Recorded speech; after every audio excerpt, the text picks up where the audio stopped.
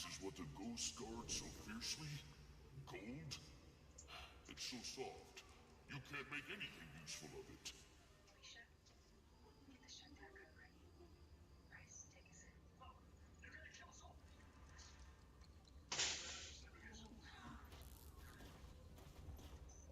Take us in.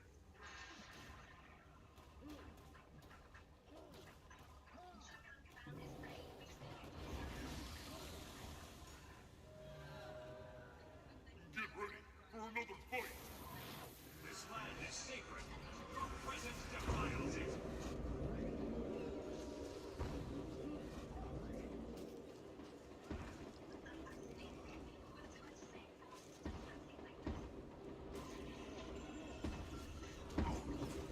Gaining adrenaline.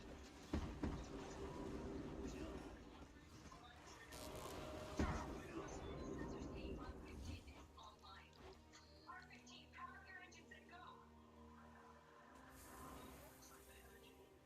It is bound to orbit distance, Bryce. Clear the gravity from the planet. Alright. Now you work as concerned.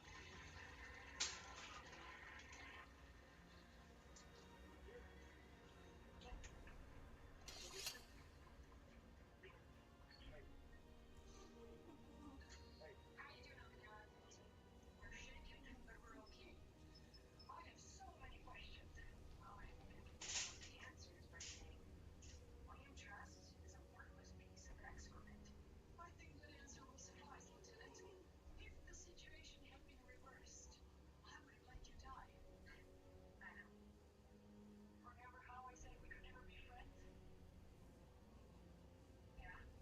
I think I was wrong. And I'm never wrong. Suppose there's the worst time for everything. What season is it? I feel like I should be pulling out the holiday decorations. If you've come to steal, the quest ends here. If your mission is truly worthy, you will be delighted. We're not in the command. That last chance. I'm honestly not sure. Bad blood on both sides, but for today, let's take this one. Oi. Less talking, more science. Remember our deal, Mr. Trust. Calculations are complete. You're welcome. I've triple-checked all the programming, the math, all of it. Enough. We're ready to spin up folks. What is so important, ogres, that you've invaded these sacred grounds to find me? Queen Nadege, I must ask your help Your again. last word, Mr. Trust. We've had a few victories. The brand keep coming. I've sent you troops before. You need even more of my soldiers? We are grateful, Queen Nadege. Very grateful. But there are so many branded. We're struggling to survive. This is hopeless. Just because she helped us before doesn't mean she'll help us now. I'm surprised she even remembers. Hey, You have so little hope, ogre. Ginger. Hey, I can see how this war has worn on you. here. You must really Here. need my help. Ginger. Very well. I will send more soldiers. In the meantime, let us discuss strategy. Survival is not enough. We must win. That's the Terminator where sunlight hits the dark side of the planet.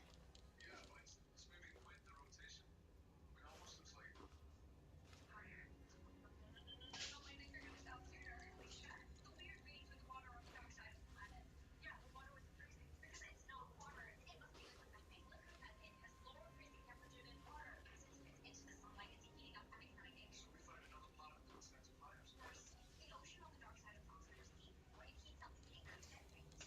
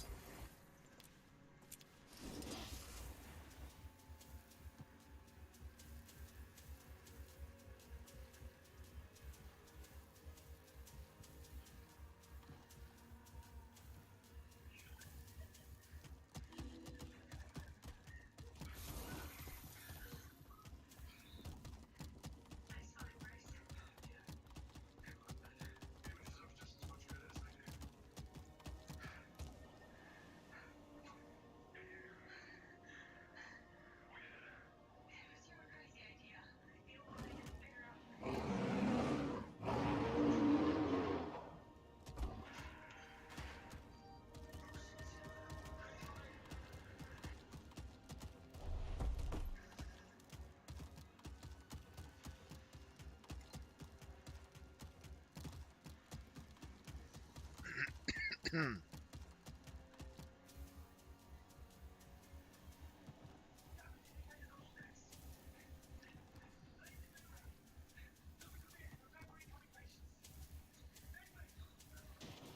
you're lost, I may be able to help.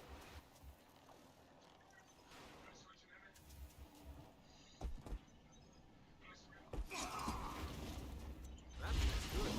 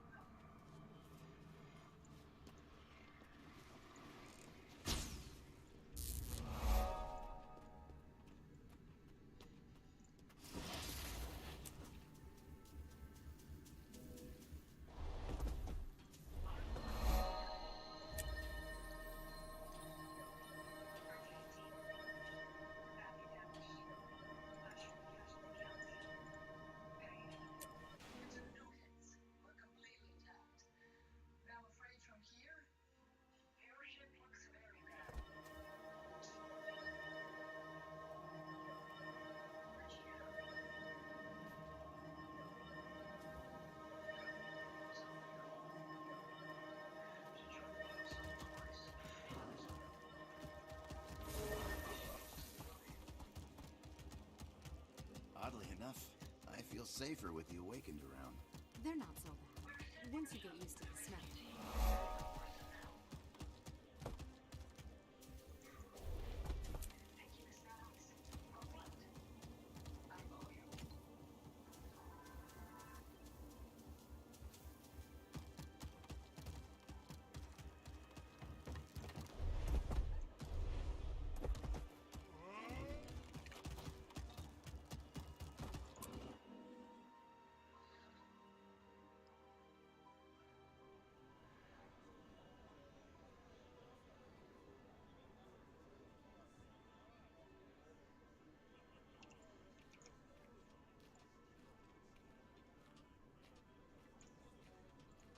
Ah, Commander. A little bird told me you and your friends went on a pilgrimage to the mists. I am pleased and a little surprised to see that you survived the journey. What can I do for you? We're combing the desert in search of something. You're in luck. I have loads of something. You're welcome to peruse it at your leisure. This is the part where you clarify your statement and tell me what you're actually looking for. What do you know about the Riverlands? Are there any peculiarities I should know about? Well, there's a lot of history in those parts. Kind of history that attracts treasure hunters. Occasionally, one would pass through the Grand Sahil on their way south. Eyes alight with visions of gold and glory. Did they find anything? Don't know, I'm afraid. But I know someone who might. A Derman Priory scholar stationed out that way. The name of Gluck. If anybody can point you in the right direction, it'd be him. Good luck.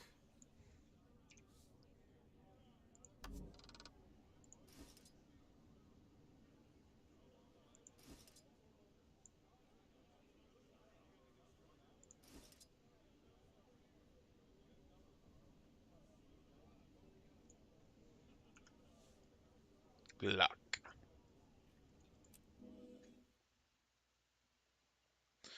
By the name of Gluck.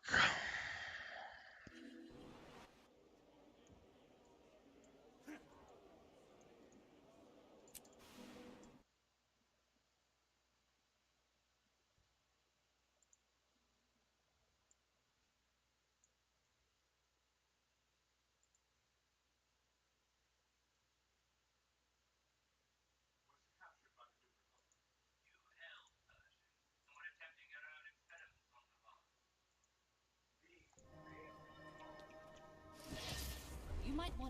consider heading south from here. Nothing but trouble that way.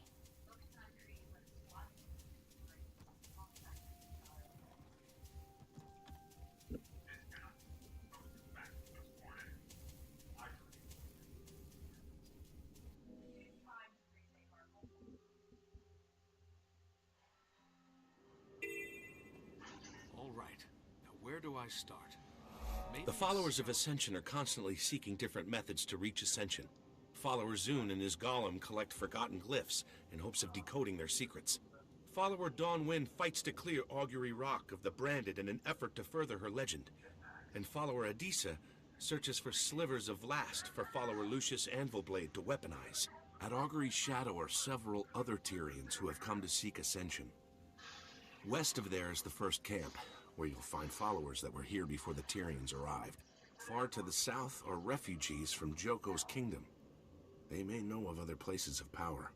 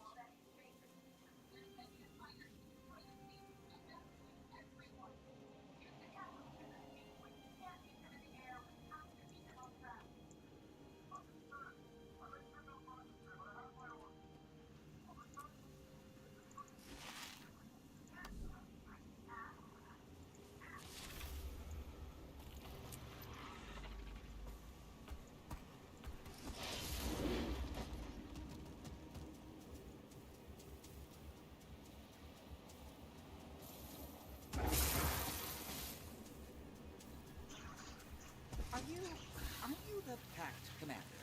It's a pleasure to meet you. The name's Soon. Big fan of your work. Something I can help you with? I'm looking for an associate of yours named Glock. I'm told he has some information. Again? I don't think I've ever met a more distractible Asura. Here, I'll mark them on your map. Hope that gets you where you need to go. And again, big fan. Don't die out there in the wastes.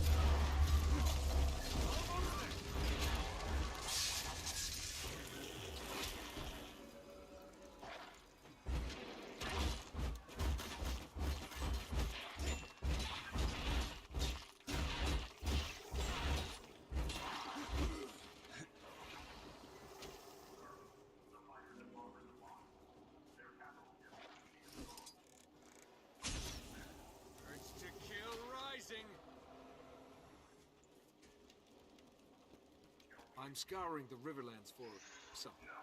A place of special significance, possibly related to Vlast. Any ideas? Sorry. I just arrived, so I have no idea what you're talking about. But it does sound interesting. Good luck.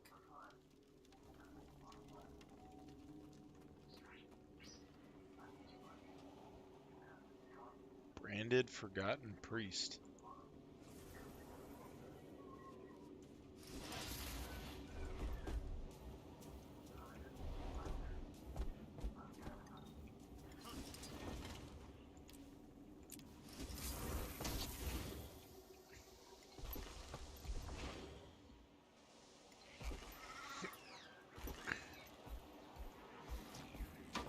These guys.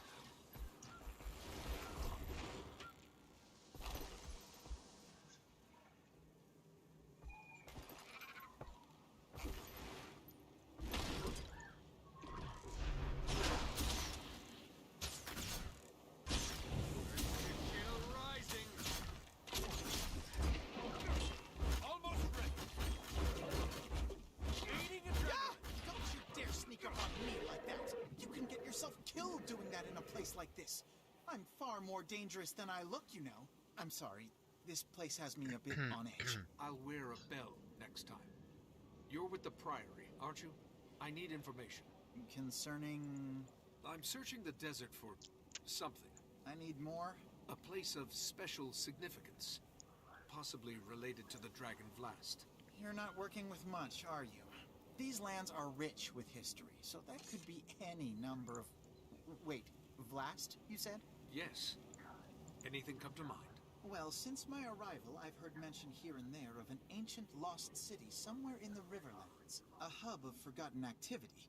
Or it was before the fall, anyway. Supposedly, Vlast was born there. If you're looking for... how'd you put it? A place of special significance? The lost city certainly fits the bill. Sounds like you know a lot about it. Any idea where I can find it? No idea. Hence, heard mention here and there. All I've gathered on the topic is rumor and conjecture. A lost city. That must be what we're looking for. I'd better check with the locals.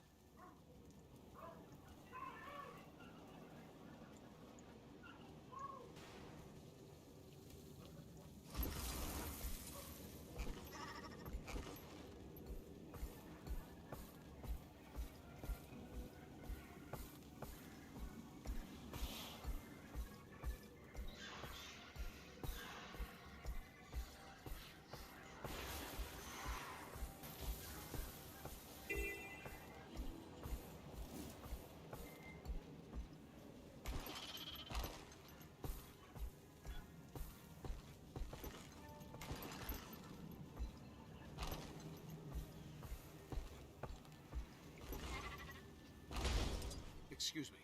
I'm in need of information. Do you know anything about a lost city located somewhere in the Riverlands? Lost city? How do you lose a city? I mean, I'm forgetful. I've lost plenty of things, but a city? Just answer the question, please. Once I lost my favorite journal. Looked everywhere for it, and I never did find it. But you know what I did find? Please say a lost city. Every single left sock I had ever misplaced. I swear, if it's not in the last place you look, it's... well, elsewhere. Fantastic. I need to go now.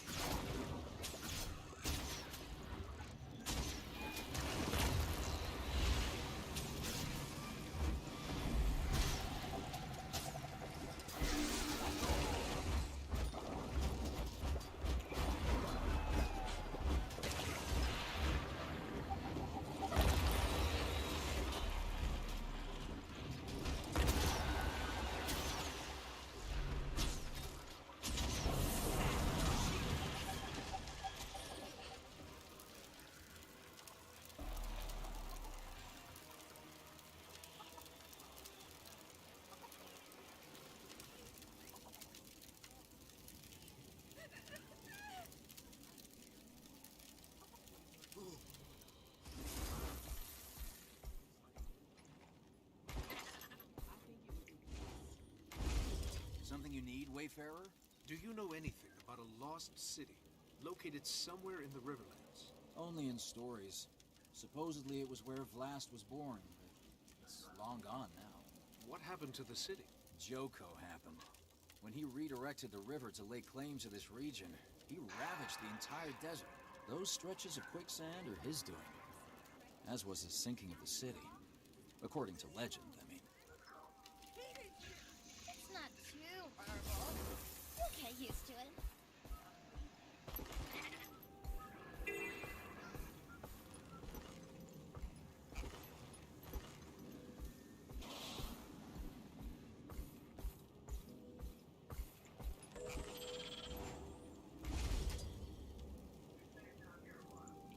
Do you know anything about a lost city located somewhere in the Riverlands? A lost city?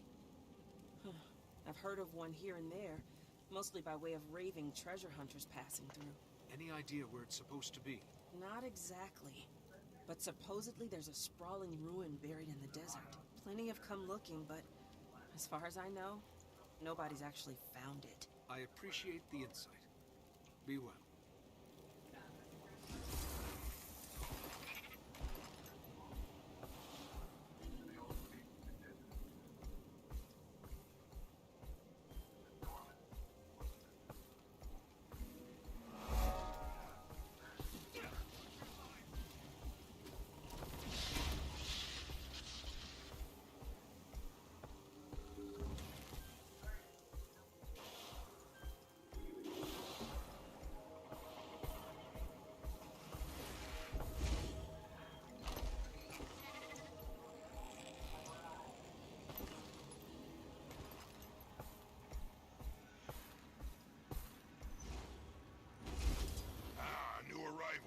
Come to help the followers of Ascension? We could use a pair of hands like yours. Maybe later. For now, I need information. Do you know anything about a lost city located somewhere in the Riverlands? Lost City? I could swear I heard something about that from the locals. Apparently it was where Vlast was born. That's the long and short of it, though. Follower Disa may know more.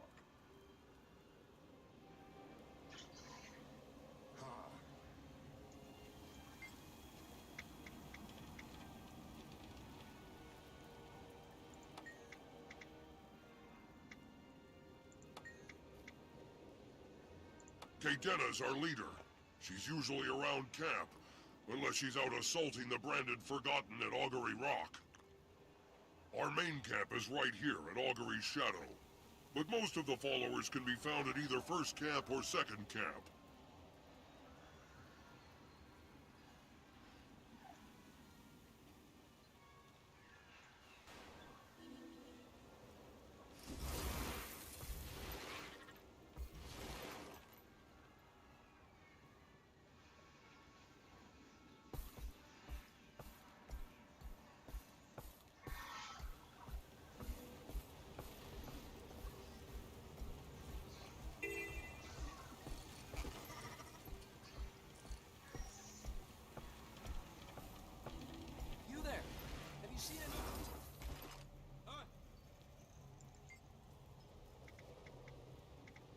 I'm afraid not.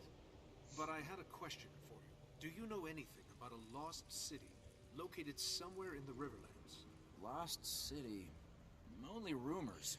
Supposedly there was once a grand city somewhere in the region. Vlast's birthplace. Any idea where it's supposed to be? I'm afraid not. But folks in the camp west of here might know more.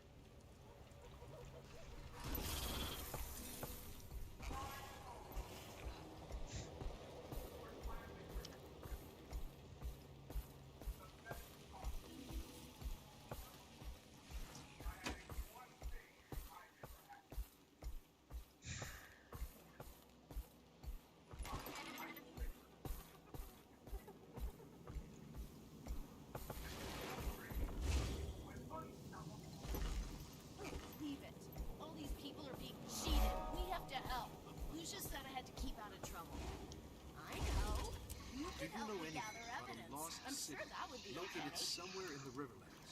The only lost city I know of is where Vlast was born. The Forgotten City. According to legend, it was reclaimed by the desert. Any idea where it's supposed to be? Not specifically, but I ran into a couple of treasure hunters looking for it not too long ago.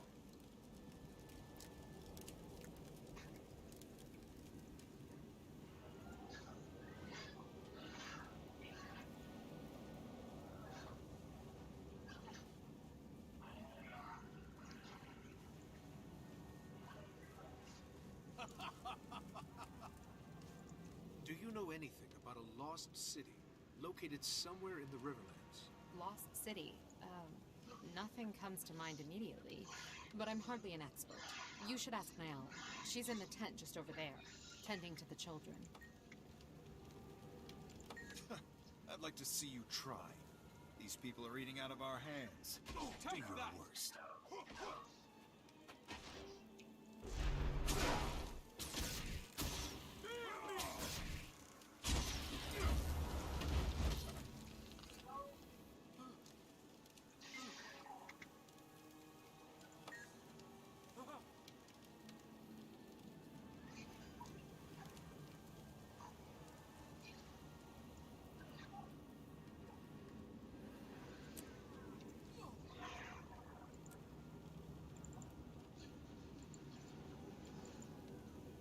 We have completed the task at hand.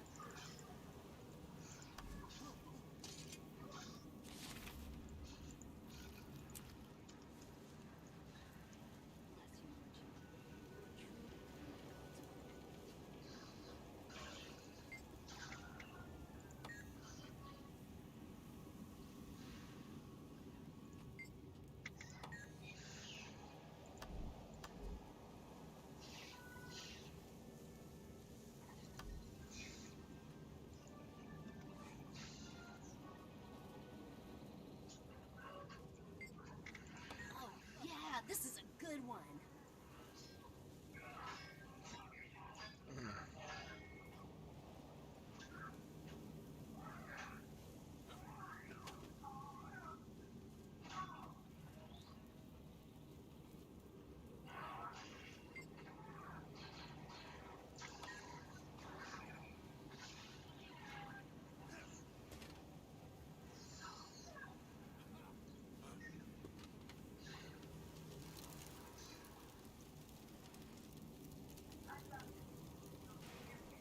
Greetings, Wayfarer. Have you come to join us in the search for Ascension? Maybe later. For now, I need information. Do you know anything about a lost city located somewhere in the Riverlands? What about the Forgotten City? The Forgotten are really interesting. They took care of Last since he was born. Sounds like you know a lot about it. Any idea where I can find it? What about the Riverfolk? Suppose they might know? Oh, yeah! Go ask the Riverfolk. You'll find them south of here, settled along the riverbank. They'll know more about the story.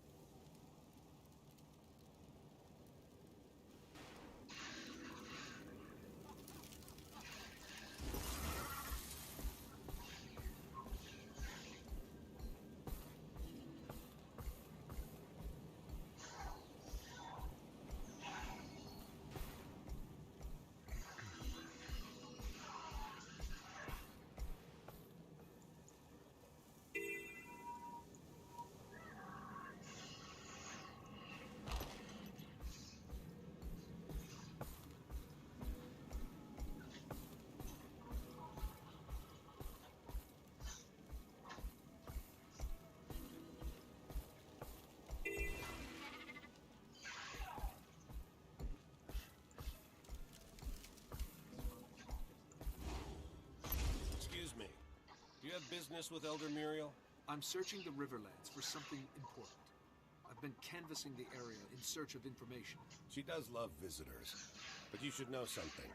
Muriel's very old, and her answers are not always clear. Please be patient with her, and try to speak up. Her hearing isn't what it used to be.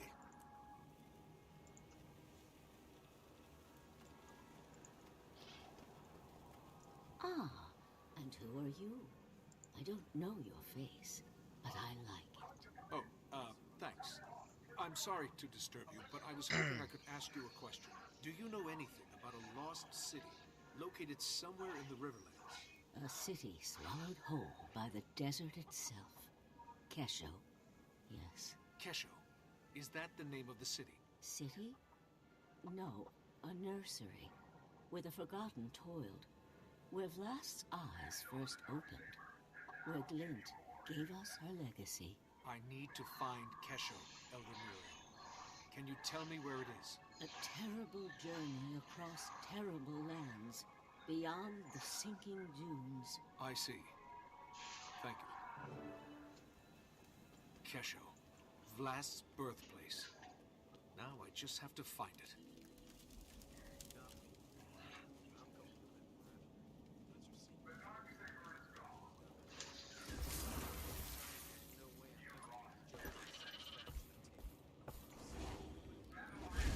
Excuse me, I have another question for you. I'm searching for a lost city called Kesho. What do you know about it? Kesho? Ah, yes, that's the name. Vlast's birthplace. Swallowed by the desert, according to legend. Any idea where it's supposed to be? If it exists, it'll be out there, in the wastes beyond the quicksand. A dangerous place to go on foot.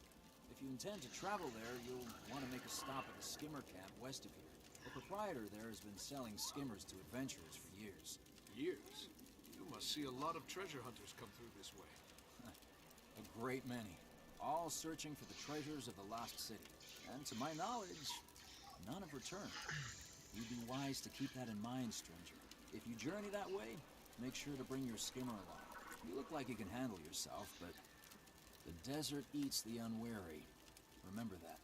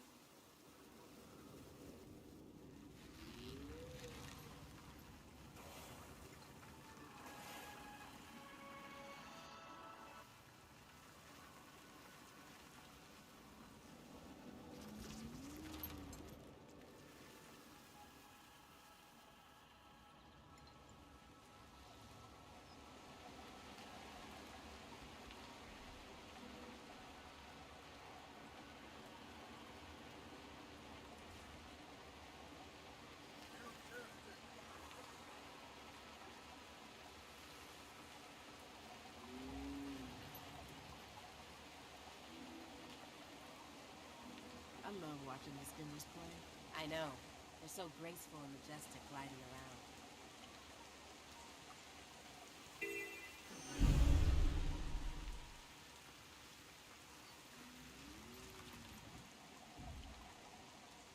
What is all this about? I don't have anything to forge me. I'm searching for a lost city called Kesho. What do you know about it? Kesho? It's been a while since anybody's asked me about Kesho. How'd you come across that name? With great difficulty, I promise you. What can you tell me about it? You're different from the others. Maybe you are after something more than riches and glory. If Kesho truly exists, you'll find it to the northwest of here, where it was claimed by the desert. If you head that way, you'll want to bring your skimmer along. Otherwise, the desert will claim you too.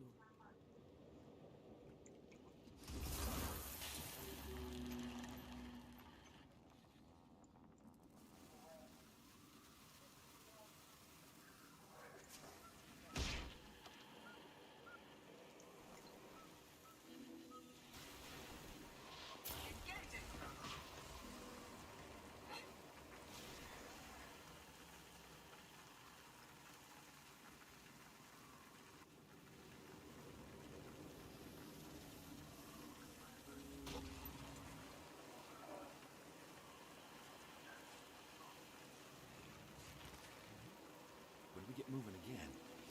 How can we avoid the Forged? We'll have to head east. Hopefully we're far enough north to avoid the Awakened.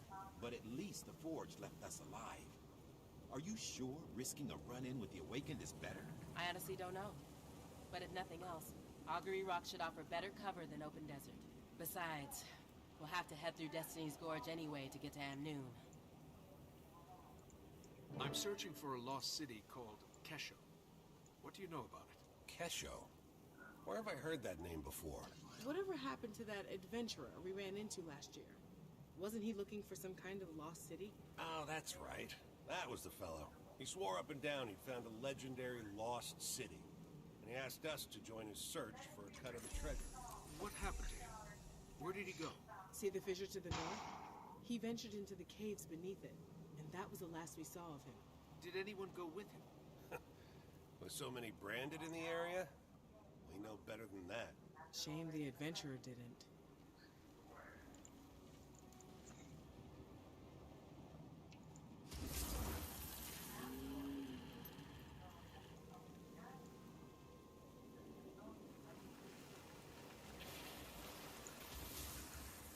Telling me that this mount's been here for over a year?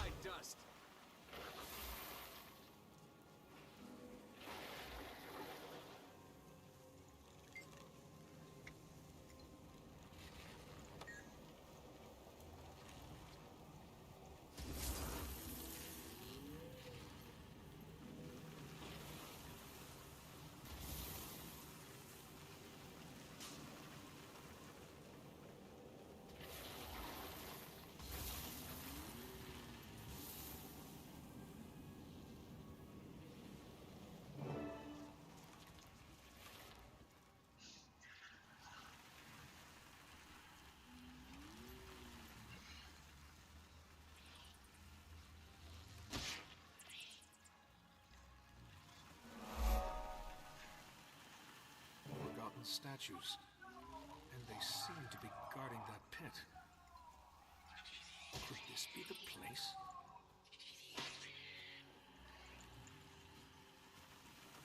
The symbol was on a door last time.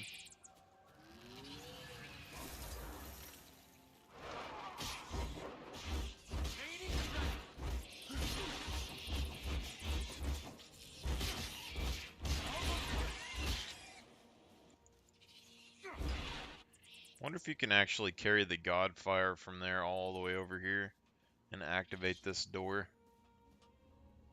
That'd be nice.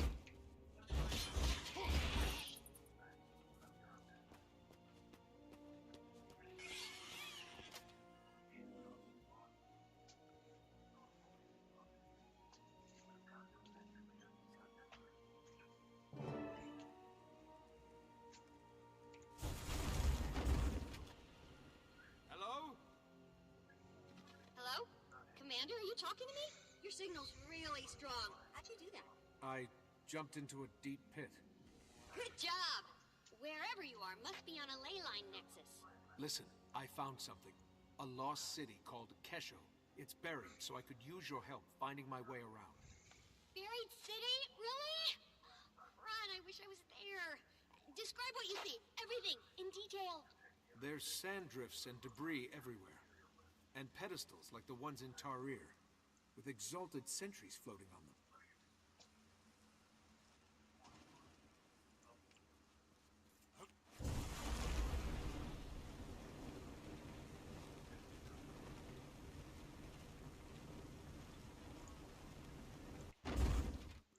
Here's something that could be a console, but it looks dead. Huh. Probably needs a power source. Look around for a crystal or anything bright and shiny.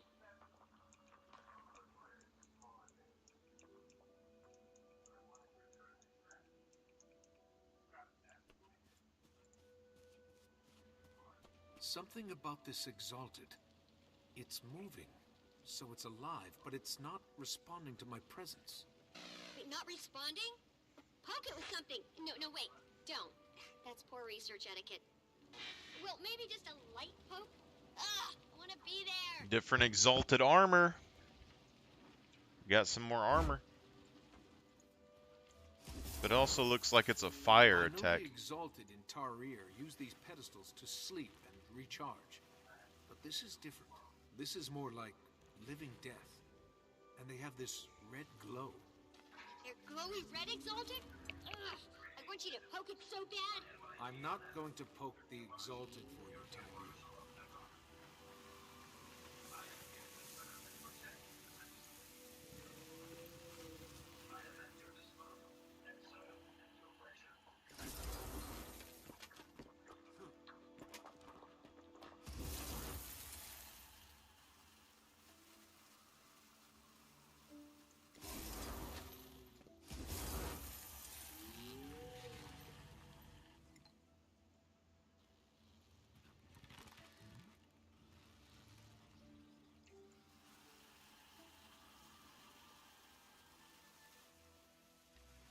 These pedestals are dark. No lights, no sound, nothing. Maybe the power's shut off. Look for a way to turn it back on.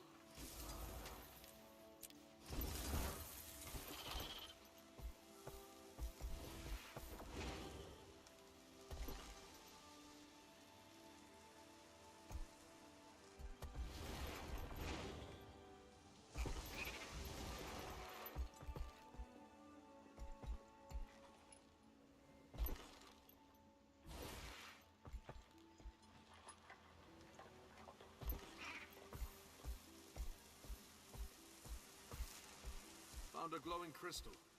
And a dead body. Hope the crystal's not what killed the body. Only one way to find out. Pick it up. I already did. Great! If you're still alive, try plugging it into the console.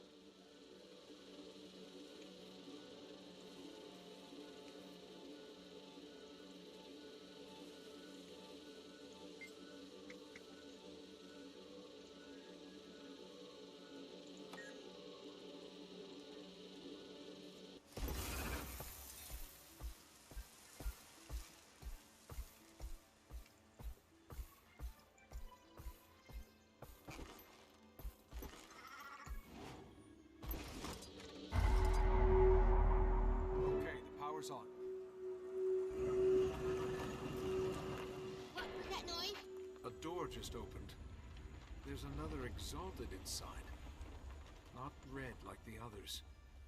Looks dormant, but maybe I can wake it. Well, carry on then. You know what you're doing.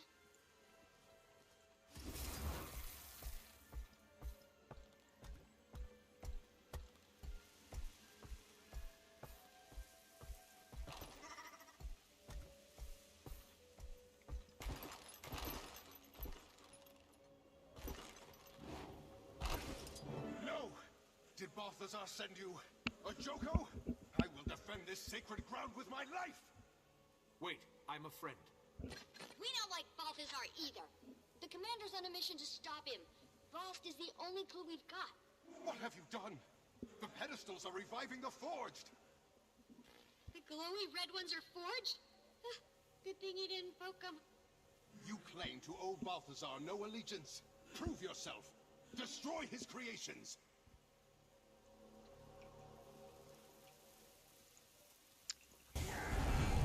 Easy enough. Gaining adrenaline. That one's dead.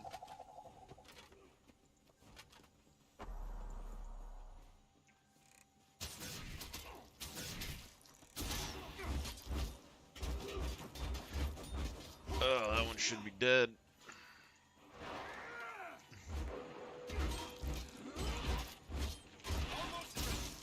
That one should be dead.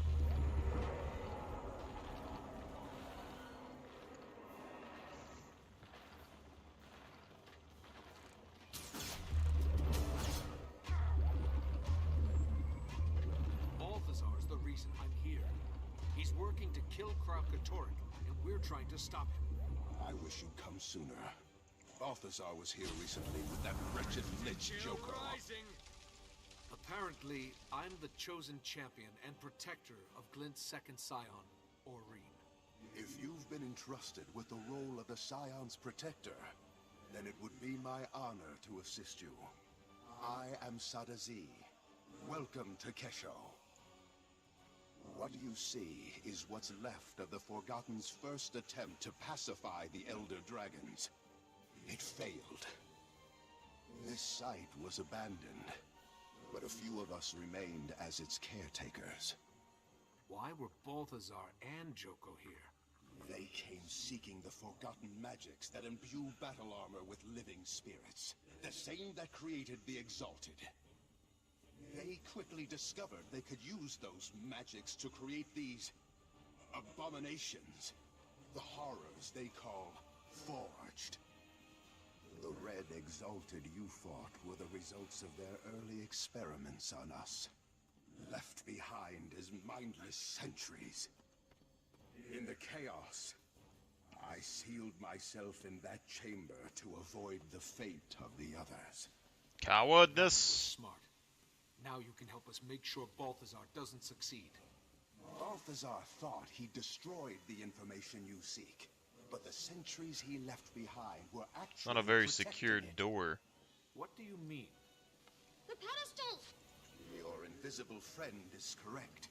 I can reveal the secrets contained in any pedestal you choose.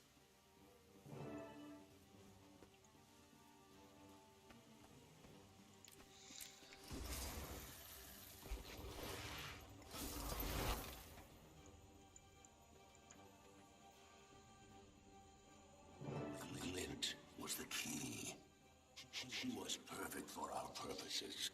A scion of an elder dragon, and a crystal dragon herself, with a mind of her own. We did our work well. Glint actively rejected Kralkatorrik, and she brought forth more scions to join our cause. That was Josso Escher, one of the Legacy's main architects. Sadly, he was lost in the attempt to convert Kralkatorrik. Wait, convert Kralkatorrik? Yes. The Forgotten dared to try. But the hunger of Elder Dragons is too strong. It proved a tragic failure. More of your questions can be answered by consulting the other pedestals.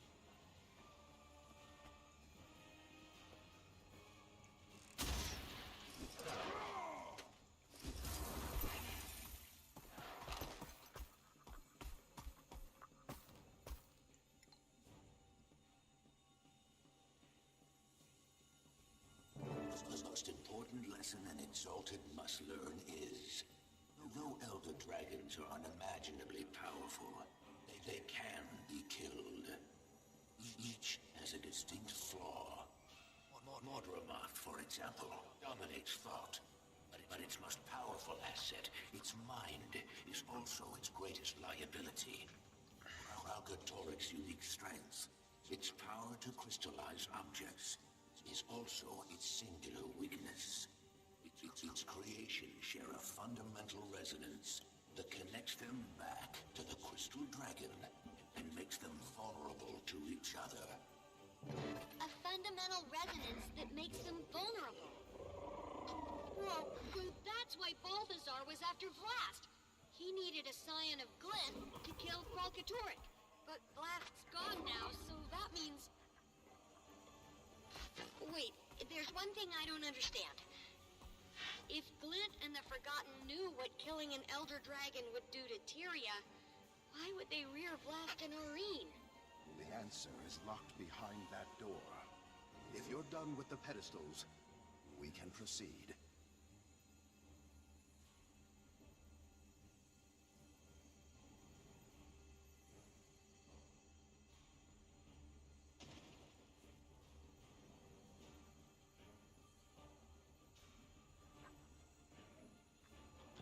This is supposed to be my home, but it's more of a cage or a tomb. I prefer the open sky. I feel trapped here. This place reminds me that I cannot act, no matter how eager I am. Not until the full legacy is ready. That's Vlast. We encouraged him to record his thoughts for reference in posterity. He didn't mention it often, and was never glad to do it. sounds super frustrated and restless. Like a genius progeny suffering through intro to Golomancy.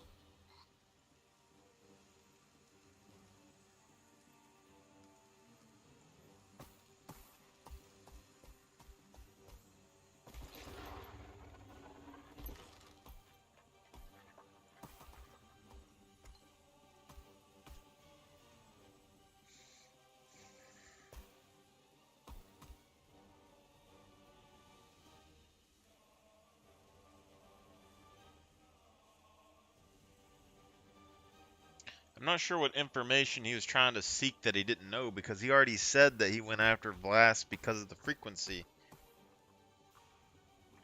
You can't stand it any longer. The constant talk of duty and destiny. The Force reverence. It disgusts me. It enrages me. My exalted attendants are durable, but still mortal. Insignificant. They quake with fear at the slightest angry hiss.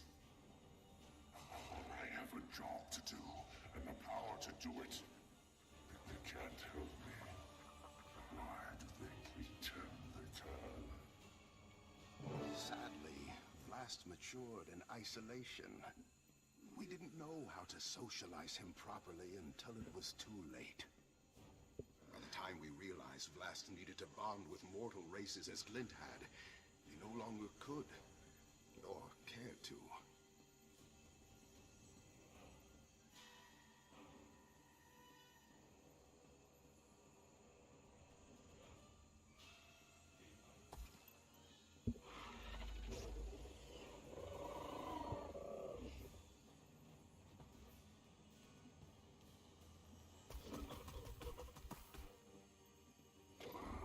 Sunny and the others tell me I must wait.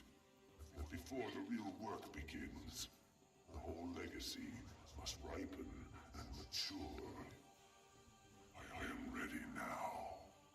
Kralkatorrik continues to grow in power, and my mother's death stands unavenged. I am my mother's son. I will wait. I will serve the glorious purpose she and the Forgotten set for me. Although the snakes and their golden servants speak as though it is their purpose, and Glint merely lent it her name. So in her name, I will act. Until the full legacy is ready, I will contain Kralkatorrik and cull its branded horde.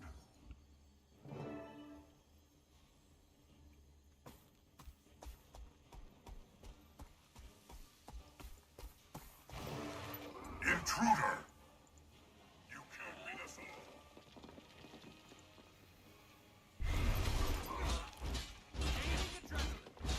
Almost there.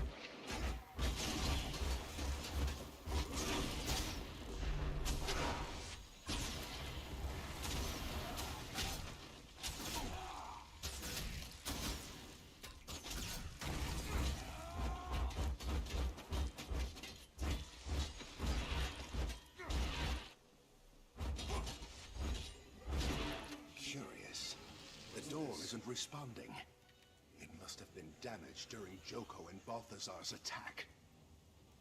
You're in luck because the commander is good at smashing things.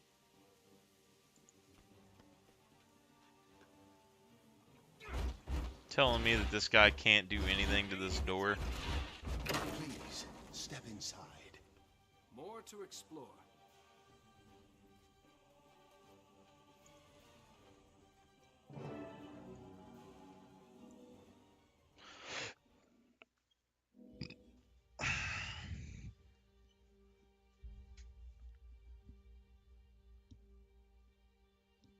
The millennia-long Elder Dragon cycle is one of feast and famine. Ravenous they rise, sated they sleep. Glint and the Forgotten set out to break this cycle of extremes and to restore true balance.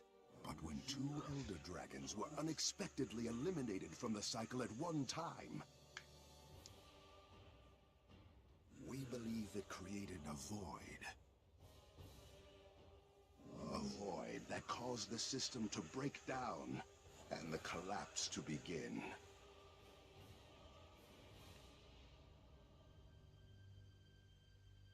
The hope was that Glint's legacy would stabilize the cycle.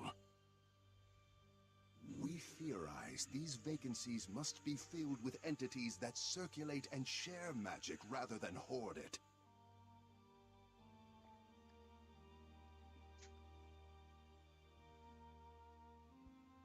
Only then will the balance of magic truly become stable. Only then will Glint's legacy achieve its ultimate purpose.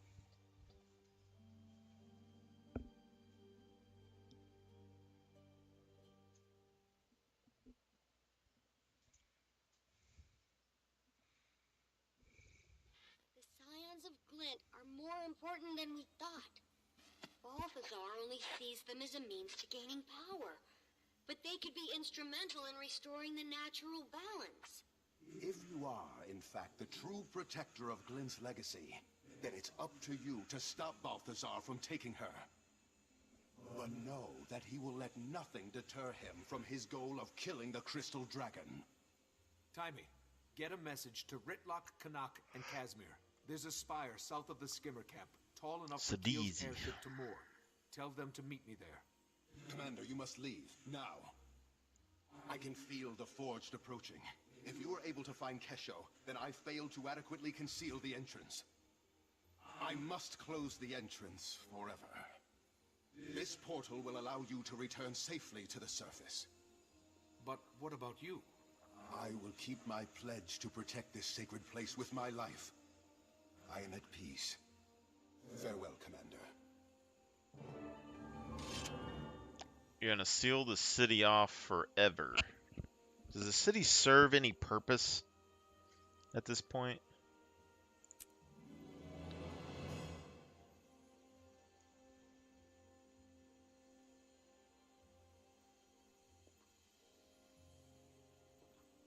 Seems this portal's probably gonna be the only way to get in now. And why even have a door in the first place? And his way in is nothing but a hole in the roof.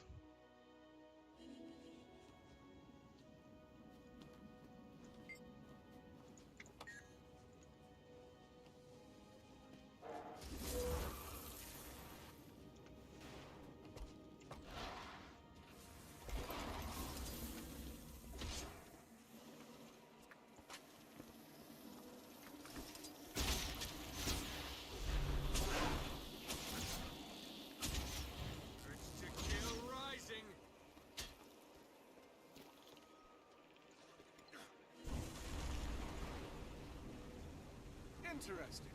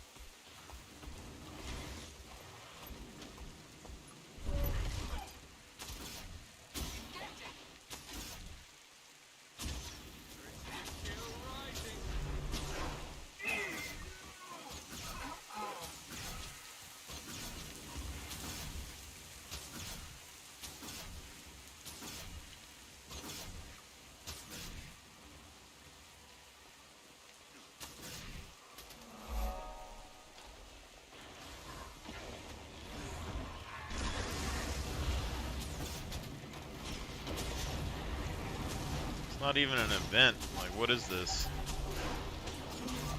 Supposed to be like a scary boss thing?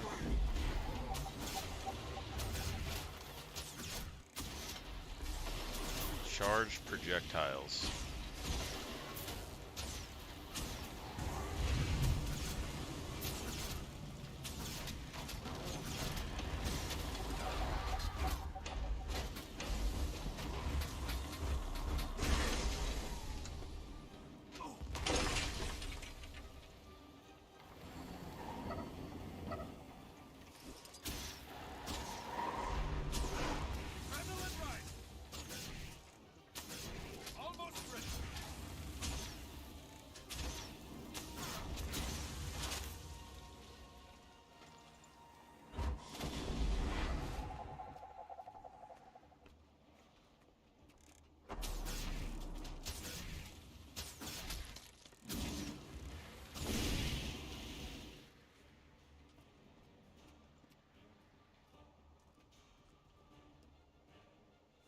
idea what the purpose of this place is.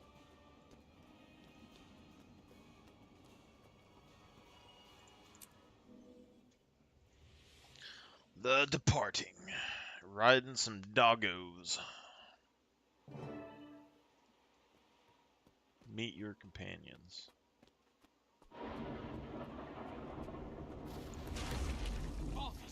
Expecting someone else? What's this? They're friends of battle.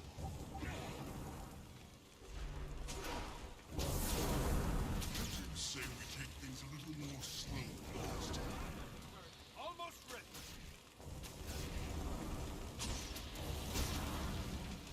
Strong.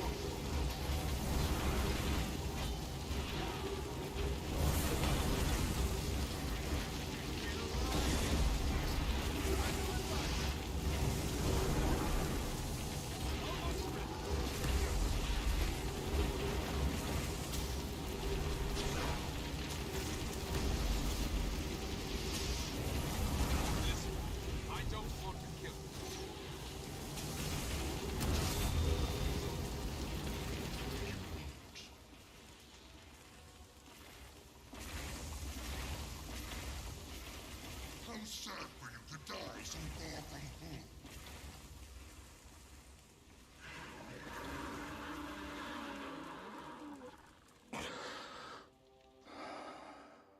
Ah, the Scion. Come here to defend her champion. Maureen, no.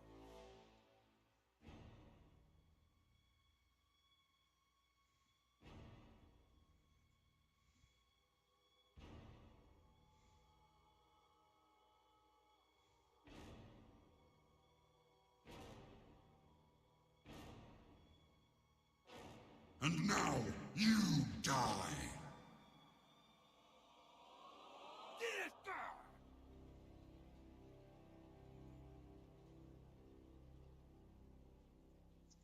The Exalted and Kaith suck at their job. One job to babysit the dragon. You let her fly across the whole planet. She's literally like 2 days old. Ah. Where am I? Who am I? I need to be somewhere else. Huh. The underworld.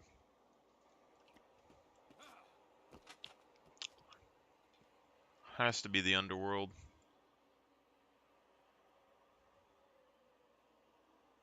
But it definitely seems different compared to what it was in the past.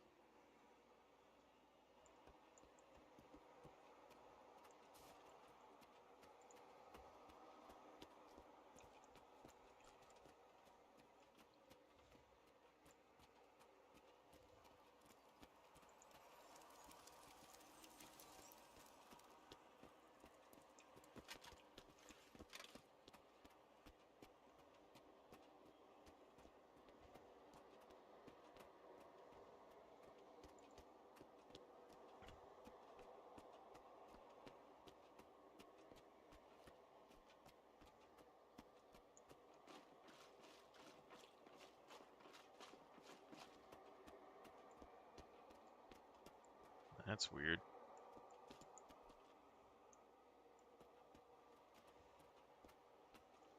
I mean, I thought it was the underworld until I saw some random equipment just sitting around.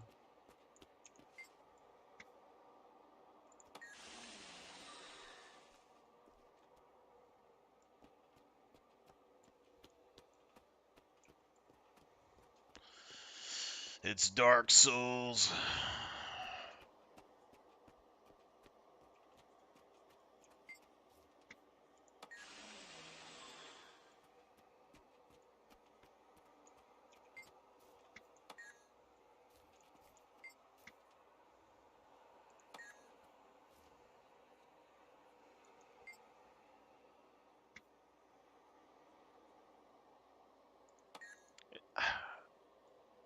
This seems like it's supposed to be a Sylvari that we know, but I'm not positive. It looks a little different.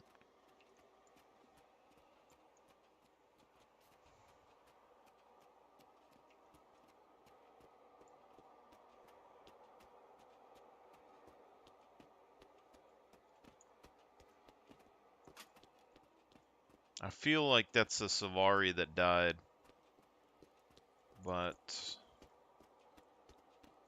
it's been a while.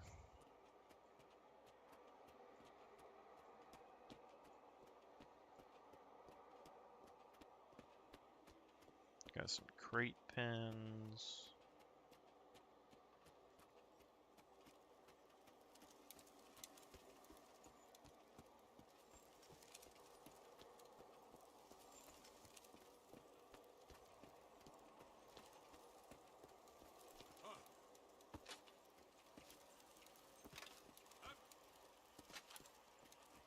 Okay, there's less gravity here or something.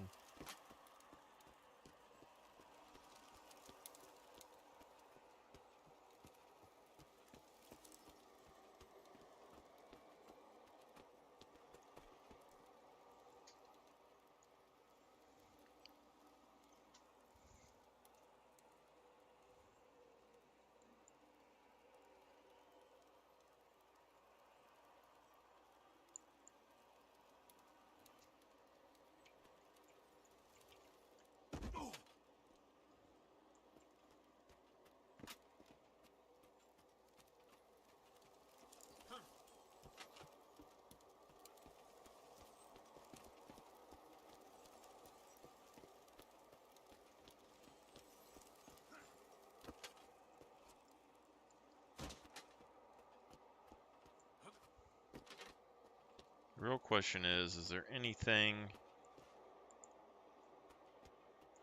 unique that we can find to give us insight on what the underworld would be like later? You know?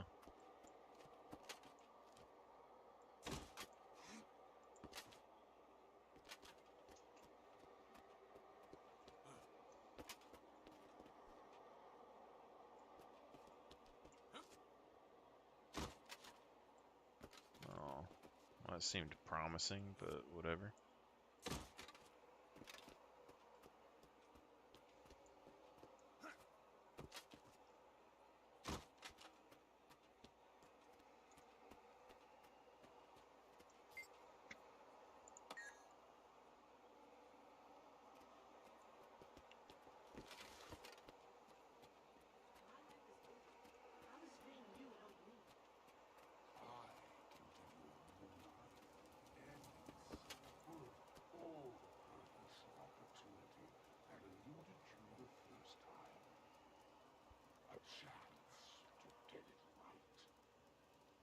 I don't want to be one of your Braingainz.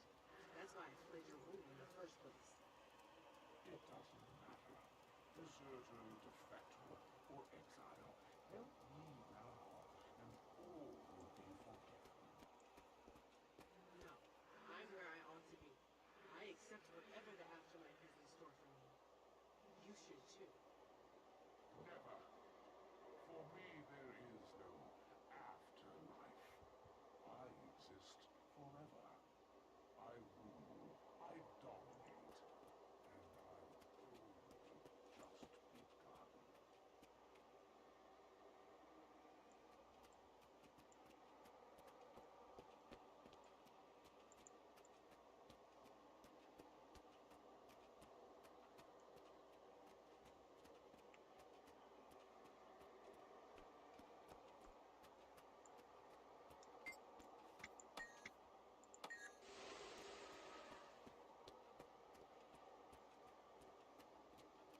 Surprised Air or somebody isn't down in here.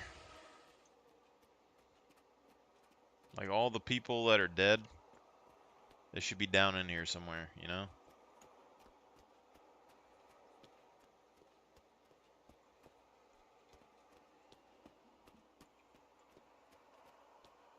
Air, Snaff. Actually, we don't see any Asura.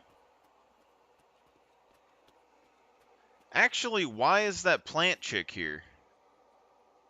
Because they should return to the dream when they die, as far as I know.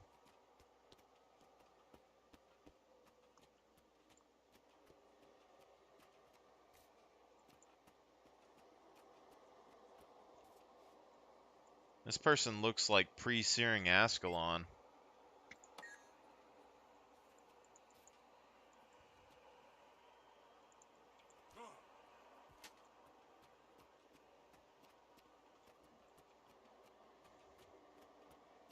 Up an Asura.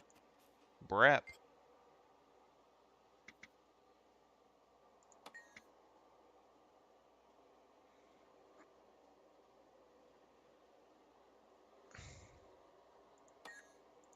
So the Asura do come down here. So Snaff and Air and well, I don't know. I don't think Traherne would be down here, but the other Sylvari is, so maybe.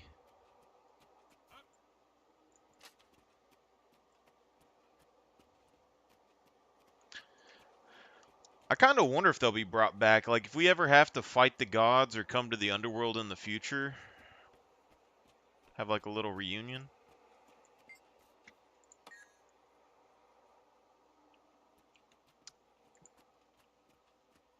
So these are the axe.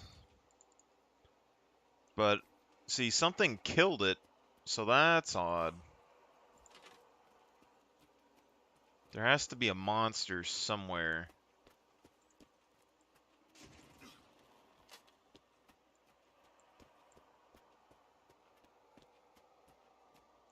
Unless Balthazar did it or something. Yeah, it's probably Balthazar. Look at that. You got fire. Interesting. Let's go check out that little hut real quick.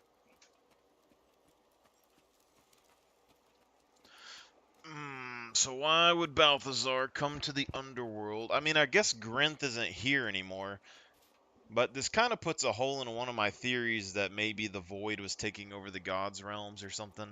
But because everything seems pretty, you know, normal for the underworld, at least over here.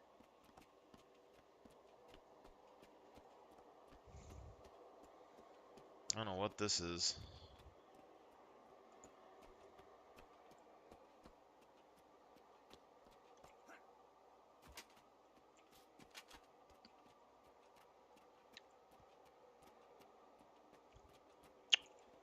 Alright, let's go talk to Joko. Just kind of making sure. This is Statue of Grinth.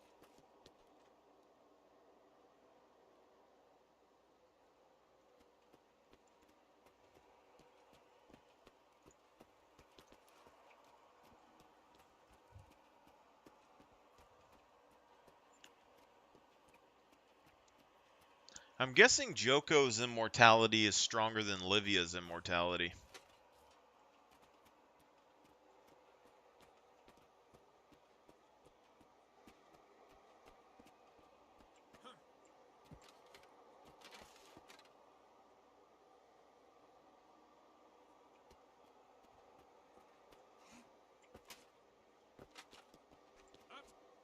Trying to explore this without getting myself stuck.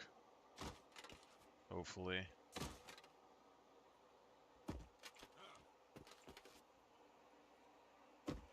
Doesn't look like there's much going on right there.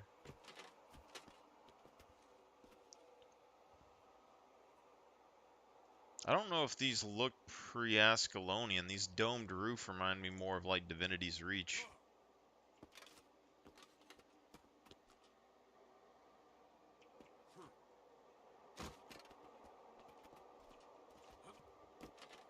Crap.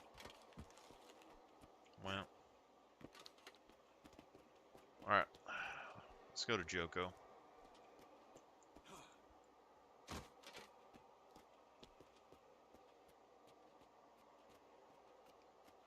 Come, spirit. Do not be afraid.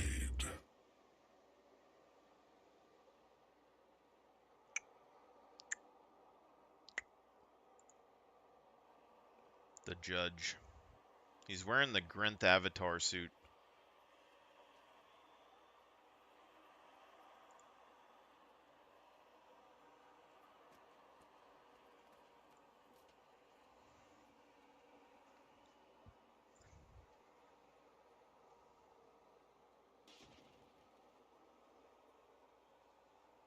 Guess he's talking to me. I thought there was going to be some more dialogue here.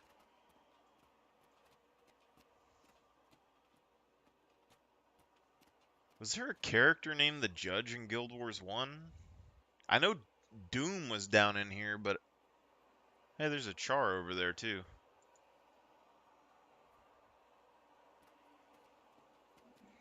It's interesting as well, like in Guild Wars 1 when you came to the Underworld, it was only humans, which means, like, maybe they were segregated or something in Guild Wars 1.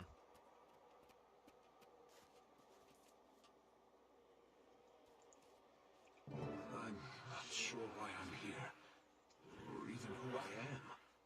That's because most spirits find their own way to their fate when they die.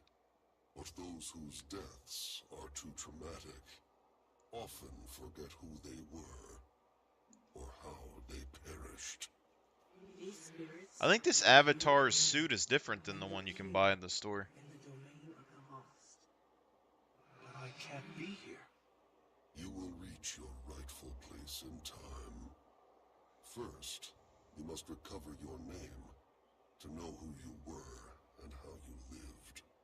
Then, you must learn your I had no idea there was eyes up here. understand the choices you made, and why you lived as you did. I always thought the eyes were like... Your name and purpose. Only then can I determine your final destination. That's weird. But how do I do that? Nena has traveled the path you now face. She can assist you. For though they may have belonged to you in life, once your name and purpose enter this domain, They are yours no longer. And you'll have to fight to reclaim your name. Now, arm yourself. Nina, so you discovered your name. How do I reclaim mine? I learned my name from the spirit of my old mentor, but only after besting him in a challenge of riddles. I discovered my purpose hidden in an old diary I had written as Interesting. a child. I was a teacher. Is it that simple? It's different for everyone. The judge said you must fight to recover your name. So you clearly weren't the teacher. A soldier, perhaps? I don't know. Well, if you are to fight, you must first arm yourself. With what? Spirits must abandon their positions before they may move on.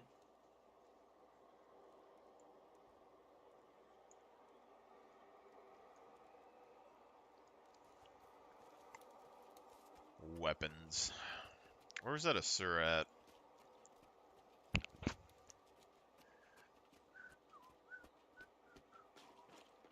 I don't want to go back to that cave. It would be really interesting to see the underworld, like if it had any water, like an underwater area of the underworld, because I think that could be pretty creepy. Something they didn't have in Guild Wars 1.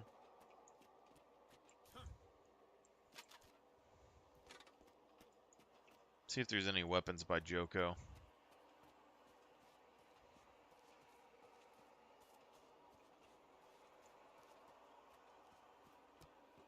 Nope.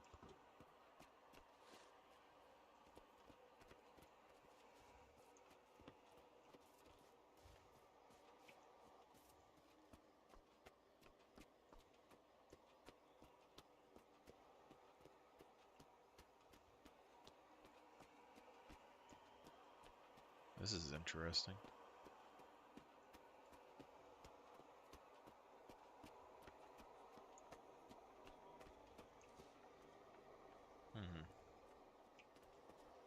So there's a portal to get here for sure. Oh, she can just leave. Look at that. Show off.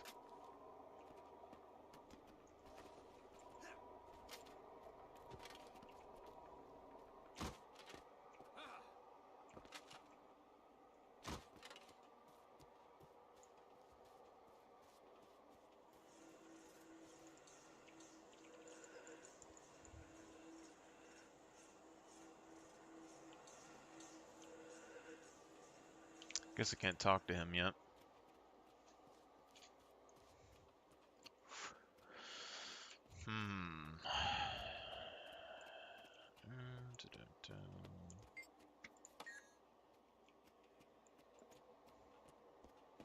If I was a weapon, where would I be? I mean, we saw some weapon boxes inside that cave earlier, so it's probably that.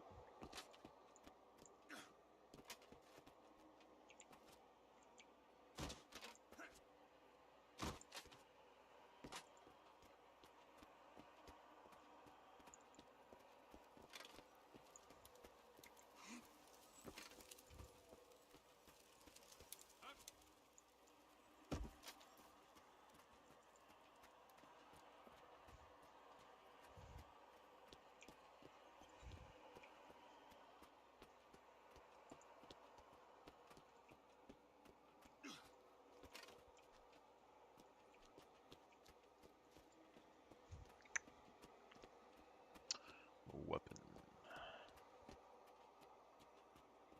Ghostly underworld weapons.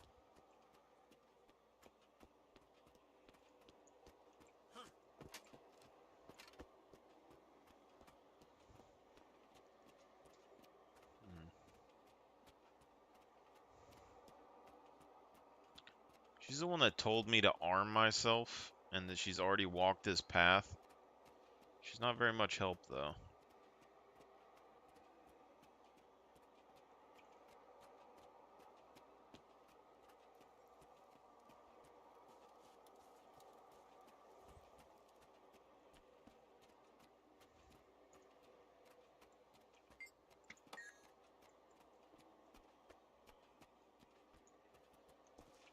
Has to be those caves. It's either the caves or the Asura. I just don't remember where the caves are.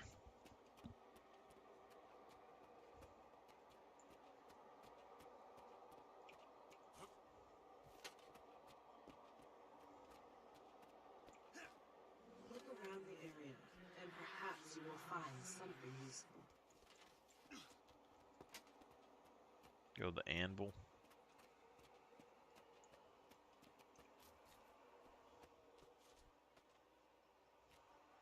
No, I can't fight with any of this.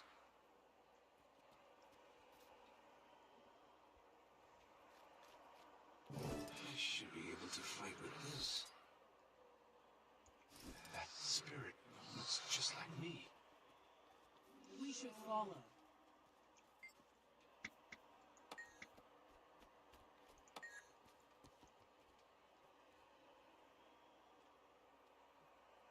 There's nothing usable here.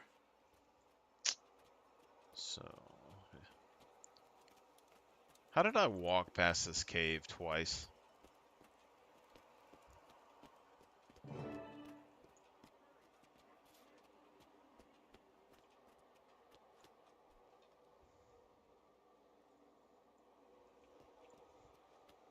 Oh, it claimed my name. It's like a demon thing.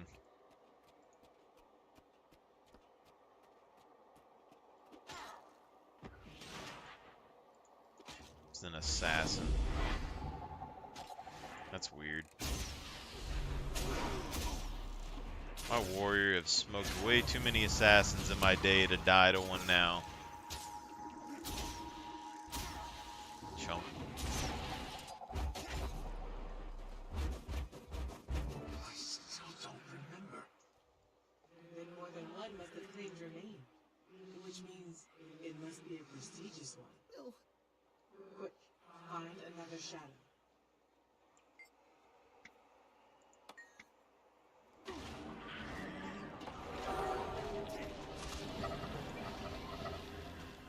Prestigious name.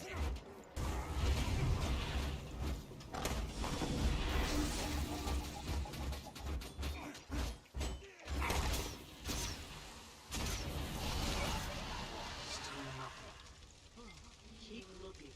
If you don't reclaim your name quickly, you could lose it forever.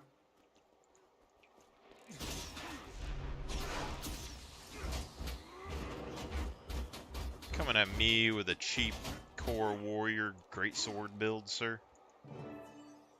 I remember now.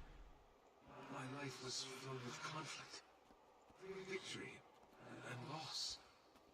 I was a leader, a commander. I could tell. You wielded that weapon like a true fighter. But I don't know why I fought. What I strove for, or against. Next is your purpose. What drove you forward and ultimately led to your death? The answer is here, somewhere in the domain of the lost. You just have to find it. But how will I know it? Where will I find it? If you truly desire it, your purpose will find you.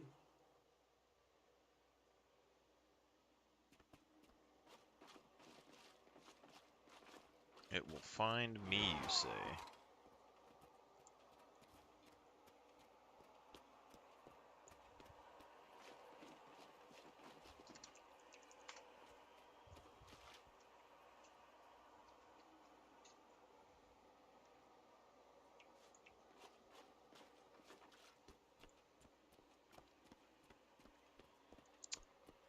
My purpose will find me.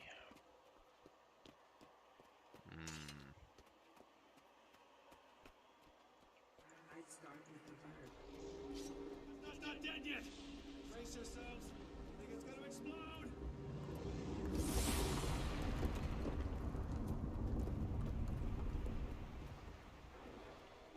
Hero, I have summoned you to act as advocate of the crown. I want you to meet with the orders and take charge of the situation.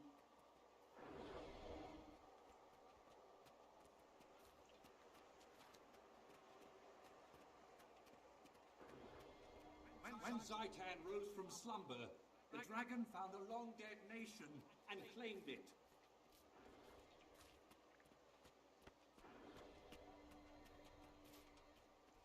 The soul of Tyria mourned as her children were cut down by the beast. The land wept, and the world shuddered. In my short life, you've taught me the most important lesson. Friends will go through anything for each other. That's why I have to do this.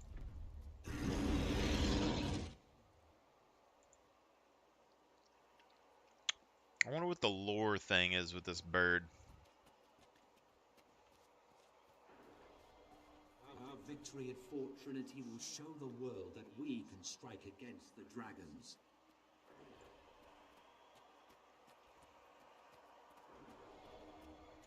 Intruders, you trespass on the dragon's map. You will fight. We can assault Arar. We can destroy Zartan before the dragon's infection claims us all.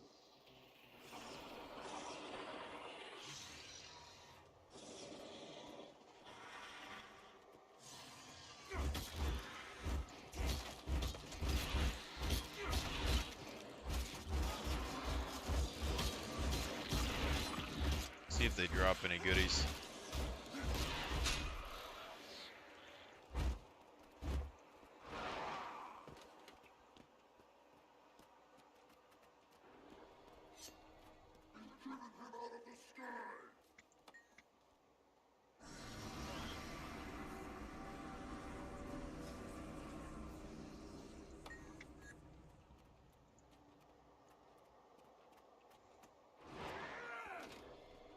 We have succeeded, but only by coming together to fight a greater foe.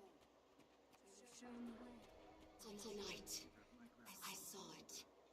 I stared into the abyss, and it stared back at me. So much power. I don't know what's real and what isn't anymore.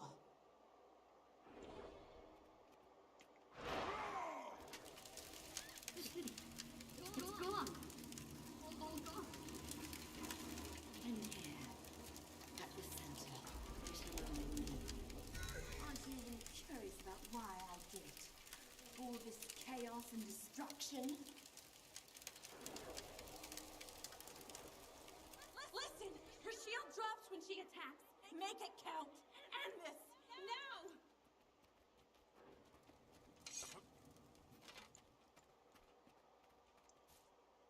You fools! You think my death saves you? Too late.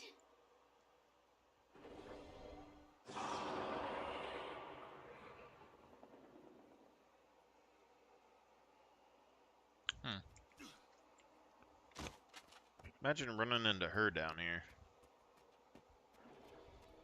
I have something I can no longer protect. You must understand. He has a jar of dirt. Tyria's future. You're not leaving until you tell me the truth.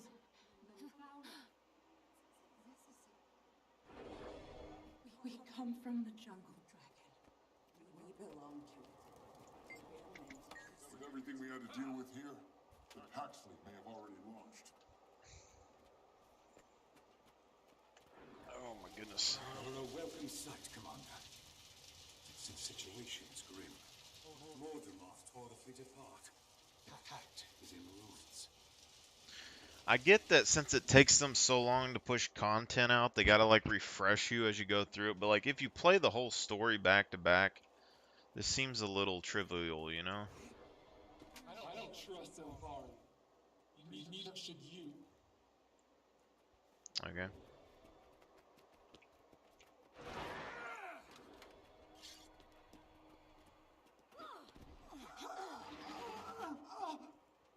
Like, we're just now getting into, like, the Heart of Thorns stuff.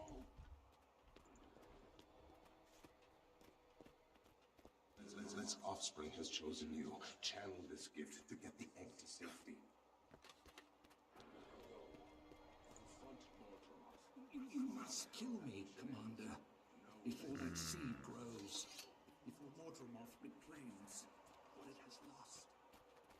I wonder if the dragons have spirits when they die. Our creator remains vanquished. Where does that leave the Solari? What is our place in this new world we've created? Dragon's Watch. I like that. So only you get to decide when we take down a dragon? Only you What did I lay down my life for? Is that what we call it? Her name is Aureen. I am the last Marsat. Many years ago, you knew me as Lazarus the Dire. I have returned from the brink of existence.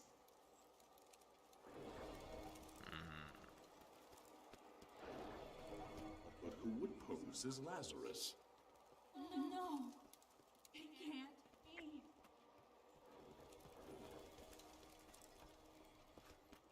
The dragons will die, and fire will unchain all. There's a glitch. His face is invisible. Balthazar. He wants revenge on the other gods, and he's going to use Aureen to get it. I have to convince the judge to send me back.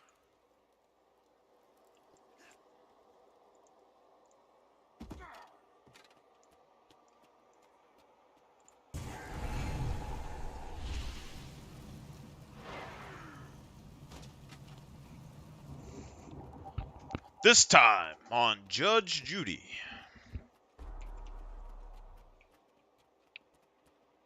What's going on, Jinkools? Jinkools? Jinkools?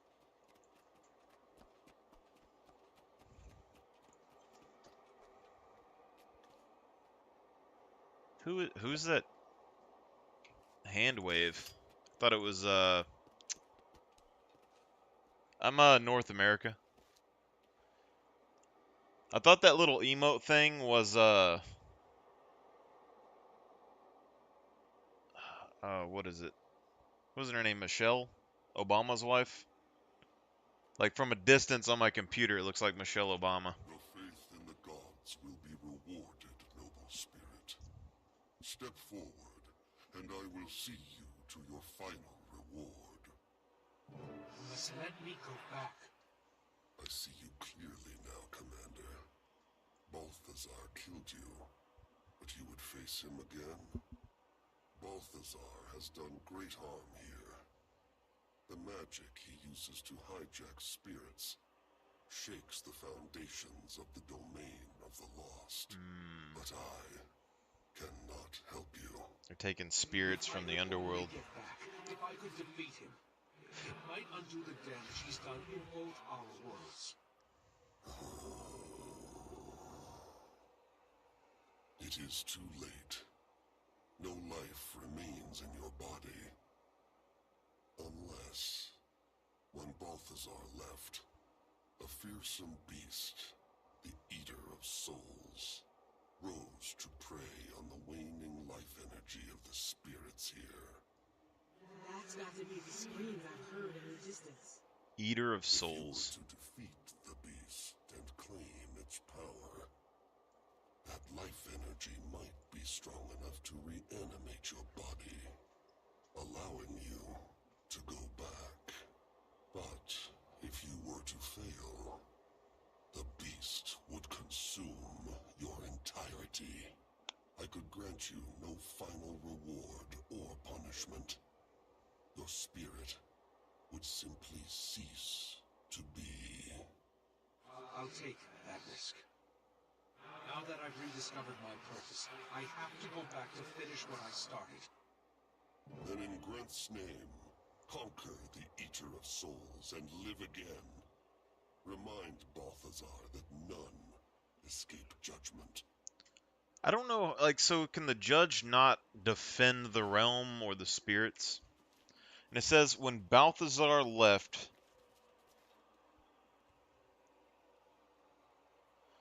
a fearsome beast, the Eater of Souls, rose to prey on the one. So is the beast, like, natural to the land, or did Balthazar leave it here? Like, why does it have life force inside the underworld?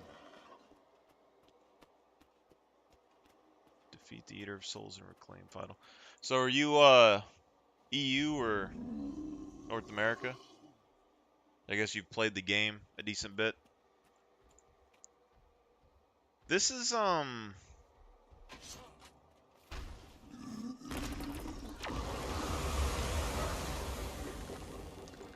Eater of Souls, but this is the Zaitan minion.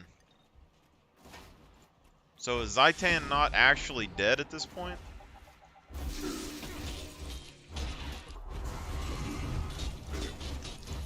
I would assume he would have been, but these guys... Well, I mean, the other dragons, I guess, consumed his power, so, I mean...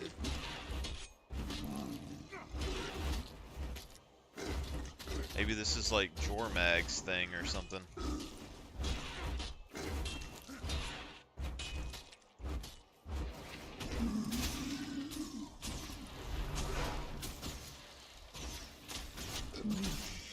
I guess you got a lot of hours on Guild Wars.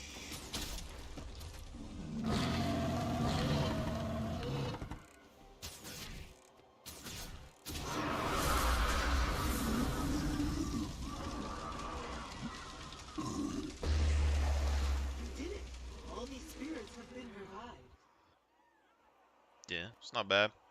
This certainly is unusual, Commander. But since Jogo's arrival, nothing here has been the same. It's clear he doesn't belong here. He's not a spirit, but he's not strictly alive either. That's the problem. I know they say some people have like 20 or 30,000 hours at this point. I get like over, if you play consistently for like 10 years, you probably would. They exist at Balthazar's will. This is as far as I go. I must face judgment and receive my final reward. Good luck, Commander. I kind of want to see what happens to her. This is that chick. She's the chick that we just saw in the desert, I think, right? With the other guy when we went into the temple.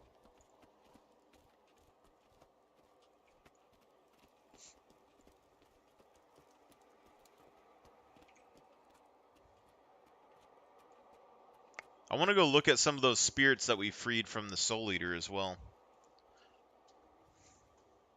See if there's any, like, recognized faces there.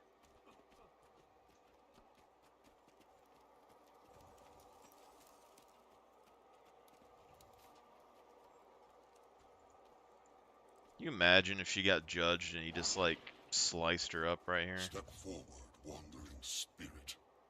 Why have you avoided judgment? I've been afraid. I think I've lived a good life, but I could have done more. I see you clearly now, Nena. You worshipped Cormier and were a teacher. I had to hide my worship. I would not teach Jogo's propaganda, so I fled. I was killed by Balthazar's army. You did what you could with what you had. You may go now. Cormier's library awaits. Every book ever written can be found and read there. A new world awaits you. Go now, with Grinth's blessing. Thank you. Praise to Cormier and Huh. to Grinth. Yeah, 42K hours. I couldn't even imagine. Ugh. I tried to make extra content for the game a while back for my guild just to keep me interested in the game, and it was so stressful. 42K. That's interesting, though. So every spirit that dies comes to the underworld, and Grinth, or the judge, decides where they go, and they're going to the different realms of the gods. So they're going to Cormier's library. But in Guild Wars 1, everyone was human, but now we have the Char and Asura and the Savari here, but we haven't seen any Quaggan or Skrit or any of the, like, second-tier races inside of the underworld. So maybe you have to hit a certain point before you get access to these. But I'm curious, because, like, in Cormier's area, we never saw... they were all humans in the Cormier zone. None of these Char or anything there, so I don't know if they're staying in the underworld. or if they actually get sent somewhere.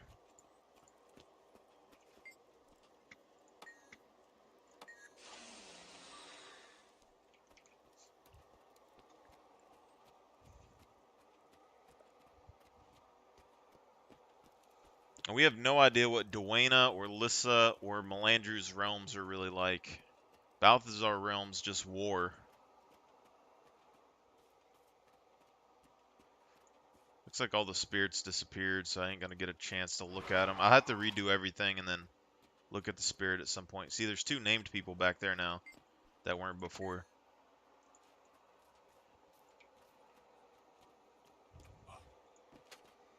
Nicholas and...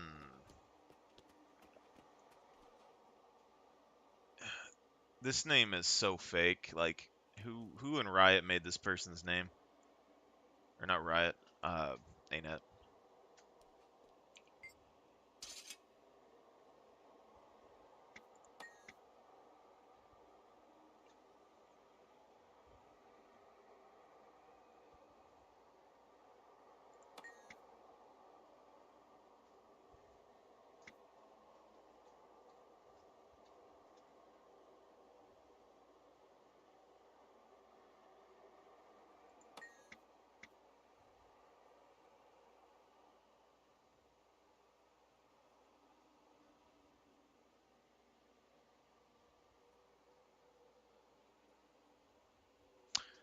Huh.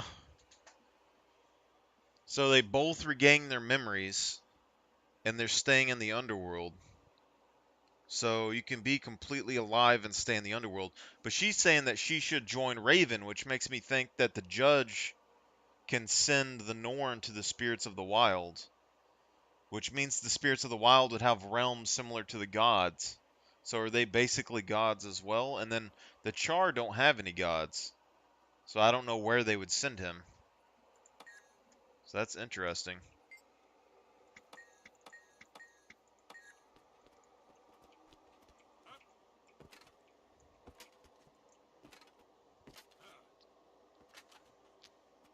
I definitely feel like they're going on the path of eventually they're going to replace the gods with the races. Because in Guild Wars 1 it was all human. But now, like, let's say at the end of everything we have conflicts with the gods and they do something with that storyline. Balthazar's realm could be taken over by Char, like Ritlock. Like, I would almost say Cormier or whatever could get replaced by an Asura. Melandru, Sylvari.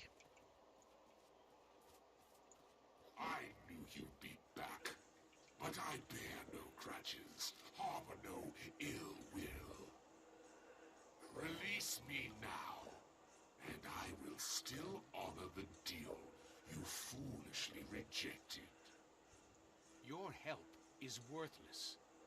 I've found my own way back, and I'm off to succeed where you failed. By defeating Balthazar. Good for you. Such pluck and self-delusion. Off you go, then. Of course, you are forgetting one crucial detail. Balthazar has an army.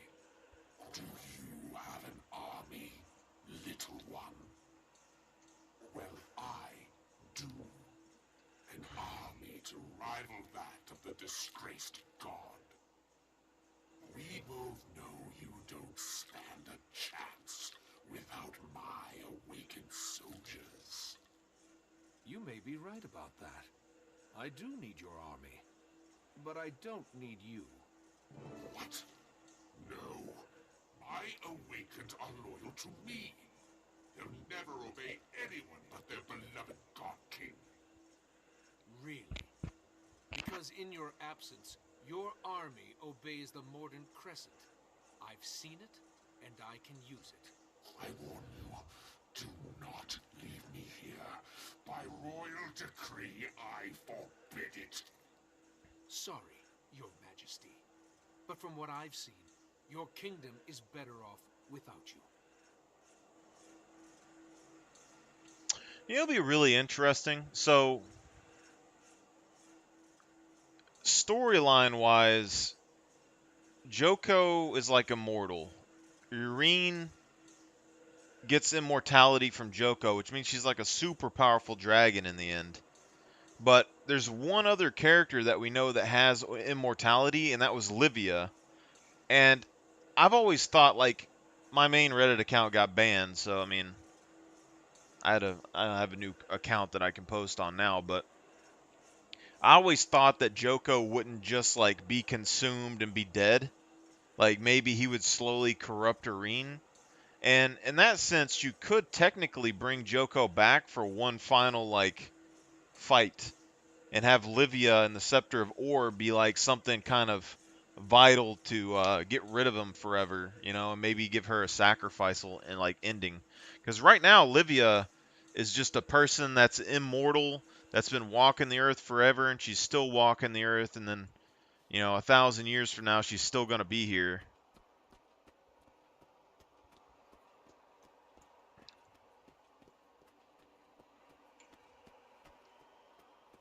They have to do something with her at some point.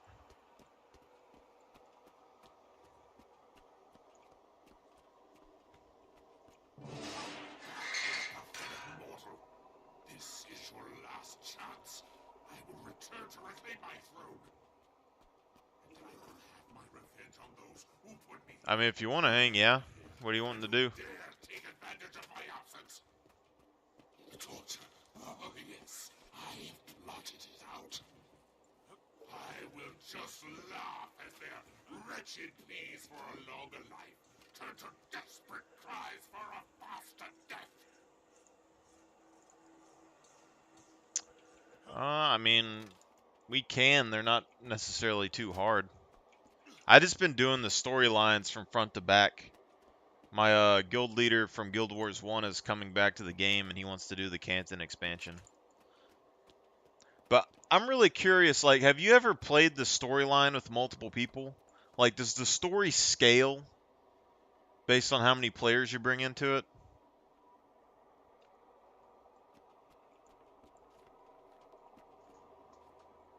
So it becomes harder. I was kind of wondering because I've like none of the like super experienced players are going to be able to just help new players out very much in their storyline.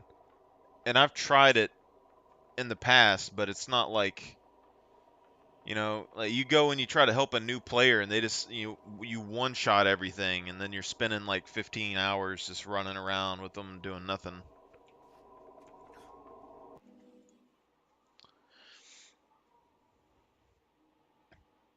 It doesn't scale too much. I think they really should make the missions more like Guild Wars 1 scale wise. Get back. Commander! Thunderclaw. Is that? Wait, what's going on there? You all said the commander was dead. I was dead. I want to know where the Soul Eater came from. But now I'm back. Yeah, but that's not how dead works. She makes a good point. We all checked, Commander, and you were very much no longer with us. And he's still not. This is a trick. Kaz, is this one of yours? It's not an illusion. Not me. I'm alive. I'm still the commander. Poke him. If he's squishy, he's a mummy. If he's leathery, he's awakened. And if he's nothing, he's a ghost. We're not going to poke the commander, Timey. Listen. Balthazar has Aurene. We know. He was taking her south toward Kralkatork when we arrived. We tried to stop him, but there were too many forged. And I hate being the bearer of bad news, but it appears that Balthazar has managed to build up quite a formidable army of forged. He does seem to make them faster than we can break them. That's why we need an army of our own. And I met someone in the domain of the lost who told me where I can borrow one. Borrow an army. Domain of the lost? Yay, we have a plan! Kaz, have you got anything that can change our appearances? Yes, but nothing that can make the four of us look like an army. It doesn't have to. It just needs to disguise us as someone else. After I secure our cover story. Okay. I'll be standing by. And I'll be at the casino in Amnoon. If you can come back from the dead, I want to double my wager on you. Fine. I'll get word to you all when the time is right. Oh, hey, Commander. Good to have you back.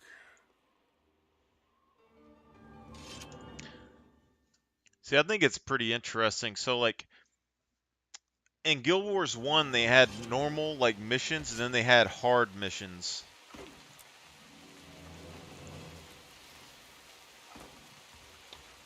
And a lot of people are having issues in Guild Wars 2 because they don't like that they're not getting consistent streams of content. But they could use storylines to,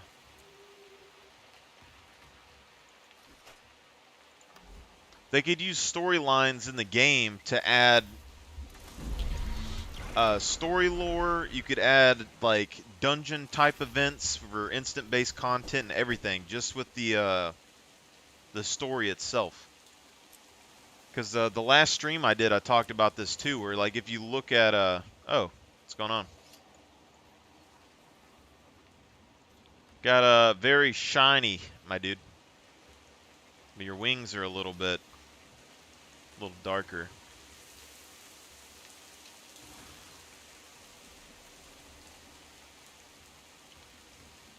I can tell if they're like purple.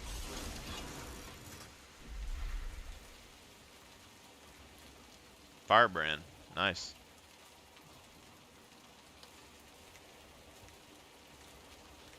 See, I've always liked the Norn, but some of the armors, like a lot of the basic armors, they kind of space out on their character model, and it doesn't really fit very well.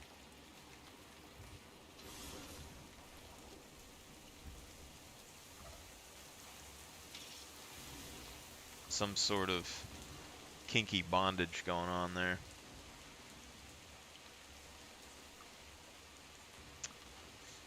So you want to do a world boss? This is a new character, so like I got the teleporters on here, but other than that, I don't know exactly if I have everything. All right.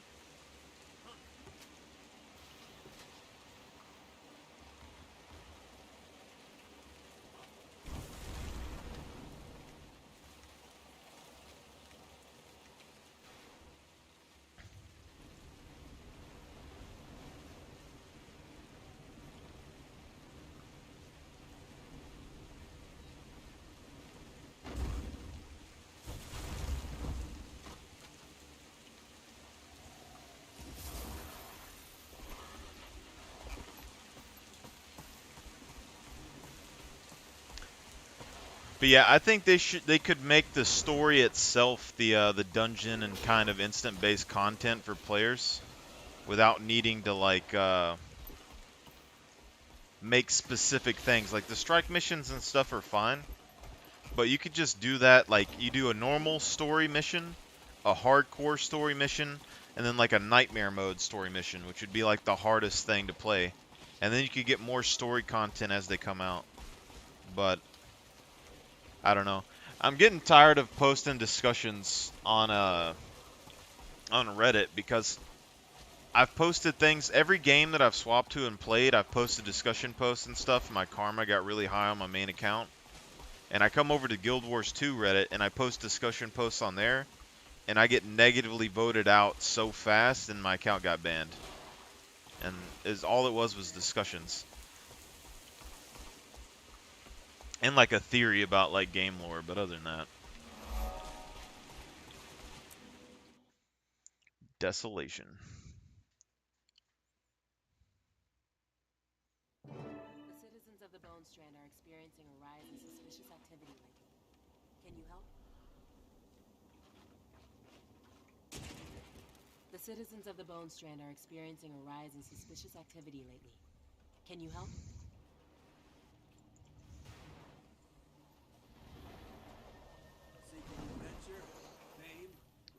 Because the only thing I can really think of to do for the storyline right now, if you want to play with a group. How are you alive? Balthazar killed you. I watched from the shadows as you fell. Can you see this guy on your game? You watched, but he struck before we could send a warning. What happened after you died. In time, I'll tell you where I came to be, what I saw, how I escaped. Like, does this agent pop up on your game, or is it just me standing here? But first, Oh, okay. you must help me. In exchange for that knowledge, absolutely. Anything the Order can do, name it. I want to use Joko's army to stop Balthazar. Commander, the Order of Shadows is powerful, accomplished, capable of... There's a couple of questions like I kind of want to get answered when it comes to group play with the storyline. Joko himself can do that. Archon Ibero could. The Archon? I suppose Joko's marshals might follow the orders of the Why's your Archon, turtle invisible? if those orders came from the king himself. I have it on the best authority that they would. But the Order has no sway with Archon Ibero. The last time we caught Joko's attention, he killed 30 of our agents. I'll take care of Ibero. I just need to know where to find him, and Joko's marshals. I suppose Grand Vizier Uramishi and the can't Bone board Palace with to the that on. south would know where the marshals are. As for the Archon, the fastest and safest way to engage him would be to lure him here. But he usually considers the area south of the wall unworthy of his attention. If he thought the Sun Spears were rebelling down here, he'd have to come running to end the threat, right? There aren't enough Sun Spears left to stage an uprising. Only takes one, and they don't have to be a Sun Spear. A few attacks on awakened camps. Some conspicuously placed Sun Spear banners. That would look like a Sun Spear declaration of war, no matter who was responsible. I like this. Very risky. Be careful, Commander. Your next death could be your last. So, my questions are with the storyline when you play together. One, can you unlock achievements for story missions that you're taking a part of if you don't have them activated yourself? And then two is like, if you don't have the storyline yourself, do you get the same quest rewards as the guy who actually did the storyline every time that you play it? And then I think there's something else that I was thinking.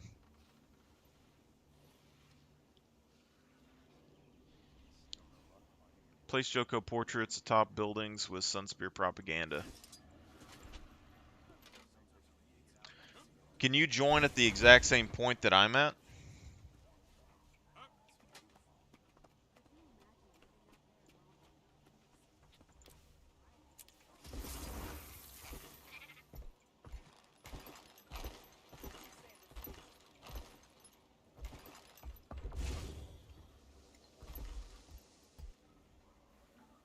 Interesting. So you'd have to join me on the previous mission, and then afterwards... Because there's a lot of questions with the storyline in particular that I just don't have any information on. There was a question I had the other day, but I don't remember what it was.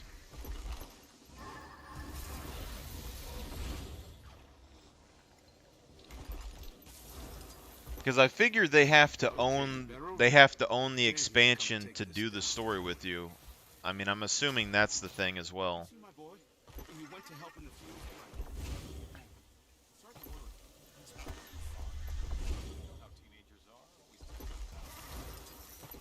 But I've only been able to play with people that have like free accounts, like the core game for the most part. I've never seen anyone really play the storyline together.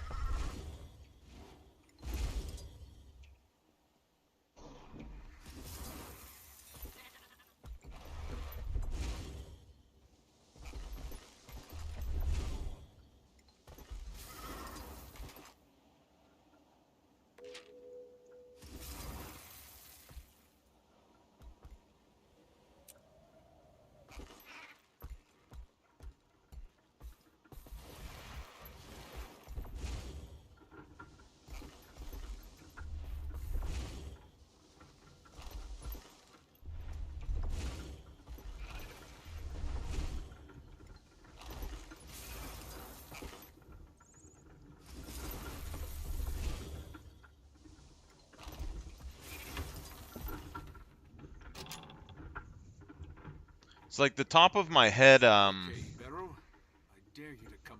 yeah, pretty much all of them can be solo, but like,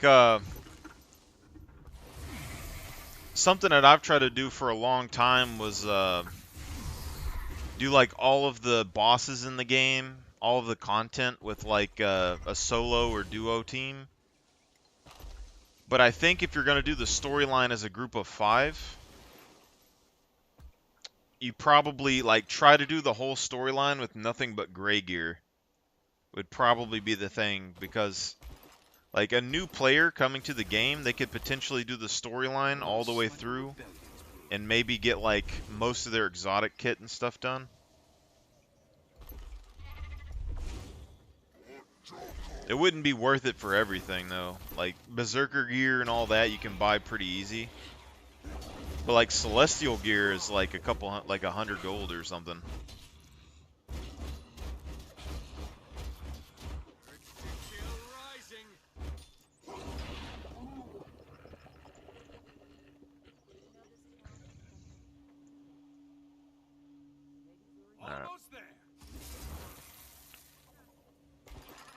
I'm a pretty unconventional player in most games, so like I'm more interested in so basically what I thought of the last time I was playing this game is like all the meta builds for warriors and stuff.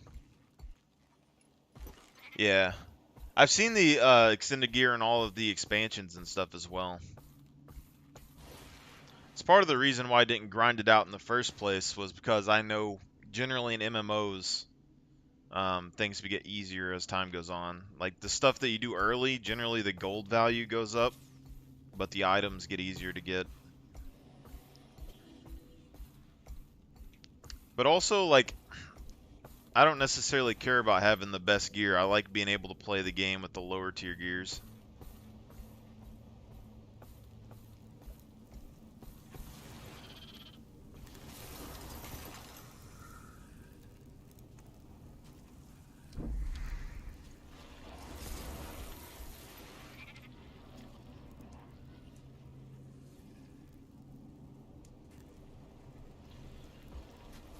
I feel like I'm missing something here.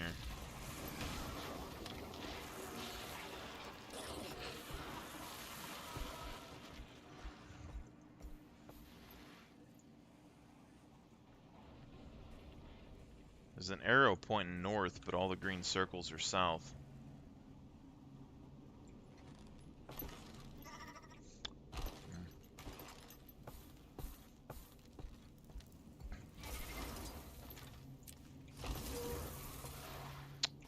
But yeah, I don't think the game is hard enough in general to really have to have like the best gear. But like when you get to the in-game content, people require you to have the best gear and certain builds, and it's kind of a little bit iffy. Like the warrior meta builds in the past, they were like great sword, and I wasn't a big fan of great swords. And all of the builds that they said were terrible on warriors, like shout heals and all that, I ended up putting warrior groups together because those skills, they're not the best on their own, but when you get like 5 warriors together, it makes it so much better, you know? It's the same way with like I'm starting to use the Fear Me shout on my warrior builds more. That 5 seconds of fear. If I have 5 warriors, it's 25 seconds of fear. AoE is pretty solid. I think I went the wrong way.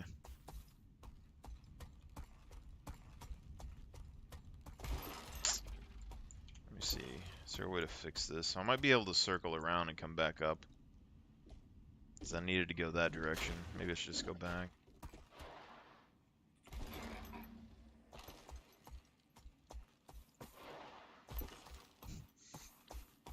Alright, so basically, I used to have this, so I came back to the game, they nerfed a bunch of stuff on the warrior and changed wordage and stuff. The last time I was on, I was making builds for, so my guild is the Republic of Rome.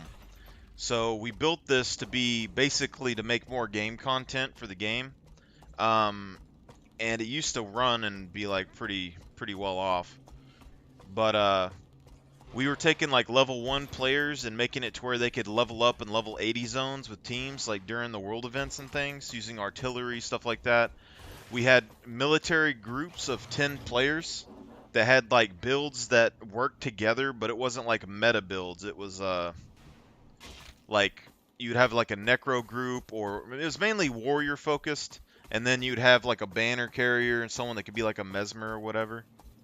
But you use the skills together. So right now, this build that I'm using, this is like the solo player version of it. It doesn't require any ruins or anything in particular for it, just one trait line, and you can use it with any weapon type. So solo, you just use this banner of defense, and then if you're in a group of players, you could run the shout heals. And then I'm running celestial gear and stuff. With AoE, so when you break out of a stun, you heal allies in a 360 radius after breaking stun. So if you do the shout heals, you get 3,100 health per heal times 5 every 20 seconds. Or actually, yeah, you can get 3 of those in a burst, and then you'll get 1 every 25 seconds, but you have the trait passive, so you can get 1 every 10 seconds. So you're looking at 3,100 health in 10 seconds times 5, so 15,000 health. Alright, so that really gets rid of the any need to have like a warrior heal skill as your primary, and things like adrenal health is already healing for like 7,000 right here. So that's the only healing this build's using.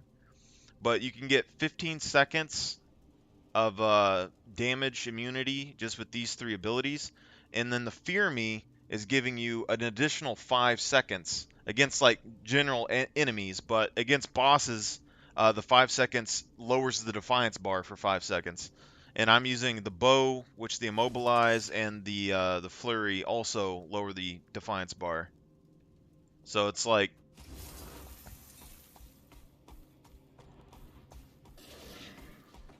yeah, well, it's not about the Celestial gear. It's just I happen to be using the Celestial gear because you can get it for free on the stuff.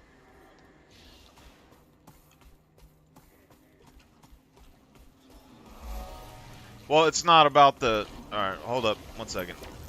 Because I'm getting lost. I don't know where I'm going right now. So, the build isn't really what matters, like, because I already was talking about doing a power version. I'm planning on doing a greatsword rifle as well, and it's not going to have really any of the defense healing and stuff that's on this, but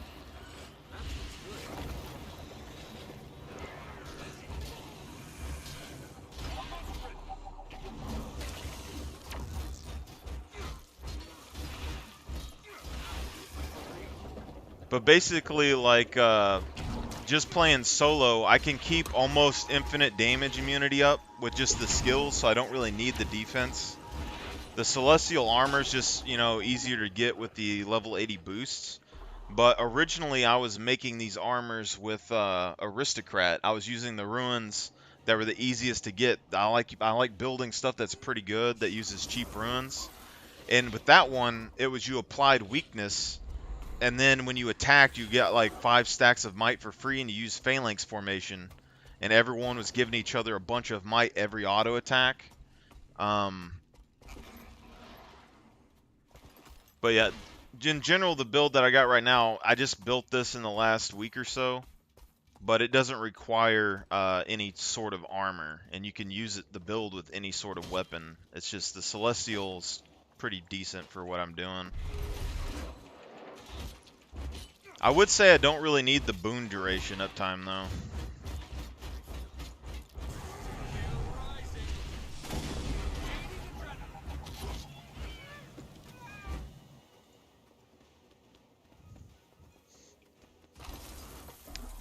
But the last time I worked on the builds, like, I guess maybe I was supposed to just go the other way. Like, I had a Firebrand healer, and I kind of went into an event, and I was seeing how much it healed for, like, kind of just an average number.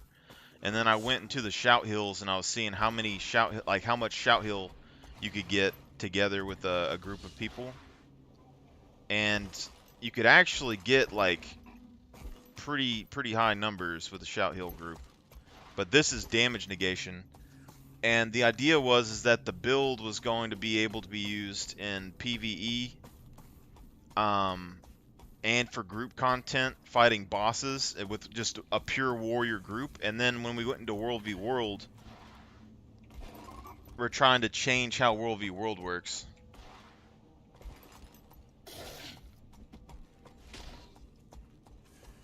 Yeah, but all the meta groups have boons like that they have to put on people. I get that, but like I don't think the game really needs to have like the most optimal builds to do everything. You should be able to do some fun stuff and still pull it off. Like I'm building an Asura Mesmer, and I have a Chronomancer that's a human that I reset the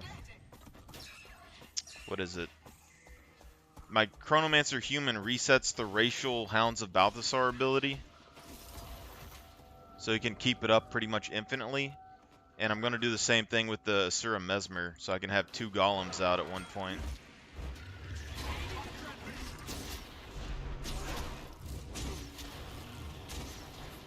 The game is already doing what?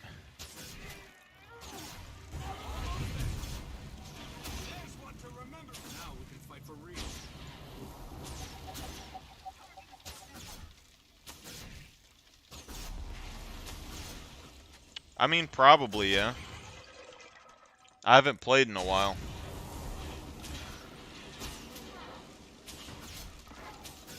Well, yeah, I know they've added boons to classes, but I don't think it's like you don't necessarily have to have the boons if you change the way you play, if you want to play a different way.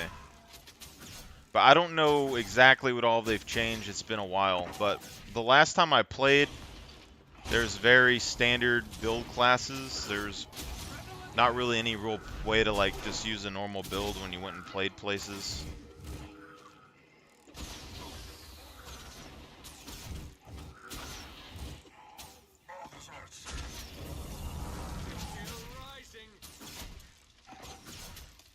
Yeah, but I mean, alacrity and quickness are vital because it's just going to help your DPS, and that's all people worry about in the meta groups for the most part. It's DPS and survivability. It's just like this stuff that I have right here. This set right here is just like what I'm using. This one was more of like the group play, and then this one is pure damage. So if I was playing with a group of players, I would just use my group damage one, and then let somebody else worry about keeping me alive. Because this right here, I can get, I don't know the exact numbers, but I've been able to get like 10k plus on physical damage. I've been able to get 10k plus on bleed and 10k plus on burn. All with this. And then I can get like 10k with my arcing arrows and stuff like that. But I don't use it as much because it's not as tanky.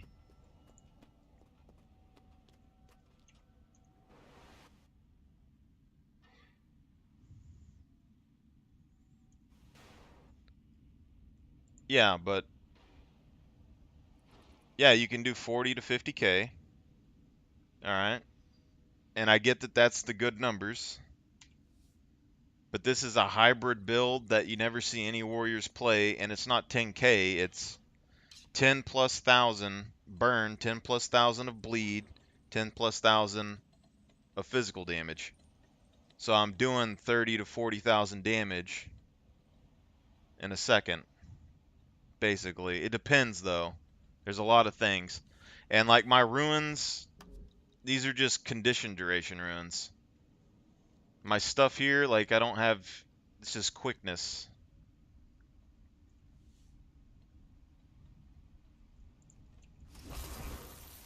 Is your warrior a great sword warrior or what?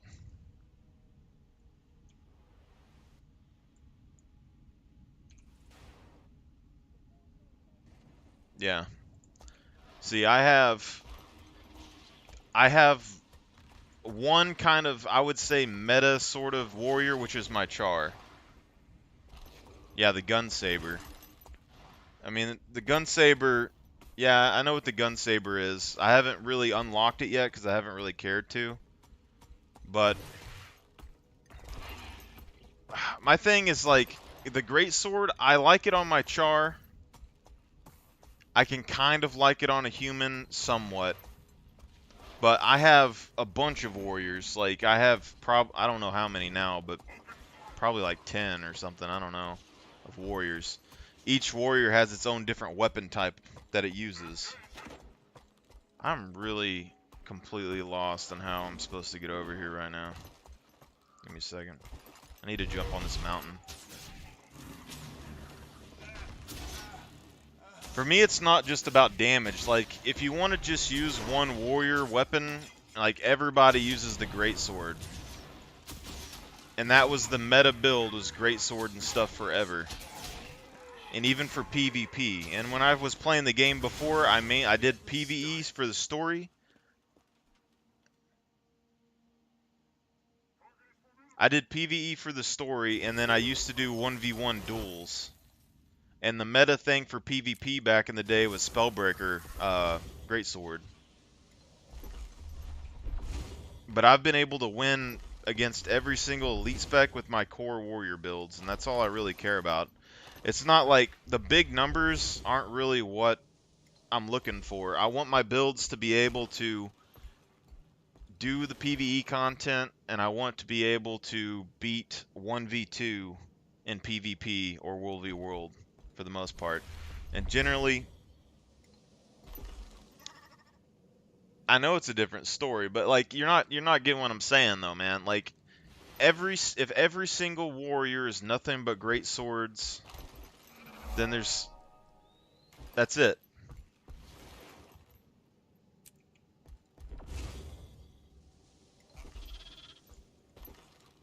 I don't think you really have to just like prioritize survival. I mean, PvP is more just like you learn skill rotations and then you kind of figure out when to interrupt things and like burst people or team up with an ally or just move really fast and like outrun people.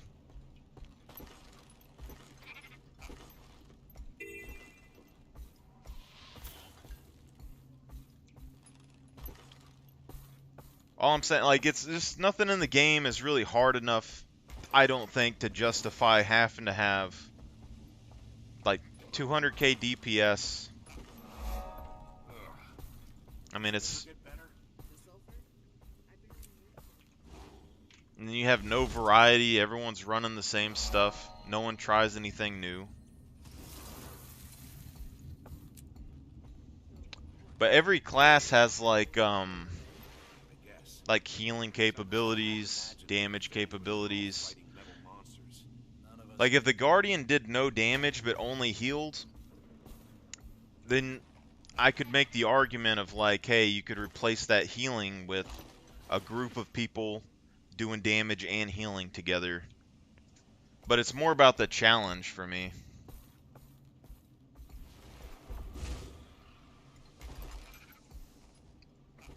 I don't think 3 builds is diverse enough. I really don't. Especially since most of those 3 builds are going to be the 3 elite specs. When I know like core warrior can beat elite spec warrior in 1v1 fights.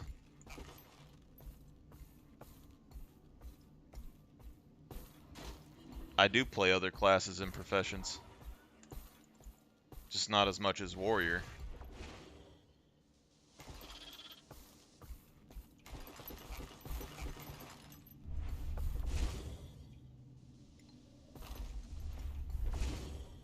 I just generally don't do things that like gold farming. All that I don't really do. I'm more of a storyline person, and I like making my characters like with unique skills and kind of stories.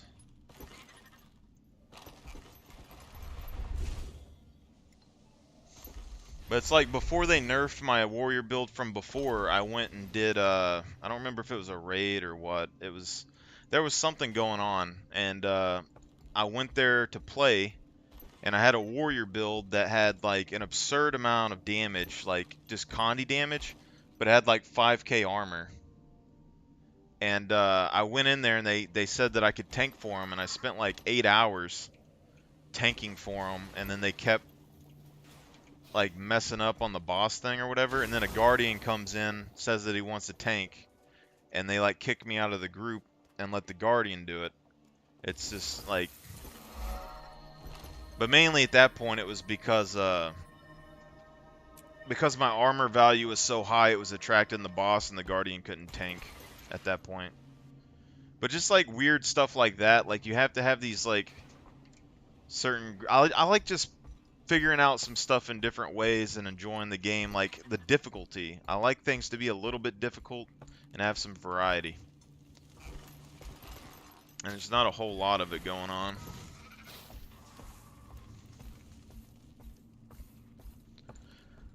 Yeah, when I was getting gold before, I was just, I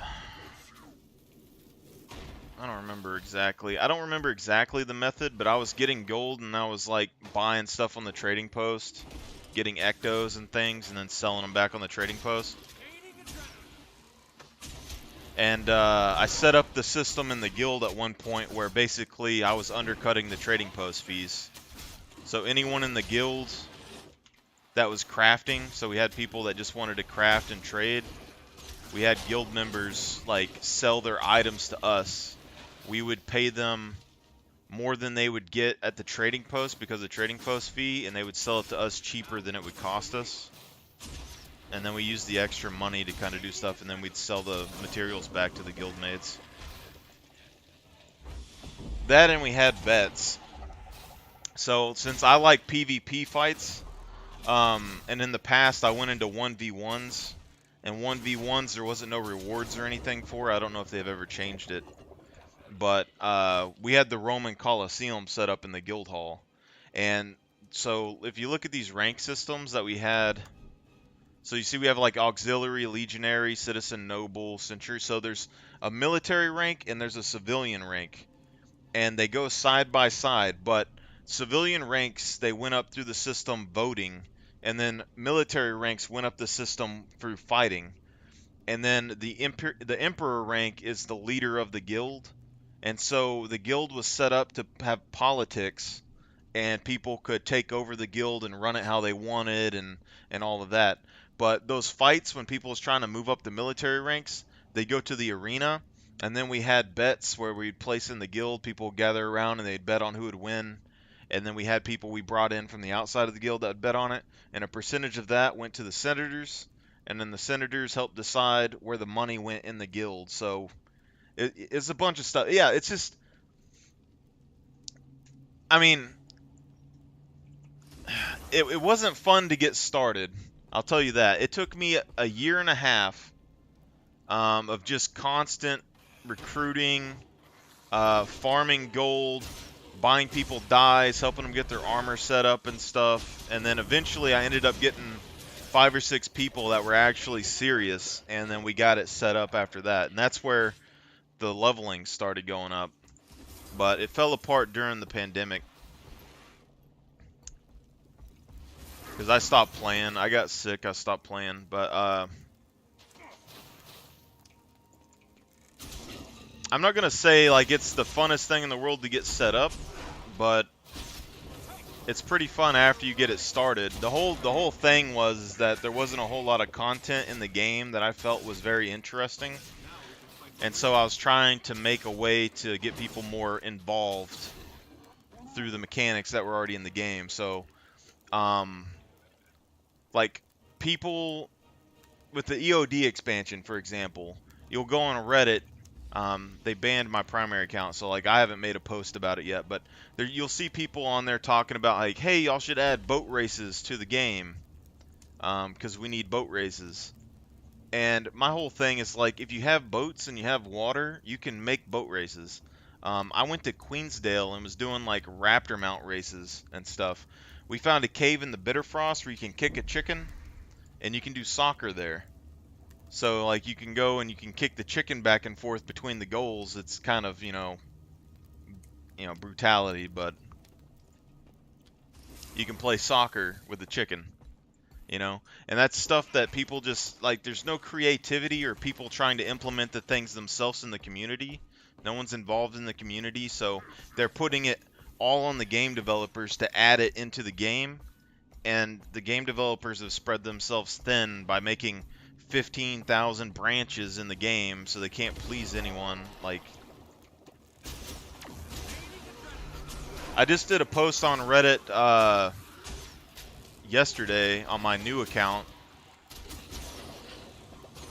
about how they could implement a system to like keep more experienced players involved in the game and kind of help people get their new races into the game, because everyone was wanting new races for the longest time.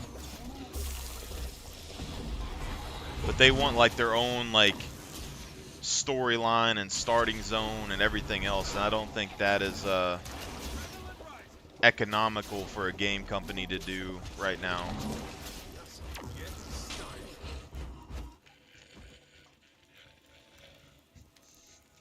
But they already have a lot of the systems in the game to do the thing that I posted on Reddit, and Get it Barrow's attention. Now to the Bone Palace to wait.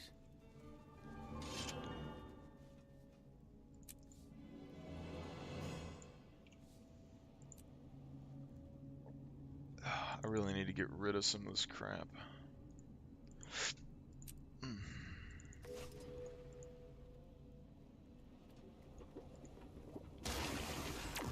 Too strong.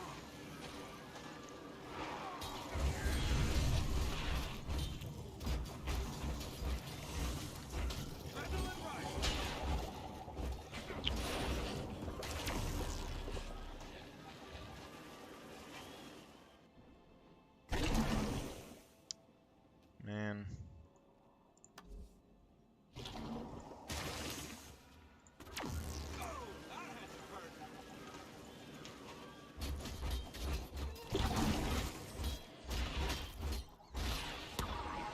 I don't know. I'm just like one of the people.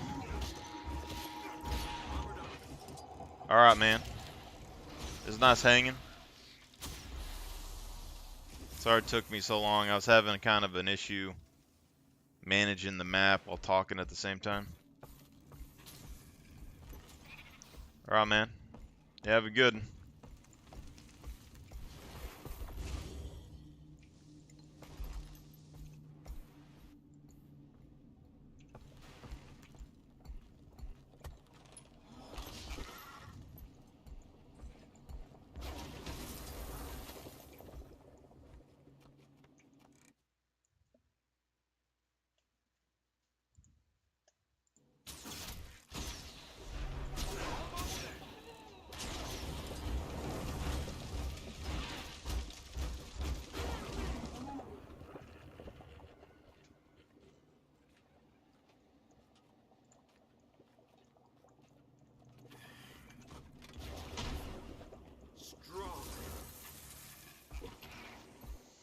To the Bone Palace. It's kind of like eventually I want to do the walking challenge again at some point. I haven't did it in a while, but I really like the idea of the walking challenge.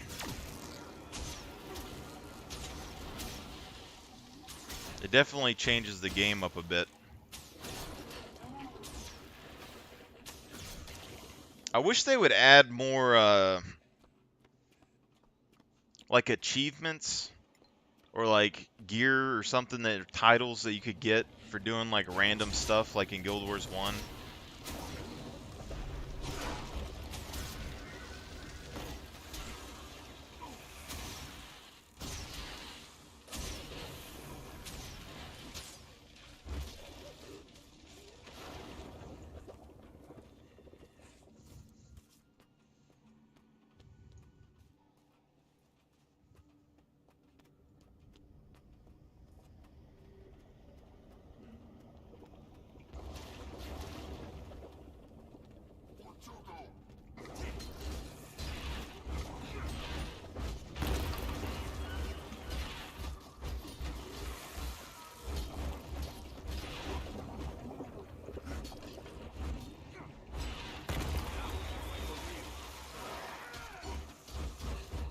But part of the thing of how my builds are set up is like it's not supposed to be like the professional gamer 1v9 build that has like 5,000 DPS. It's supposed to be a build that is easy to implement on a bunch of players, like especially new players. They should be able to implement the build and use it effectively in team fights and PvP and everything else fairly easily. And that's kind of the idea that I went with for the most part.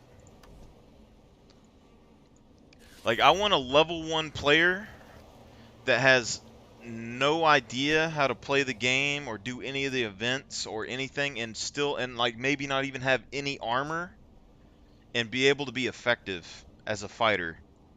And like this is kind of what I ended up going towards with this build. I mean, it's just a very solid, well-rounded, like the defense is all in the abilities. You can go high damage, you can go kind of tanky, it doesn't really matter. I think it's just a solid, well-rounded build. It's just like my Mesmer and stuff using the golems. You're going to get 2 golems that can kind of face tank stuff for you. And if you're in a group of Mesmers, you're going to get 10 of them. It's not bad.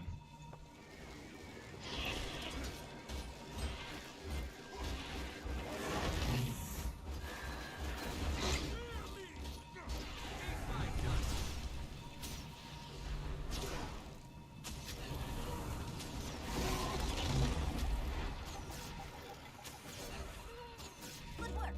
Now, stick close and keep using the tether to keep it under control.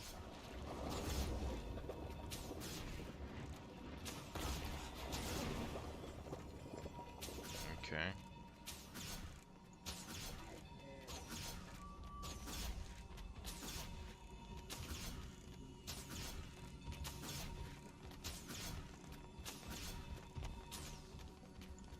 It's like an Egyptian face hugger.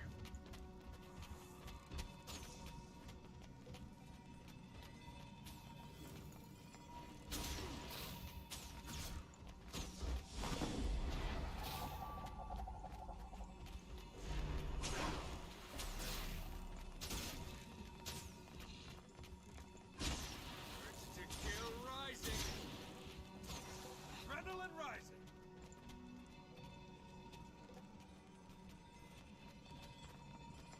Oh no, it's becoming enraged. There's nothing you can do but get ready for a fight.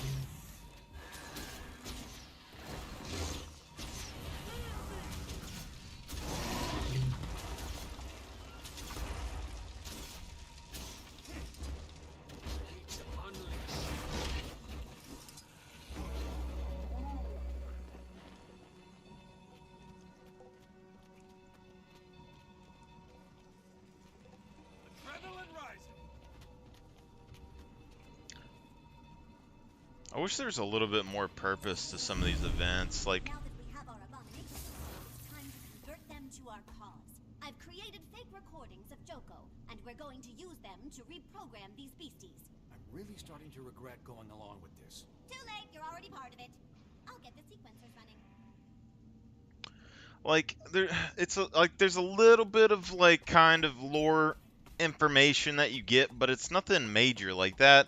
Like, you know that we're using Joko's army to help us fight, but now you kind of know like a little bit of how they do it. But it's not like the huge lore dump that like that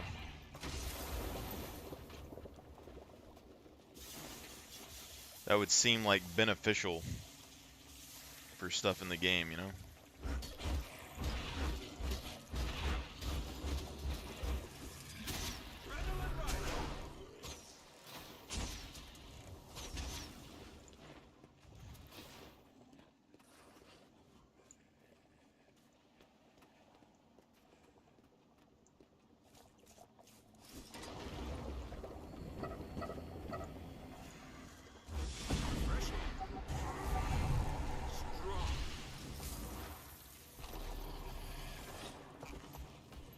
This is the other thing though, is like with the walking challenge, like stuff like this, you'd have to walk, like, let me put myself in walk mode. You'd be walking and marching with your allies. You'd have to do all of the events in a row that you saw here. And with a meta build, you would never have to actually work in a group like this.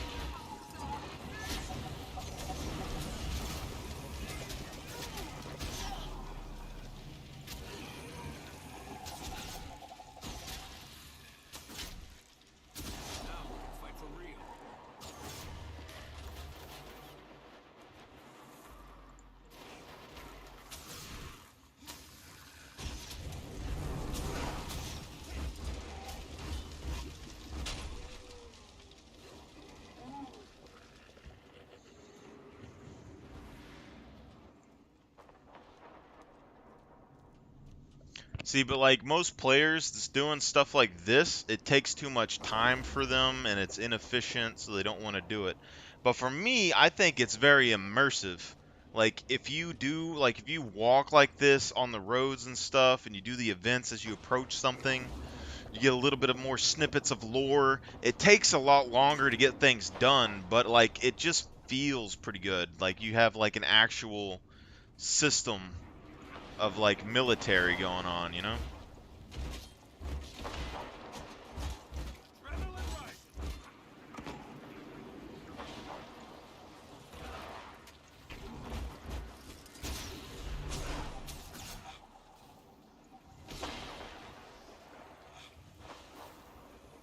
Let's look at this. We have to go here. We just have to follow the road on the right side. Pretty much.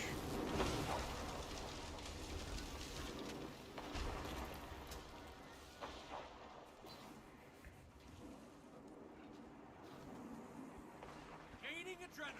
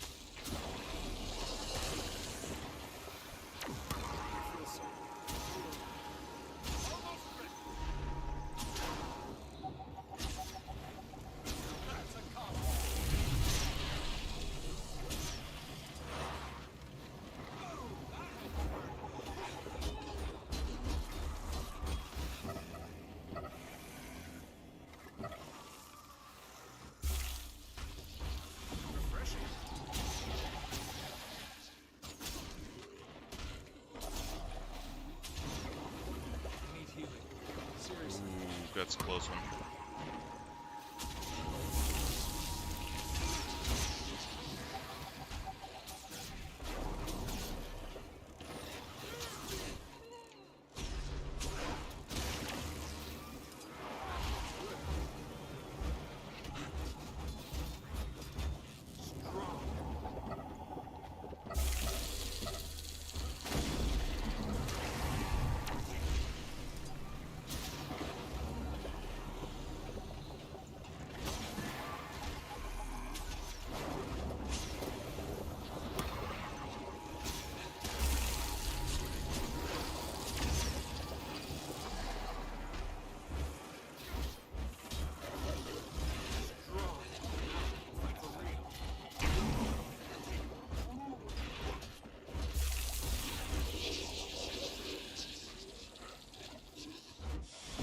So, like, I want you to take something like that, for instance. Now, if you're playing normally and you're running around and using mounts and you can do 200,000 damage a second,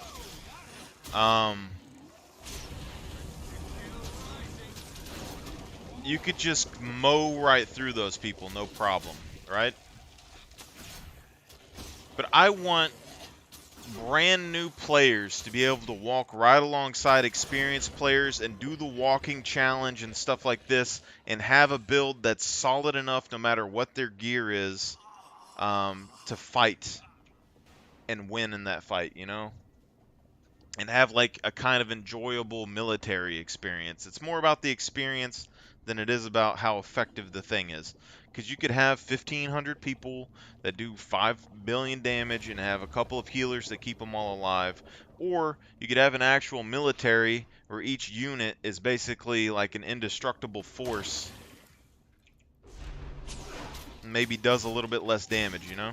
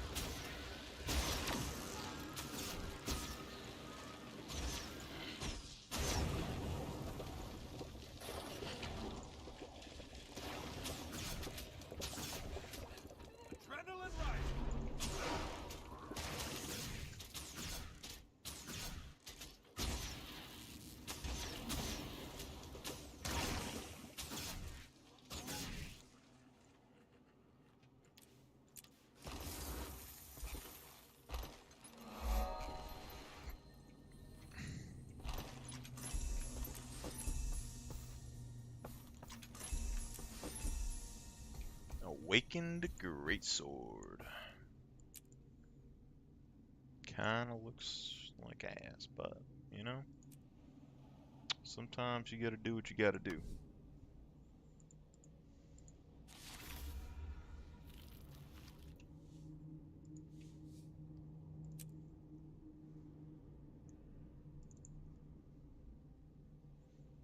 Power, healing power, concentration. It's like a guardian greatsword. Begin destruction protocol.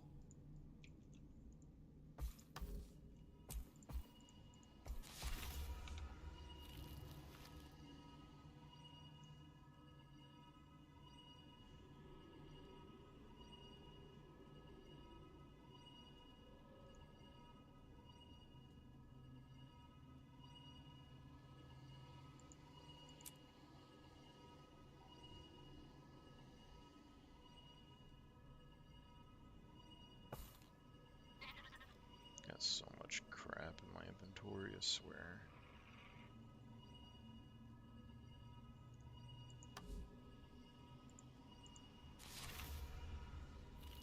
We need to sell some of these little trinket things off next time that we get an opportunity to.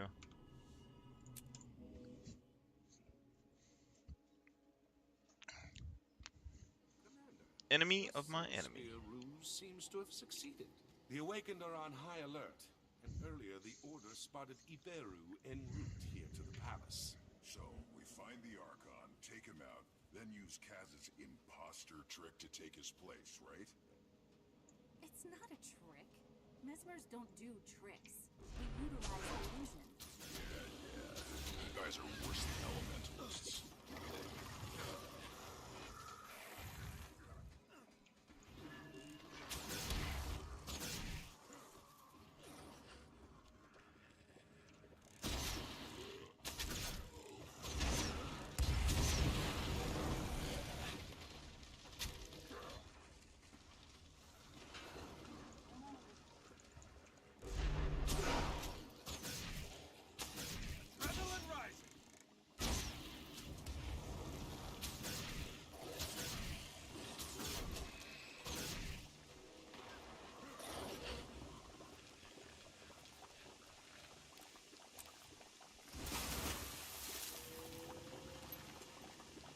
I bet that sucks for the skimmer. You're the Outlander from the casino. You're lucky I don't have time to deal with you right now. If you're looking for the massive Sunspear army who harassed your camps and marked your territory, I'm it. Outlander garbage. You're pretending to be Sunspear profanes the name. And you're really gonna hate what he pretends to be next. Take the Archon out, quickly! Aiding the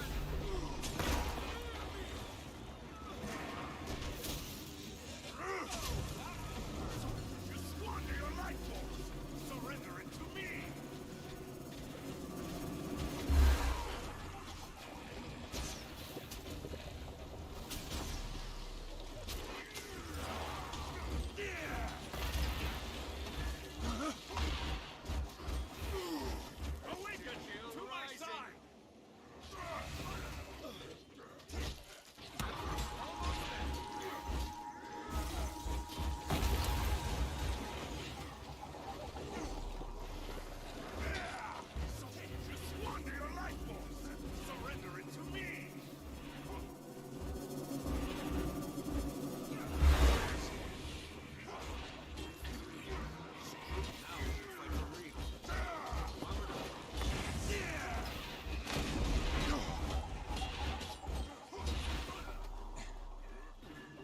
Breaks when drain's interrupted.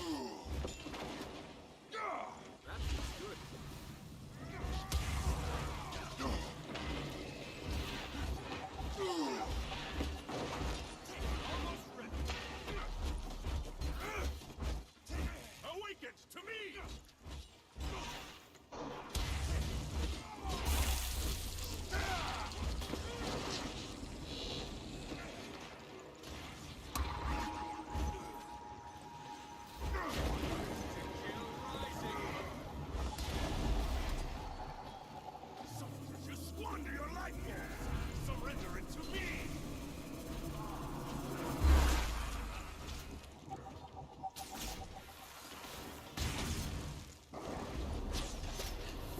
This slowness, oh,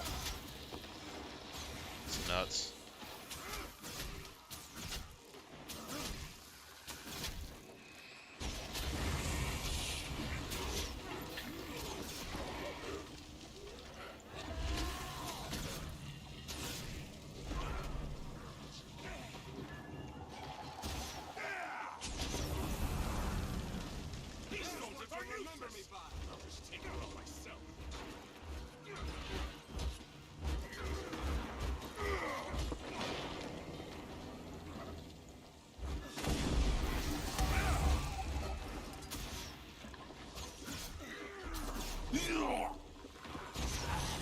Now that the real Ibero's out of the picture, it's time to bring in the imposter. Kaz? I'm not looking forward to looking like an awakened, but go on. Mesmerize me. Okay, one Archon and his entourage coming up. There. So, how do I look? Like something that's been dead and buried for a year, then dug up and dragged back to life. How about me? Same. Let's just hope this fools the Vizier.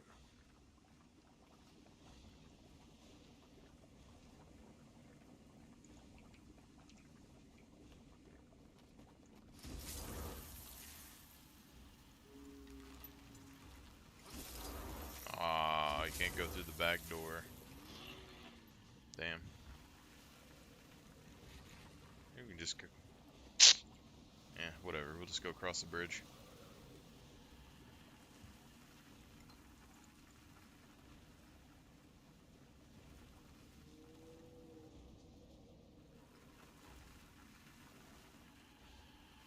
Well, I can see why they call this the Bone Palace. Are those centaur bones? I guess Joko hates to see any dead body go to waste.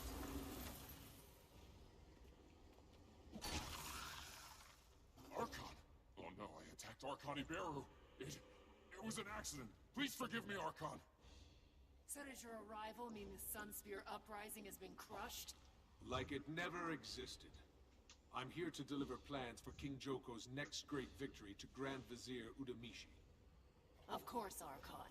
The Grand Vizier is inside, conferring with War Marshal Ikolo. Please don't tell Udamishi I attacked an Archon. Please.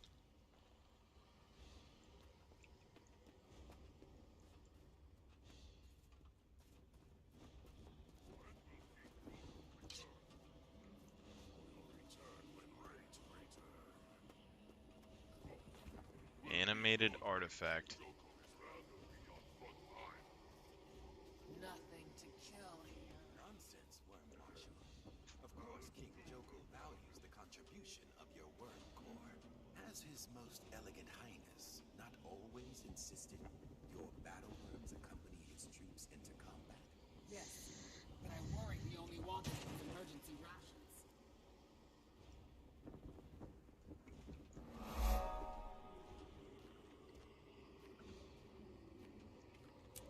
Grand Vizier Udamishi. Archon Iberu, welcome. I trust you've come to quell this unrelenting Sunspear insurgency. I bring orders from King Joko, who commands that we turn our might against the true threat, the fallen god Balthazar. He has tasked me with leading his army against the disgraced deity. I trust that you will make the necessary arrangements. I'm honored, Archon, but also confused. I didn't realize Joko had returned. And you know that in his wisdom, Joko has only given me authority over civil matters, not military. Perhaps I misspoke. That's quite unlike you, Archon. You're usually so precise. Or perhaps you misheard me. You must forgive Udamishi, Archon. He can't possibly understand how little attention heroes of battle, such as you and I, pay to the job descriptions of civil servants. I should hope the Vizier was not questioning the direct orders of his all-seeing king. Oh, no. I would never question the will of the most munificent Joko. Unlike my dear acquaintance, I pledge to you the unquestioned fealty of myself and my worm core. I trust Marshals Ogun and Aranko will do the same. And how might I contact the other marshals? You'll find Troop Marshal Ogun at his camp southeast of Beijing. He's currently training new recruits there. And Beast Marshal Aranko is drilling the kingdom's cavalry from atop a plateau near the necropolis. King Joko will be told of your assistance, War Marshal. And Vizier, I promise your name will come up as well.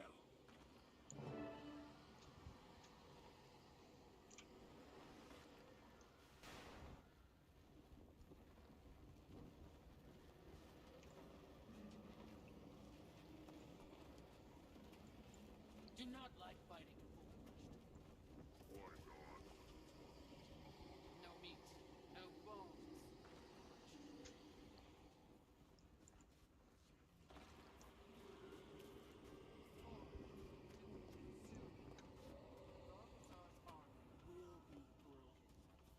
All of King Joko's enemies must be destroyed.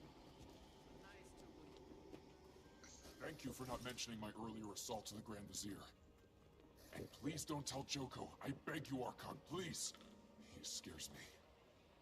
You're a disgrace to the uniform.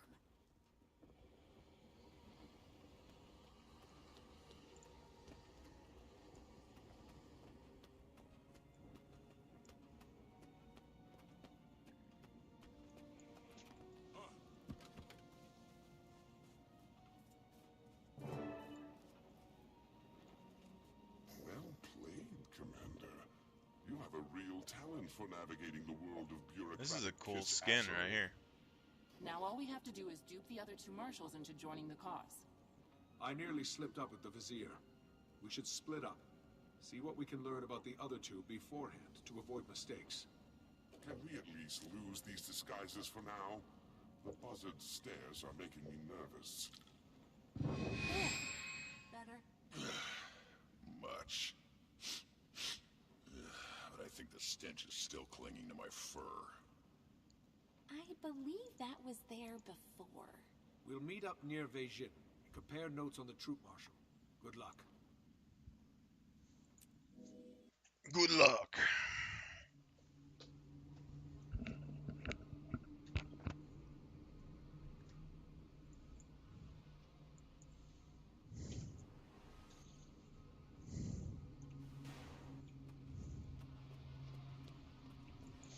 So, like, if you were gonna walk this, you'd probably want to just come over here and teleport and then walk around. But, like, if you had the walking challenge, you couldn't teleport and stuff until after you completed the map.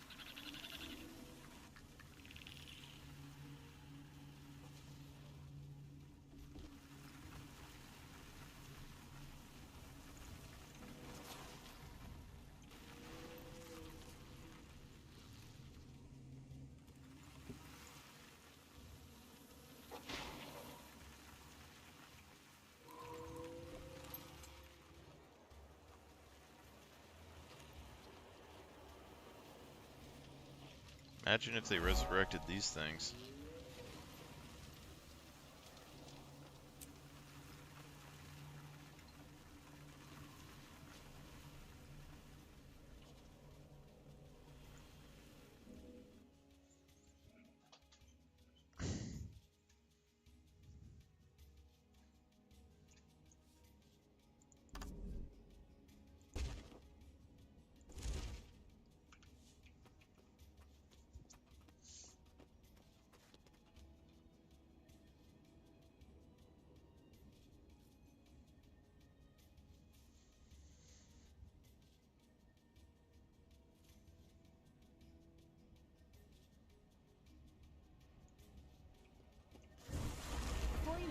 Bobby, I have information you're going to want to hear.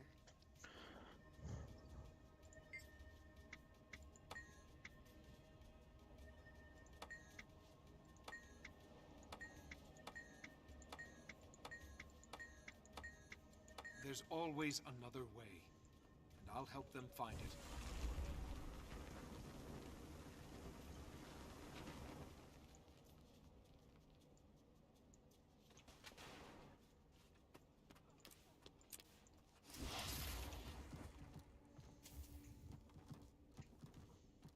Forged shield bearer.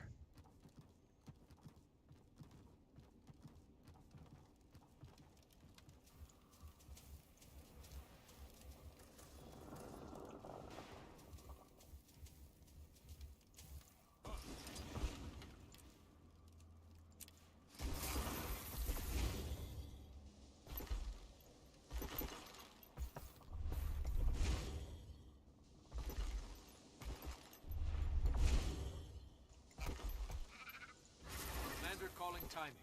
Come in, Timey. Hi, boss. So, first off, you're currently alive, right?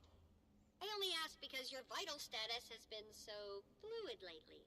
Still breathing. Though if you were here, you'd be asking about Ritlock and Canuck. That's intriguing. And a little frightening. Care to elaborate? We're impersonating Joko's soldiers. Kaz cast an illusion, so they look like the local undead. They must hate that. They're also pretty. Except Canuck. How'd you manage to keep your warm-blooded good looks? The officer I'm impersonating was alive and well. Until I killed him. Nobody knows he's gone yet. We're mustering Joko's army to fight He'll be back later. It's our best shot at getting Aurene back before... Before Balthazar uses her against Krakatorik and ruin everything. Don't let me delay you. Go after her.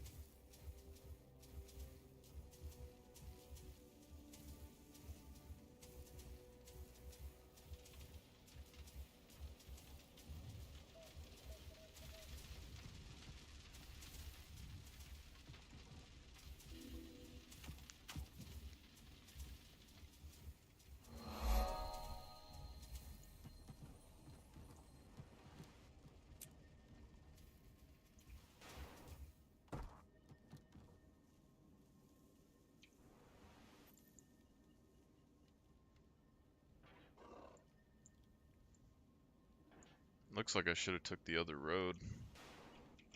But we'll see.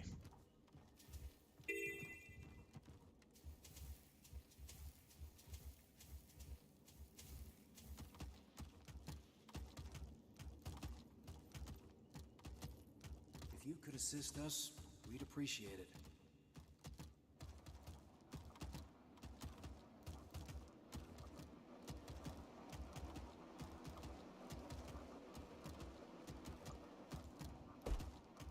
I am ashamed to admit what I ate last night.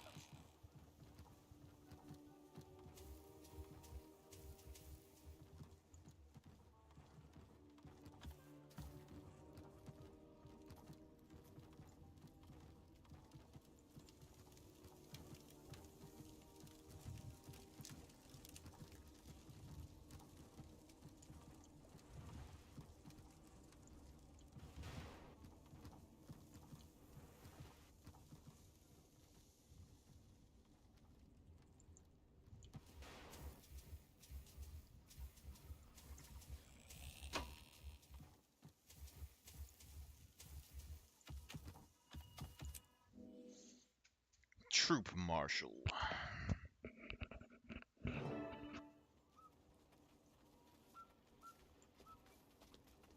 Commander, now that you're here, I can put us back into a Mordant Crescent, guys. Hooray. Was anyone able to learn anything useful about the troop marshal? The Order of Shadows says the Forged have a history of attacking his training facility here. So there's no love lost between Troop Marshal Ogun and the Forged.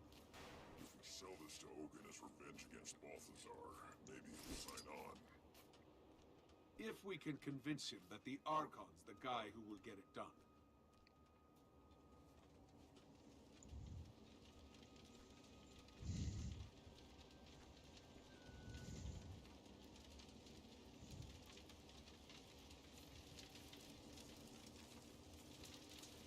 Archon, sir.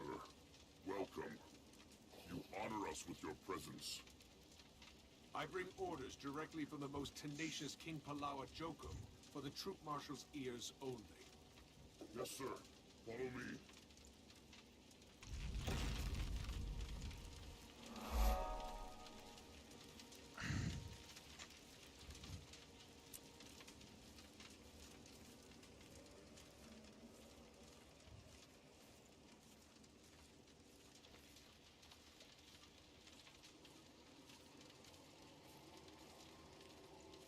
Archon, greetings. Wormmaster Ekolo told me you might come calling. Then you know that King Joko has asked me to gather and lead his armies against Balthazar. And I can think of no greater honor than to follow the storied Archon into battle.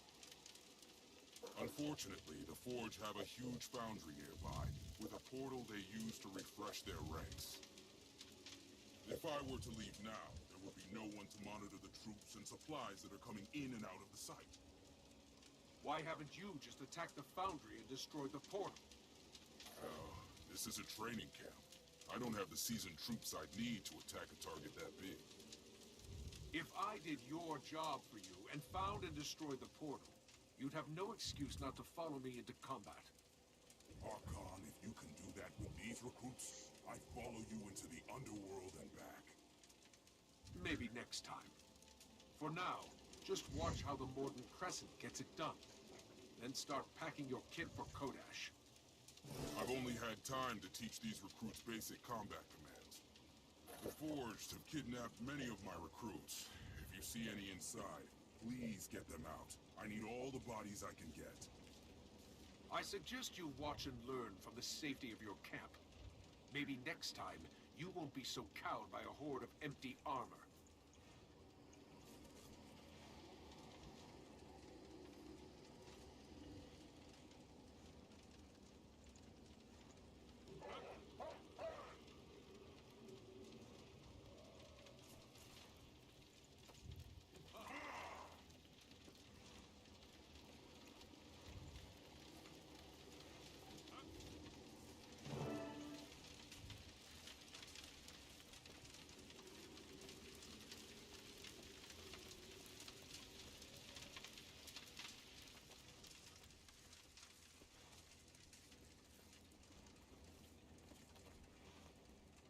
We are coming with you.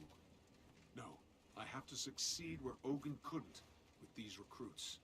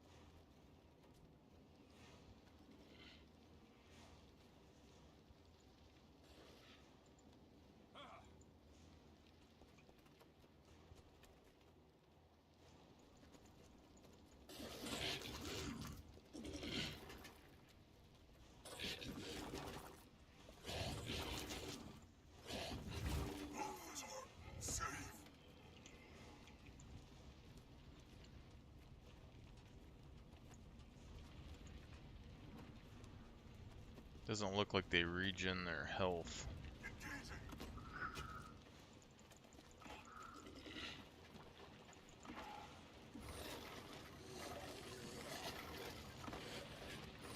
Portal's got to be through that gate.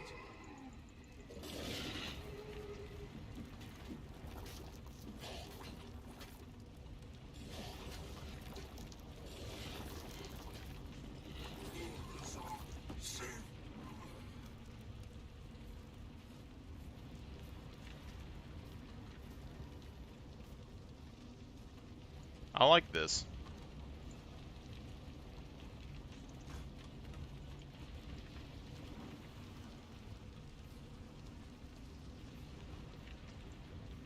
I don't know if there's any more over there, but it looks like we got our groups going. See, this is kind of like Bannerlord or, whatchamacallit, like Total War, sort of. It's more like Bannerlord than anything.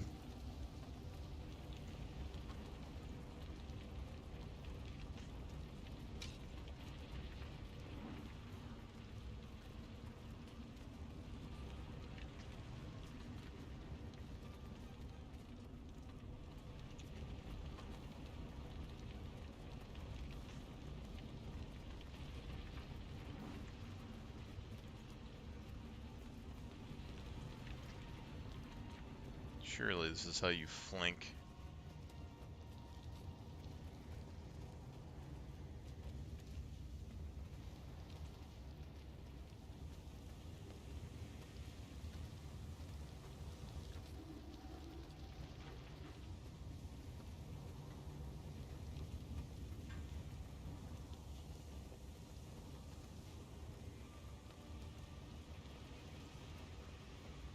Make sure there isn't any more mummies that we can gather.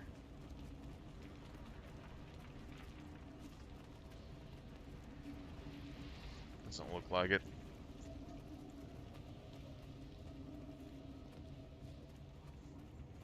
We're lucky her illusion like lasts so long and so far away.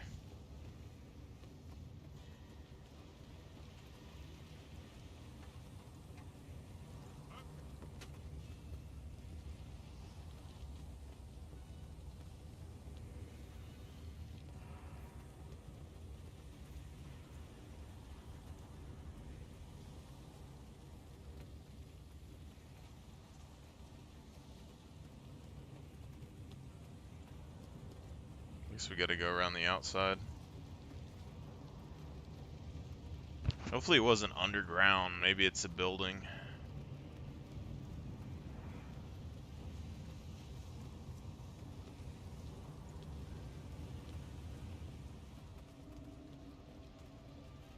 A mummy bomb. It has to be underground. So you got mummy decoy.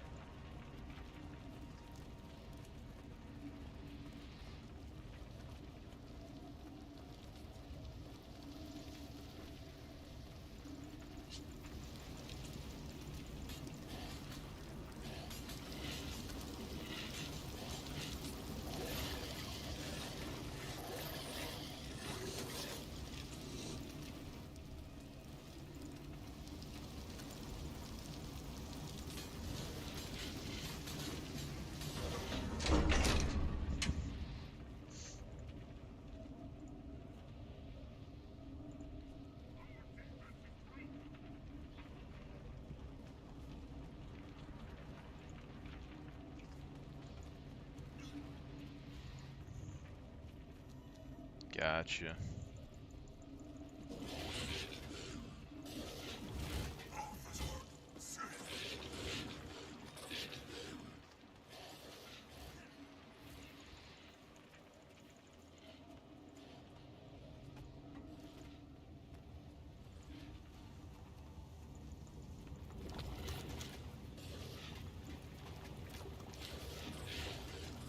So we need to kill 10 Forge with a single mummy bomb.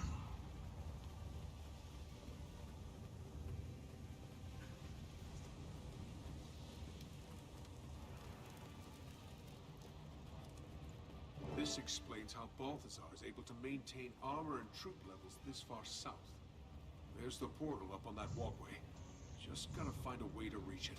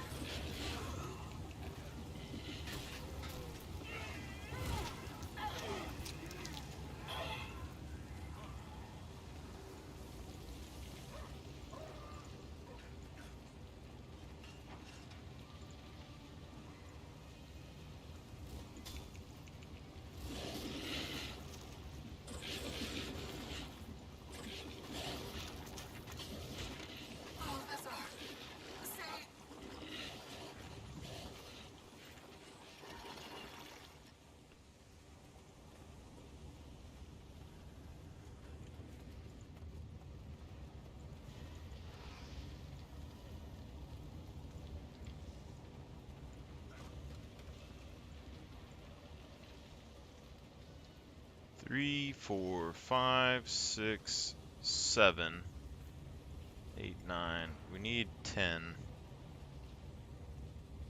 That's the problem. So we need to like...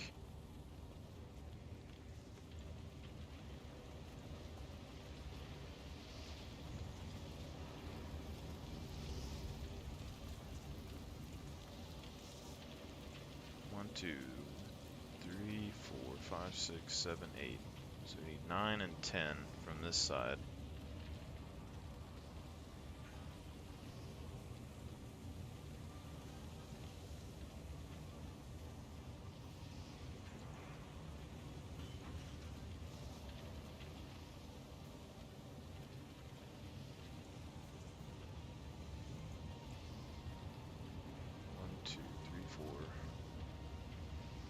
One, two, three, four, 5, 6, 7.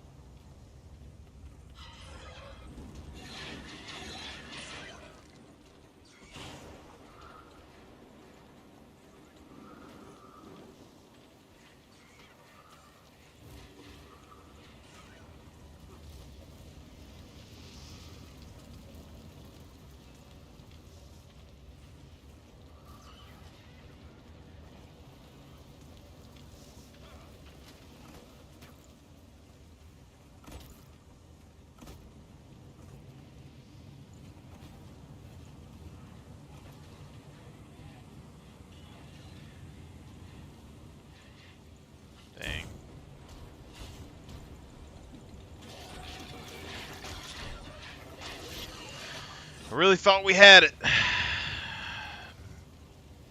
We need, so you can only do the zombie bomb on like one person.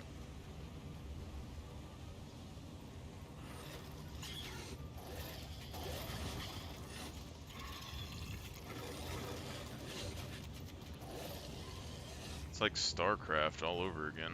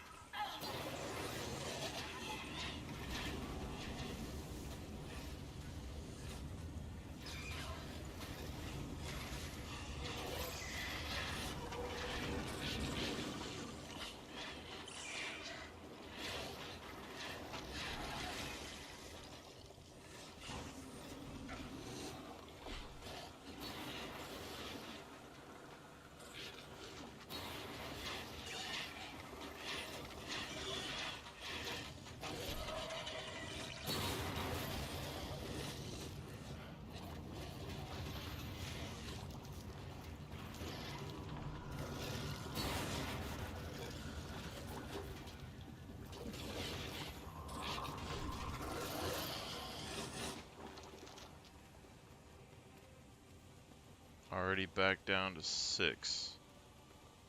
Sadly.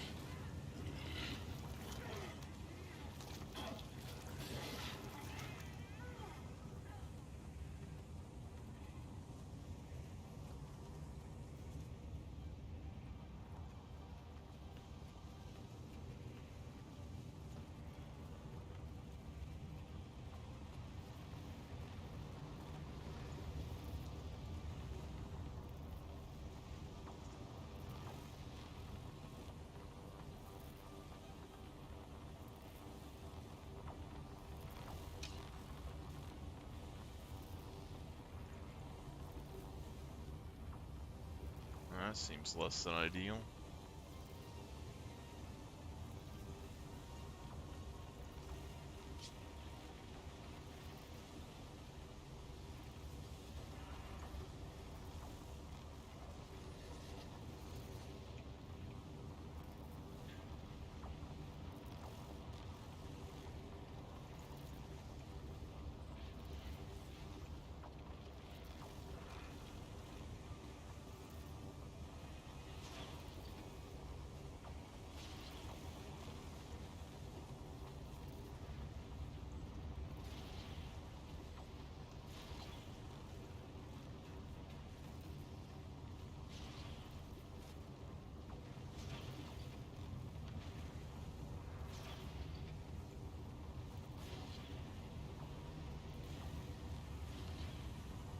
Dude, they just got destroyed.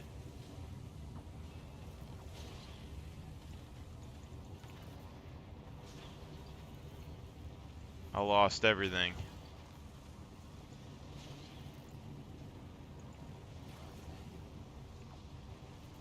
Dang. Guess we'll have to come back to this at some point.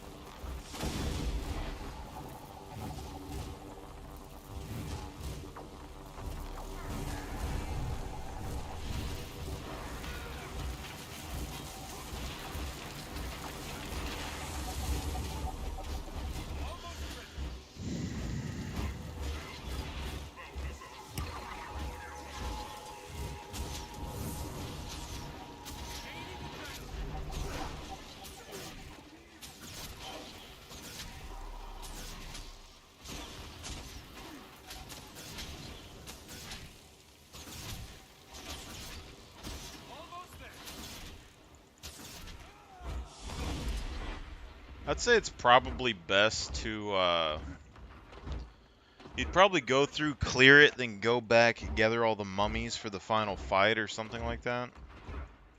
Would probably be the easiest. You can't keep a good man down.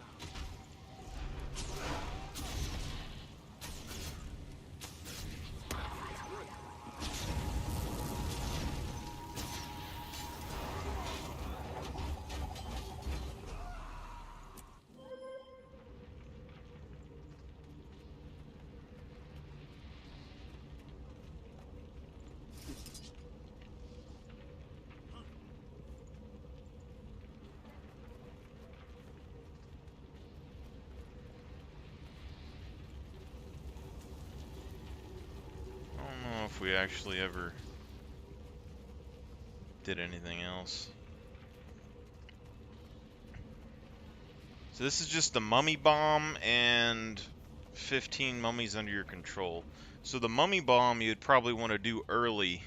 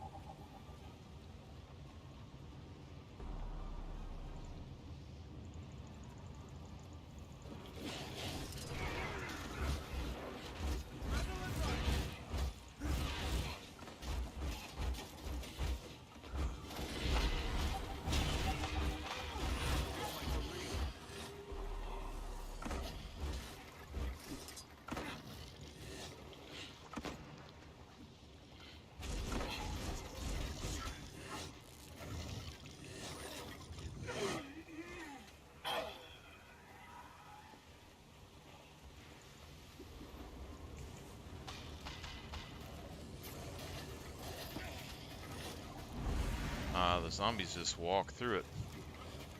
That's interesting.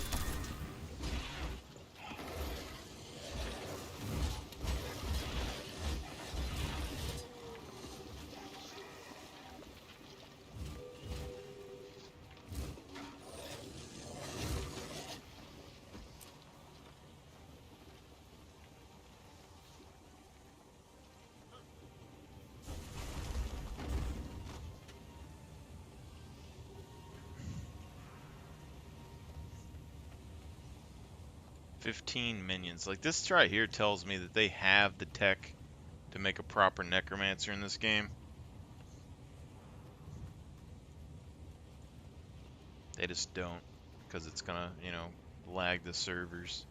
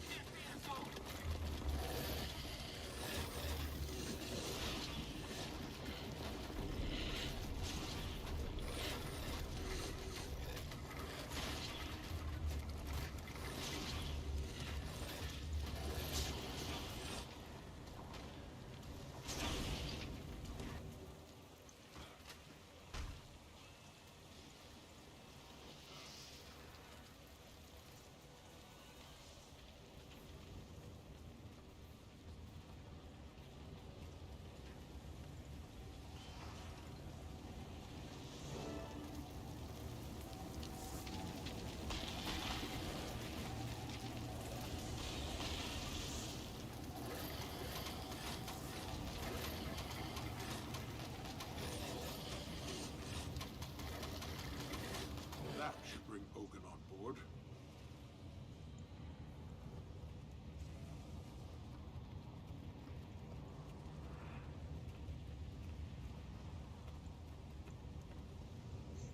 Ogun.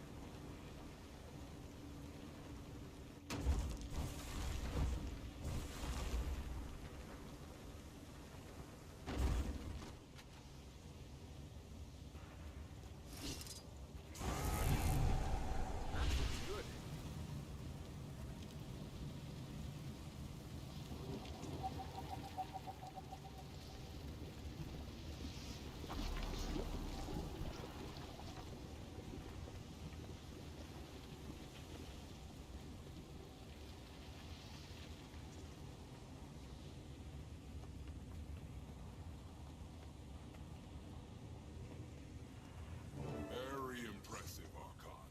Your reputation as a leader and a strategist is clearly well earned. I've slowed the force reinforcements, but the key to stopping them is to take out Balthazar.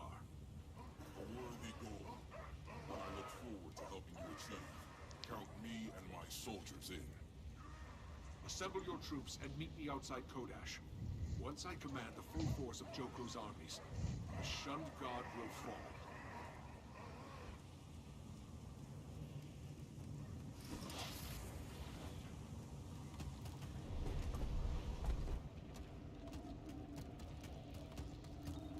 Okay, Kaz, Commander's back. Can we lose the maggot wearer? I hate to admit it, but as unpleasant as Casimir's illusion is, it does appear to be working. I guess so. Next time, how about you three be the Awakened, and I'll be your captured Char prisoner. Nice try, Cuddles. That had better not stick. Only one of Joko's marshals is left. Shall we split up and ask around about Beast Marshal Arango? It worked this time. We'll regroup again near the necropolis.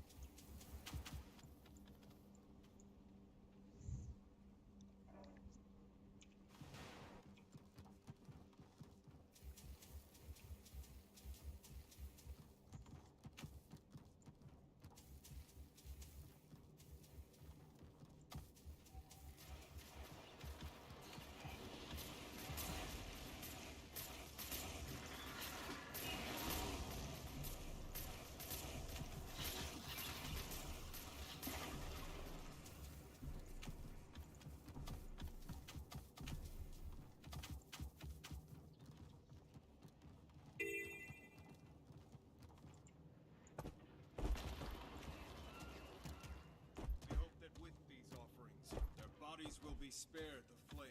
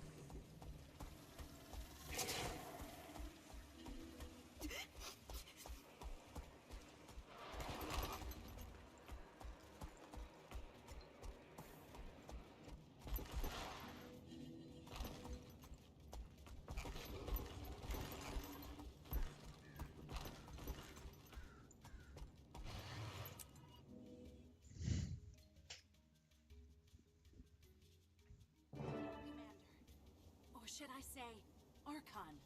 Have you seen Ripon or Canuck? Cuddles and Canuck arrived early. They want to be done with these disguises, so they already headed to Aranko's camp. Archon, your envoys are meeting with Beast Marshal Aranko now.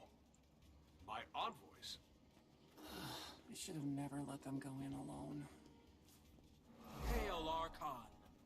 Your representatives and I were just discussing the situation about Balthazar. I see. How presumptuous of them. Forgive us, Archon. We meant no disrespect. We sought only to expedite matters, Archon. Mongrels! Next time you step out of line, I'll put you both back in the graves I salvaged you from. Now go! Beast Marshal, might I suggest that the next time Joko sends his Archon to speak with you, you not start the meeting without him? I assure you, Archon, nothing of import was discussed. In fact, they spoke highly of you, boasting of your superior riding skills. Of course, I like to think my mounted troops are without equal. Would you honor me with a demonstration of what makes you superior? Are you questioning my abilities? I mean no slight, but a mounted soldier requires more than just exceptional riding skills. Necromantic draining is essential if you hope to ride against Balthazar's horde. Show me how it works. If your soldiers can master the technique, how difficult can it be? You are most gracious, Archon. This way, please. Necromantic siphoning, which means, I'd be honored to guide you through the most basic of our necromantic draining skills. First, please mount up and enter the paddock. As you approach any of these beasts while mounted, you'll sense that the grasp of Joko is available to you. Use it.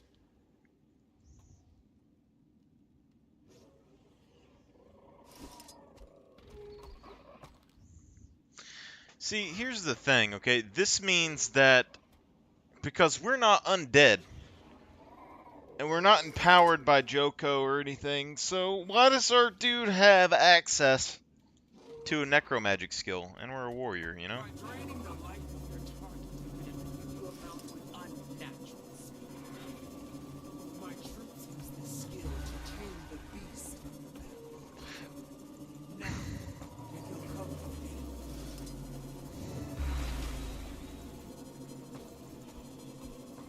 If you bring half the conviction to the battlefield that you did to my compound, then I look forward to fighting Balthazar with you.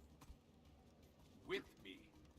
Perhaps my companions misspoke in my absence, because Joko himself granted me sole command over his armies. If you're leading Ogun's shambling infantry or Ikolo's worms, yes. But mine is a specialized unit, requiring a particular expertise. As an Archon, I'm not accustomed to auditioning for command. And as this squad's leader, I'm not about to let my troops be slaughtered by someone else's ineptitude. However, out of respect for the wishes of our beloved King Joko, I'll give you a chance to prove yourself worthy of assuming command. I have a test that measures my core members' abilities. If you successfully complete the Valley Beast circuit, I'll reconsider your request. So if I fail, you still have the honor of fighting alongside the Archon. But if I succeed... History shows you can lead. If you catch the beast with the grasp of Joko 3 times, you'll prove you can ride. To keep pace with the beast, you'll have to drain creatures in the area. There are also a few shortcuts for skilled mounts. All this chatter. It would have been faster and easier for me to just seize control of your troops. Very well, Archon. When you're ready to begin, simply step through this portal. Are you ready, Archon? As ever, Beast Marshal.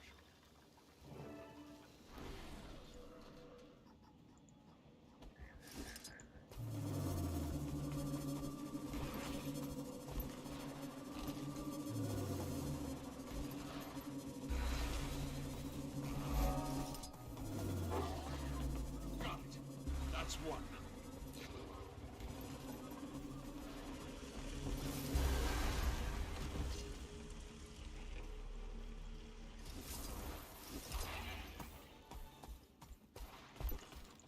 It's Mario Kart all over again.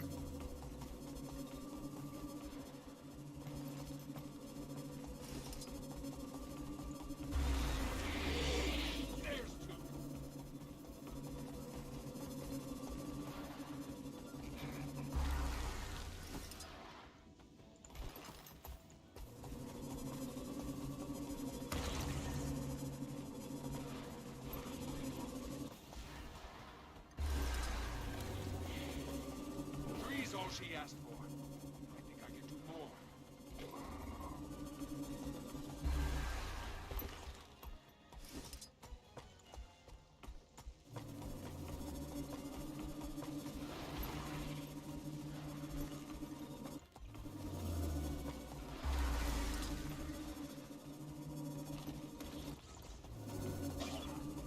That's four.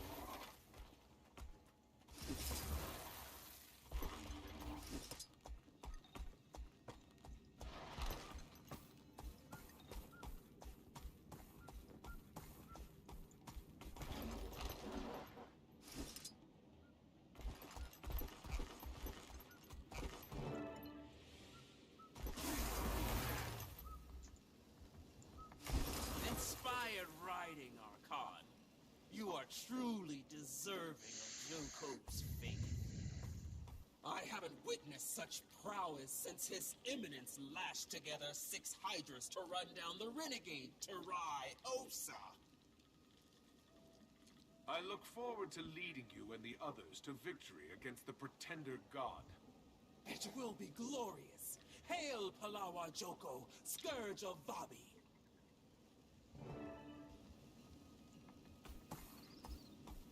Great work, guys. Now we have 3 of Joko's top marshals ready to follow us into battle. Did you hear something? Was the mighty Archon addressing our pack of filthy mongrels? I might have gotten a little carried away back there. Maybe if the Archon whistled our marching orders in a higher register. Put you both back in the graves I salvaged you from? Seriously, Commander? Okay, but it did work. Time to focus on the big battle ahead. Balthazar, make whatever preparations you need, and we'll see each other again at Kodash Bazaar. Kodash.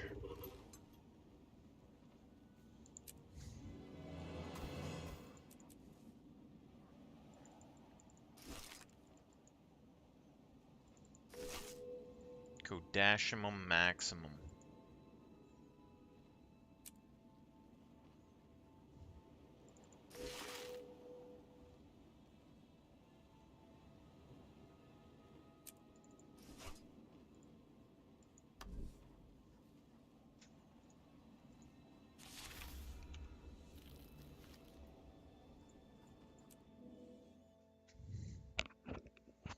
Kodashimum Ashimum.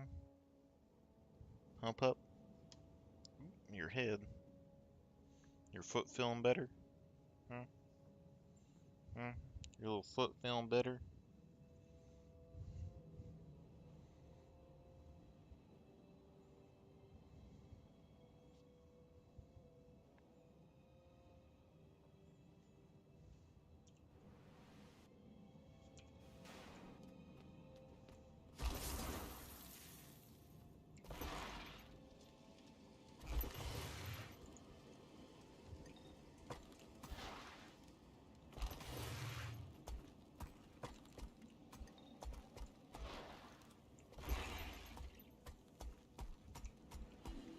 Avoid the threats and complete the course. Bonus grade points if you take down targets along the way.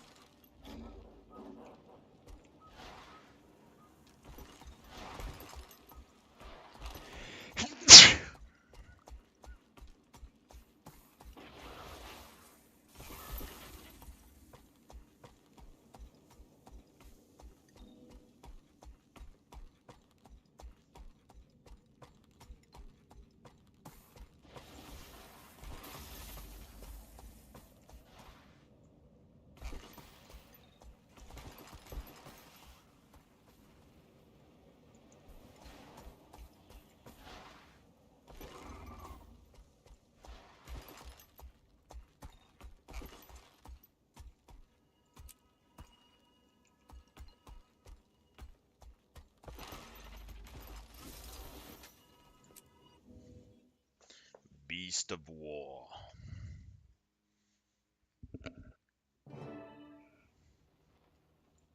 So, that's Joko's finest. Wretched-looking group. Still, they're about to stand shoulder to shoulder with us on the battlefield.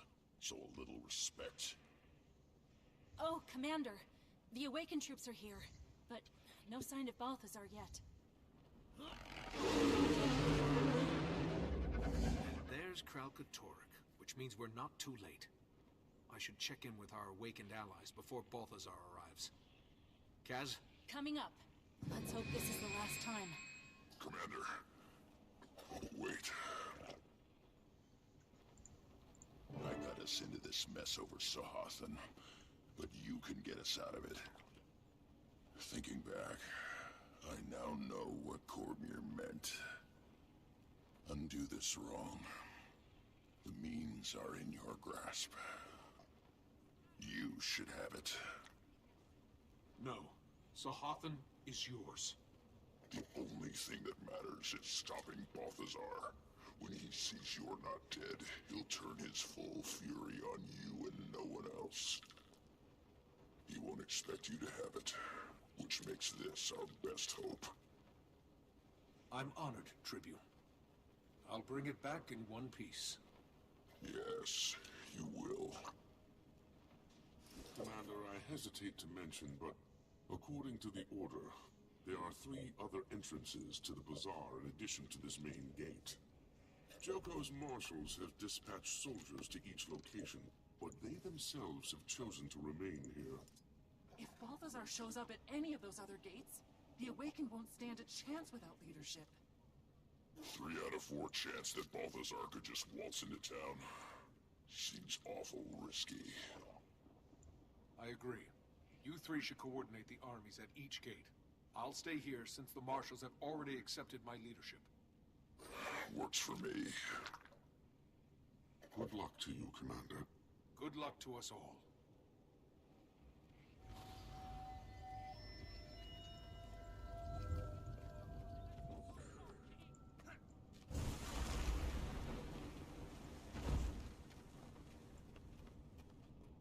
Stand ready! The Forged will be here soon!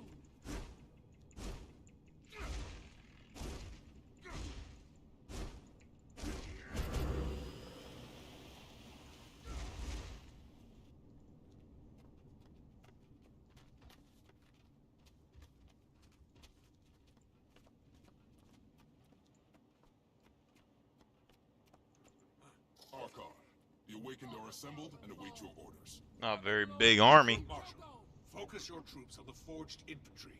Marshal Aranco's mounted corps will disrupt their snipers. Marshal Icolo. King Joko accepts nothing Where less is than your total unit? victory. There, on the front line. Our ranks have shrunk as my worms have been sacrificed for the greater good.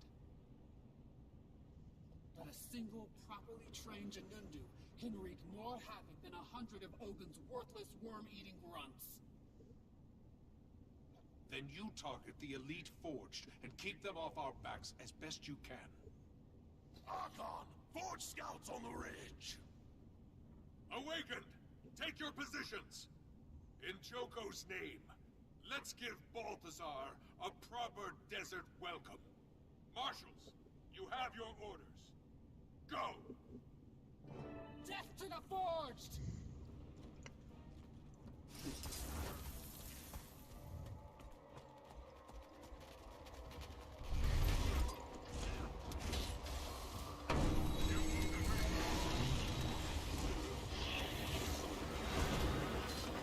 I'm a little upset that he never uses these abilities.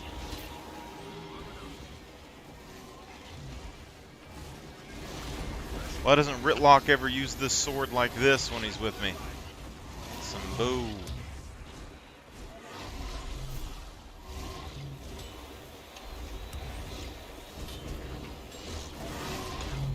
Seems like you'd be killing everybody, even your own people, with this right now.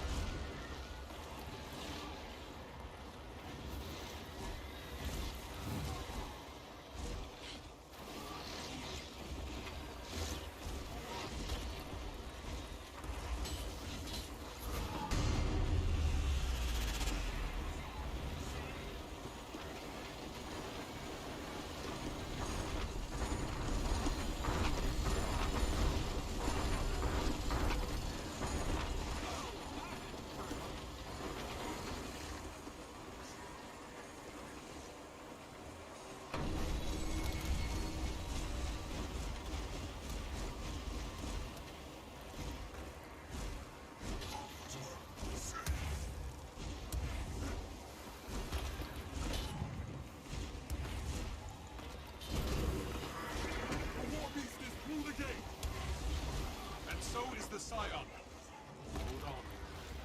We're coming.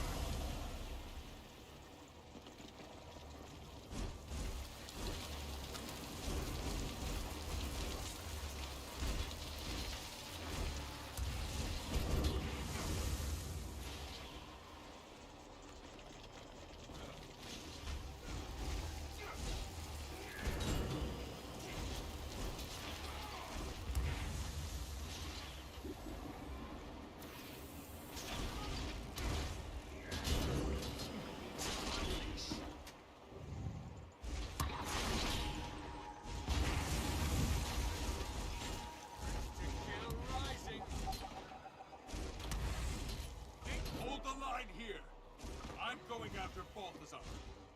For Joko! Right.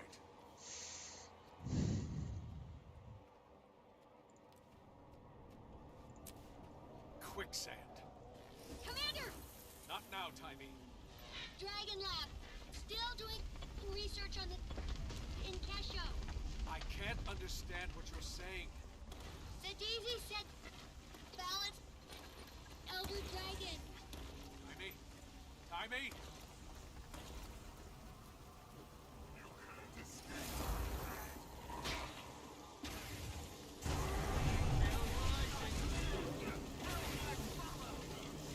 Heard that.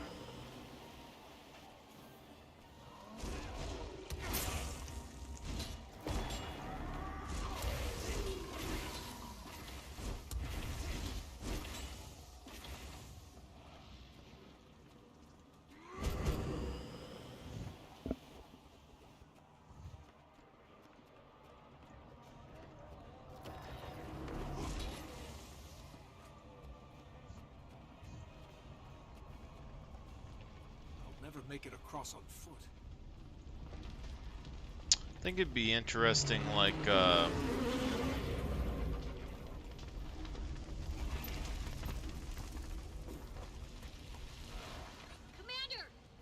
like, Exalted... the gods... What just happened? Why did it get quiet? Timey, are you still there? It feels like Zohathan would be weaker if Balthazar didn't have as much power as he did when they first made it, you know?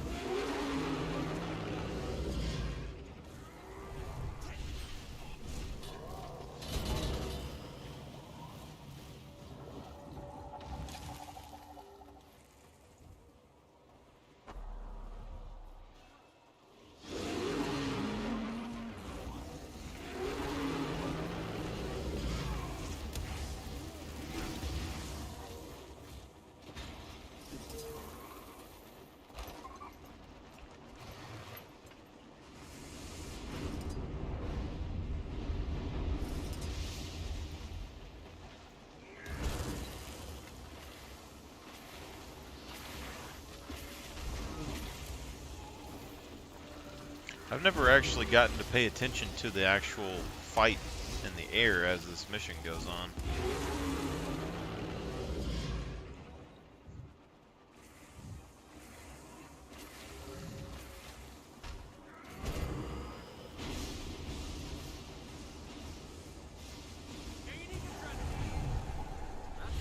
Only one way up those walls.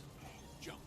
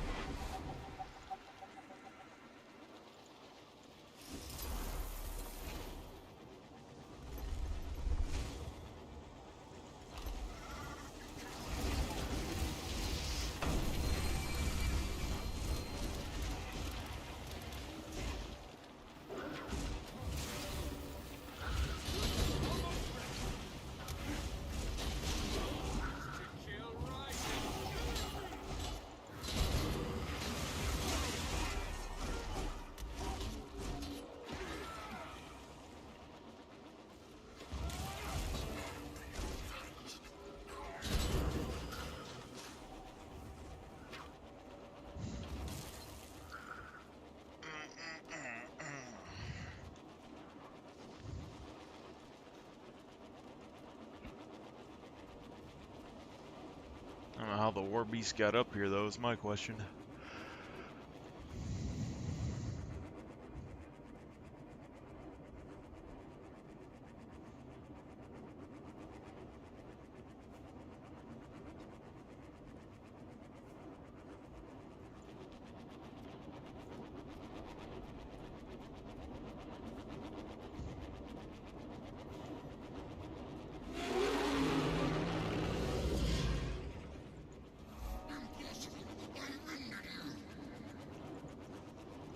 I'm here to free Aurene from that thing. You do know that Brent's absence to escape the domain of the lost. But your resurrection is over.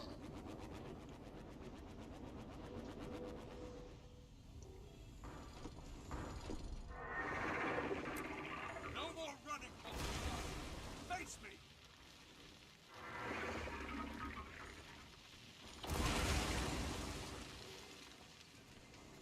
Gaining adrenaline.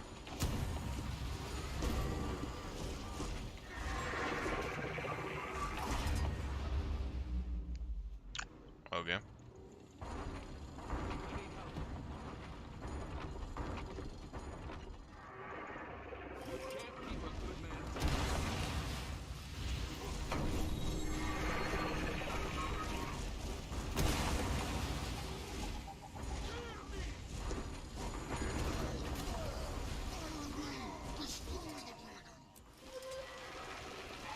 What does it take to finish this thing?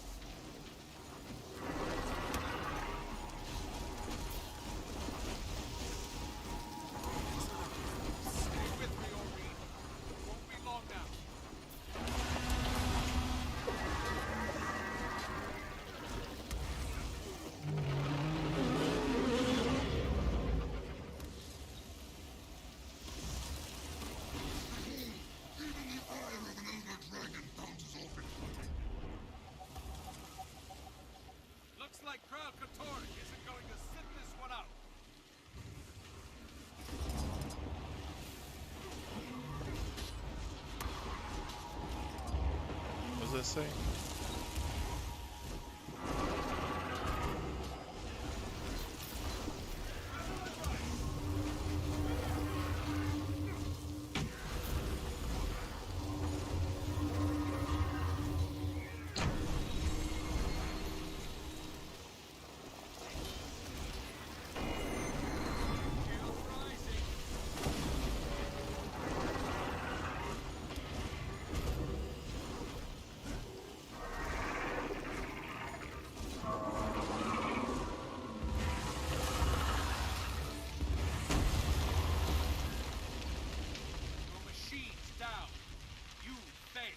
Killed Irene.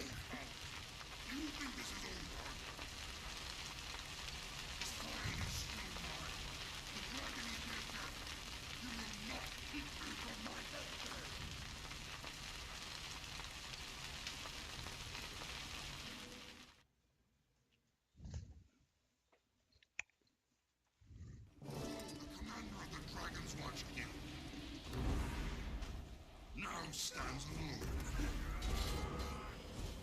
against the god of war, armed with nothing but a sword and the foolish belief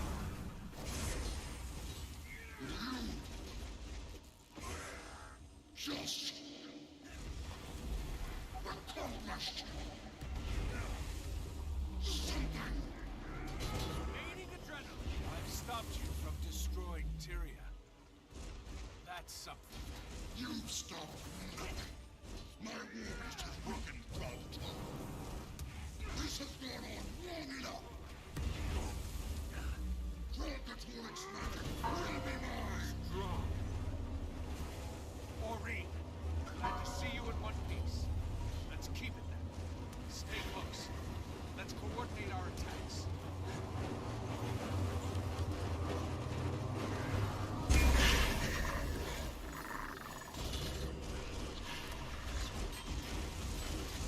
Baby dragon, stronger than a god. What's that?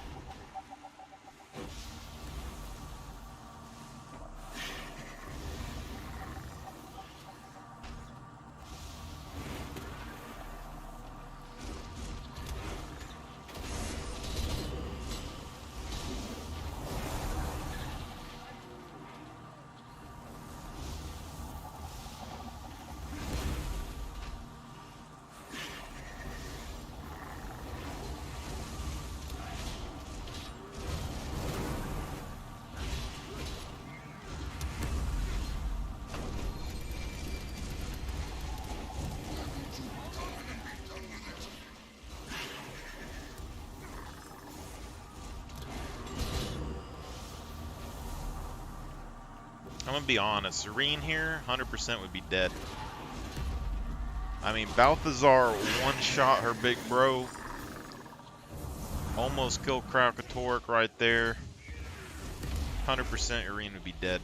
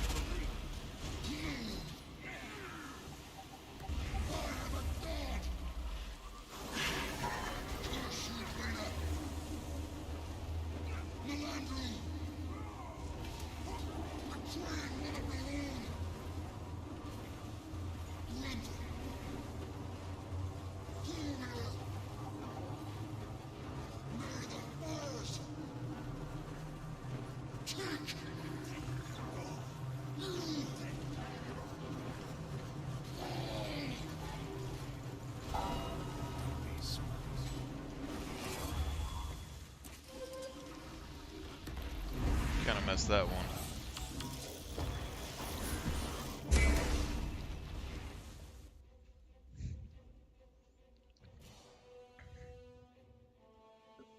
He didn't say Lissa. Another point of fact, Talissa is a bad person. And we're going to have to kill her. Because she's going to kill Grinth and Melandru and Duena. We already know it's coming. I don't know why people ban my Reddit post talking about this. I had layers and layers and layers of lines and lore and dialogue, color schemes. Lissa's bad.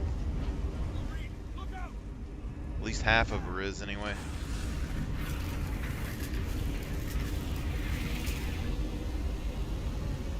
Balthasar is blue.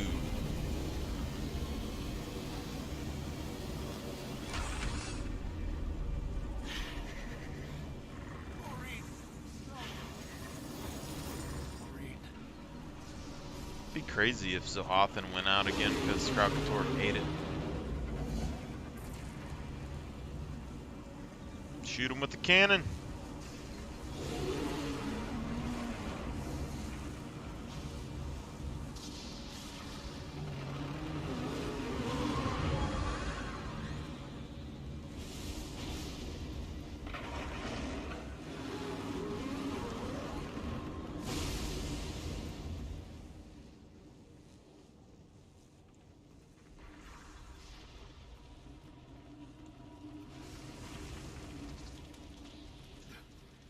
Commander, are you okay?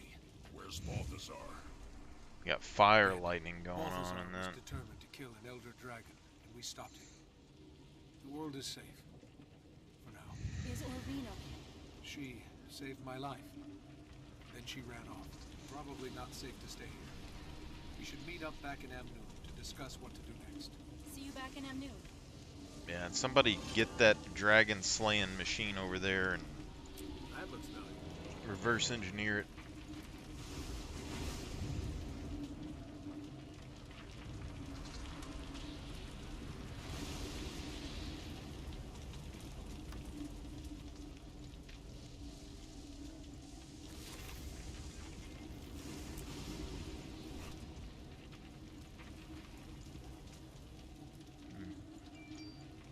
Medium armor vest isn't too bad.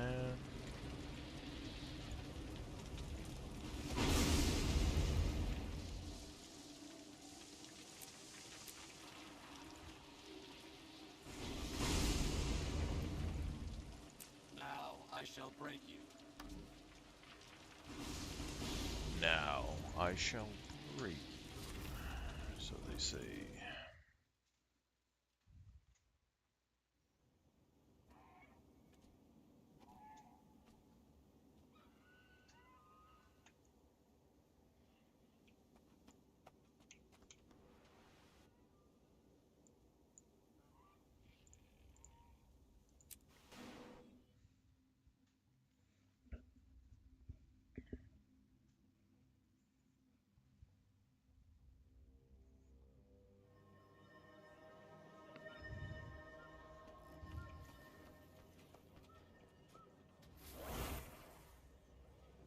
Tier 3 Norn Cultural.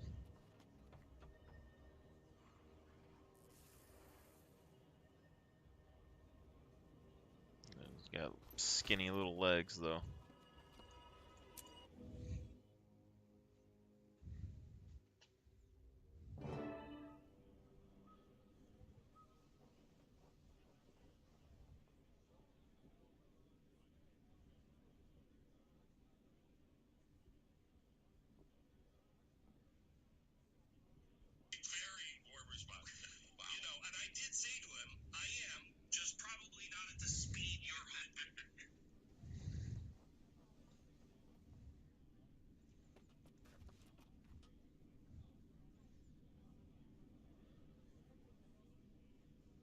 Those guys are pretty cool looking. Definitely more awakened here since Amnoon accepted Joker's support. Hey! Taimi! What are you doing in Amnoon? I decided to take a break from the lab and get back out in the field. I'm here to give you guys a hand and hopefully poke some stuff. Of course, I'm sure old Flunt and his flunky squad are probably combing through my dragon lab as we speak. Time. Anyway, Jury and I hitched a ride with Captain Keel and some trade envoys in her slow, floaty airship. This place really needs an Asura gate. Timey. Balthazar's dead. I heard! Congratulations! So what do we call you now? Dragon Slayer or God Stomper or what? Timey, focus. When Balthazar died, Kralkotorek absorbed most of his freed energy. Kralkotorek's even stronger and more dangerous than ever. Oh boy, that could seriously accelerate the Elder Dragon imbalance. I should run some worst-case hypotheticals right away. You're Begin lucky I'm destruction here. Good protocol. thing I got everything I need right here in Mobile Lab Scruffy 2.0. Excuse me, Commander. Cockpit Chief keeps Counselor getting Amon bigger on requests that your thing. presence inside for a small celebration to honor your victory. Sounds like someone's gotta go take a bow. Thank you. She's waiting for you now in the town square, sir. Everyone is. No rest for the heroic. Timey, I'll go say a quick hello to the counselor, then we can meet on the docks. I'll catch you up on everything there. You gotta explain who actually killed the, thing, though.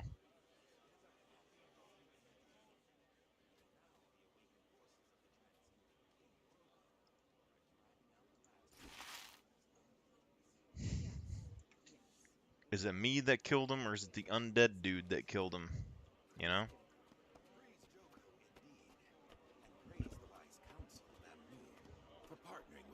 Hi, Commander.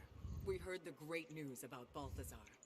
I hope you don't mind my arranging this little celebration of your victory. It's an impressive gathering, Counselor, but my crew and I really must rest. Of course, I'm certain killing gods must be exhausting work, but I can't in good conscience let Amnoon's heroes leave until you've all been fed, fawned over, and properly feted. Perhaps just for a moment. Oh, Commander, you've met our gracious ally from Joko's kingdom, yes? I understand some of the credit for your great victory lies with him. Lies indeed. In fact, I would say that most of the responsibility for my success with his king's army can be laid at his feet. When the truth about this victory is told to King Joko, I promise your name will come up as well. Oh no. Oh, no. Excuse me. I must go. Now.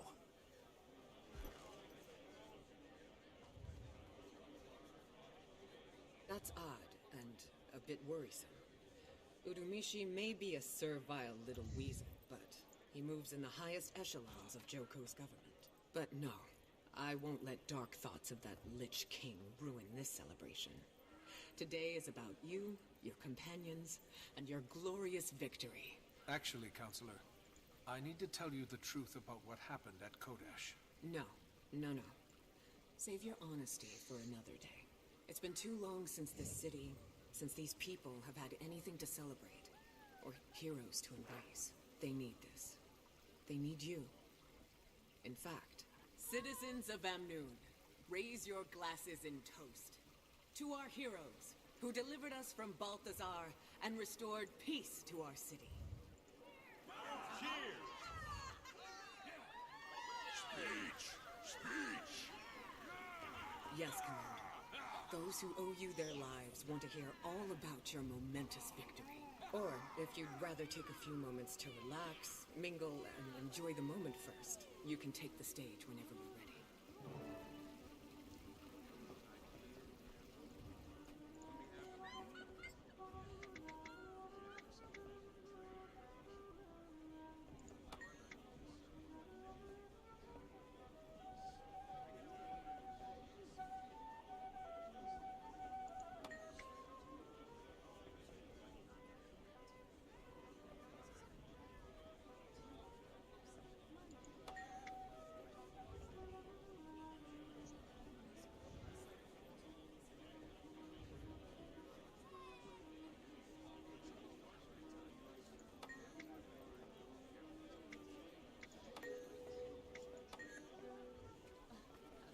For the last time, I am not a grouchy cactus man, nor am I a giant talking choya.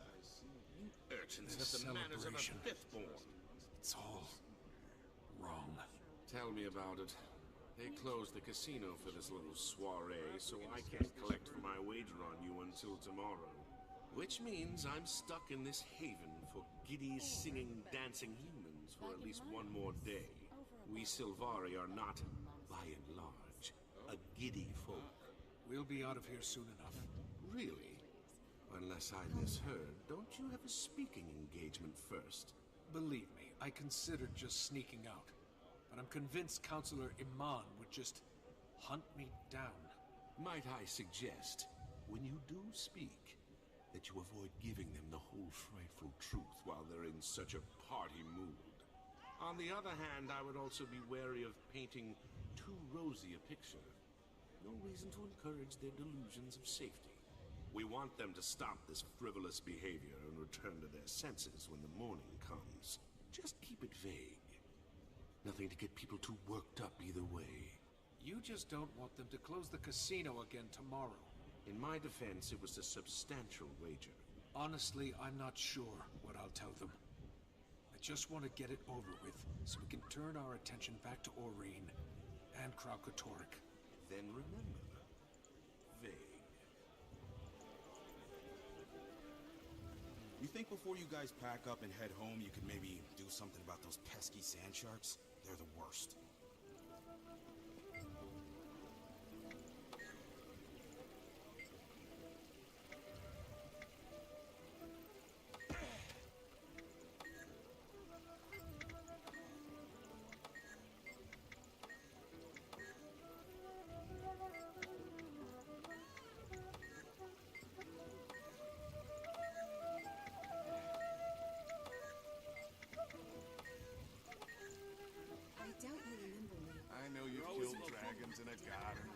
I still bet I could take it.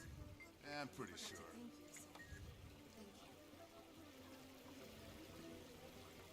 We owe you our lives. Is that him? Mommy, is that the hero?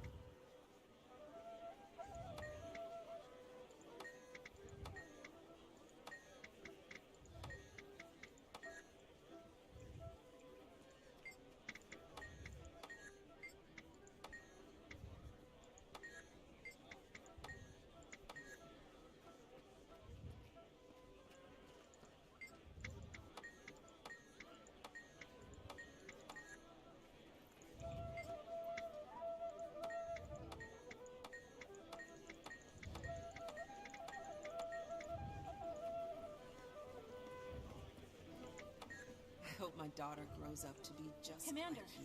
good. We've got to get back out there and find Aurene. And figure out what to do about Kraukotorik. We just have to make a graceful exit from this celebration. By the way, you're not considering telling these people everything that's happened, are you? I don't know yet. Please. I've spent a lot of time around these people. I'm not sure that they could handle the truth about the gods or the elder dragons. Not after all they've been through. Can't we just give them one day? I suppose it is true the most immediate threat is gone.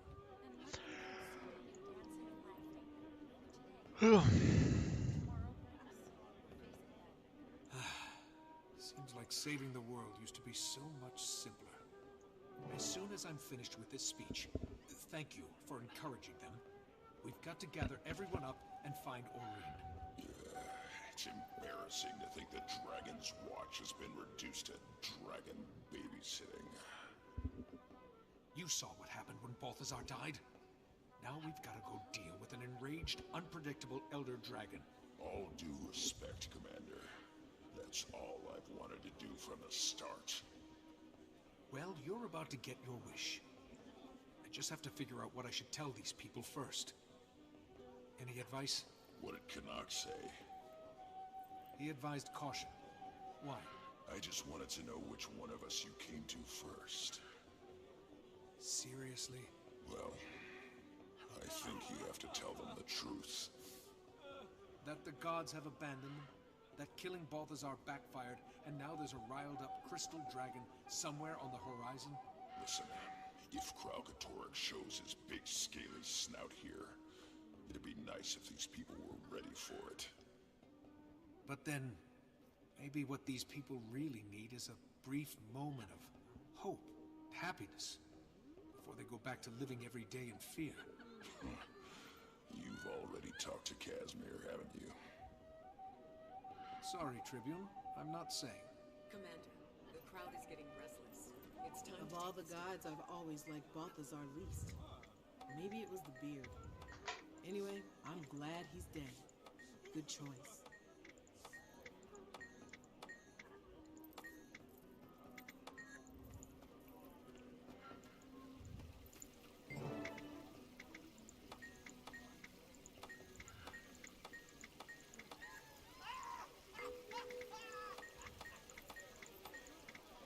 I've never seen an actual hero up close before. People of Amnoon, please open your hearts and prick up your ears for the warrior who stood toe-to-toe with the wrathful god. And how.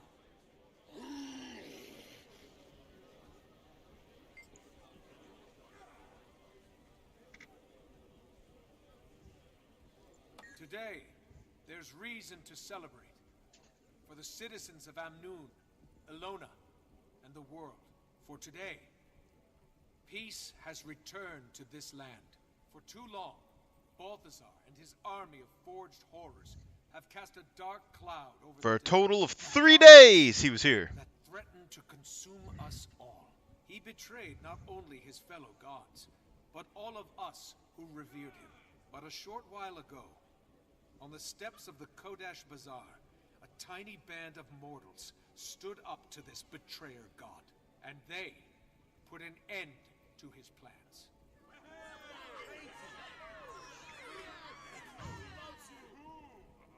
But Balthazar's death also stirred the elder dragon Kralkatorrik.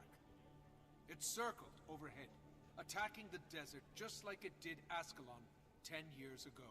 When the smoke cleared, we saw it disappear over the horizon. But the immediate threat is averted. Balthazar is dead. His forged army defeated, meaning tranquility in the desert. At least for now. Can't hear you. So by all means, celebrate. Enjoy this moment. For as of now, this world belongs to us. Not gods, not dragons, not awakened or forged or branded. To us. Elonians, Tyrians, Canthans, the world is changing. We, all of us, are the ones who are changing it. And woe to any who would stand in our way. So, a toast. Many challenges lie ahead. But may every battle lead to victory. And every victory to celebration. Thank you. Commander, such an inspiring speech. I'm just brimming with optimism about what good things tomorrow might bring. Chief Counselor, you and I should talk sometime before I leave. Absolutely. I look forward. So that a celebration for humans and not the awakened, and there's like a whole bunch of them just standing here. So we can figure out how to keep it from exploding into a million pieces.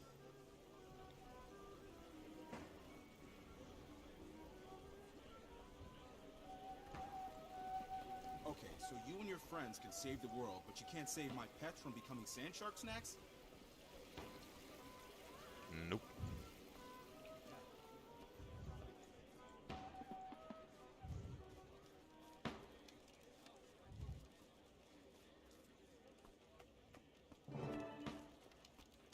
So, boss, what's next?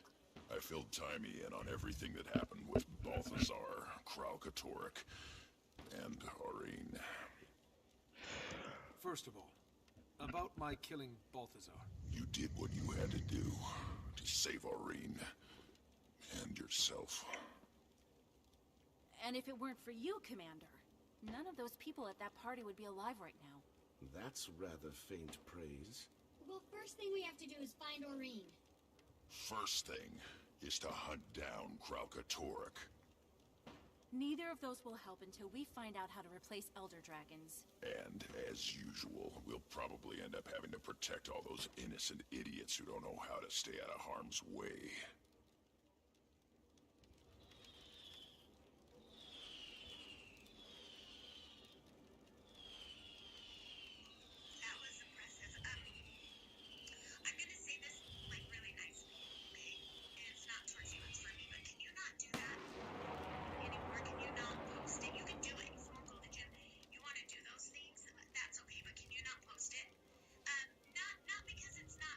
We're all thinking it, so I'll just come out and say it. Should we try one more time to get all of Dragon's Watch together? After all this time, do you even know where everyone is? Well, one of them is right here. Jory! Kaz, thank the gods you're okay. Canuck told me what happened with Balthazar. I was so afraid I'd never get to see you again. To tell you that I am so sorry about the way we left things. I know. Me too. I hate to interrupt, but did anybody feel that? Feel what? Oh dear. Tell me this is just a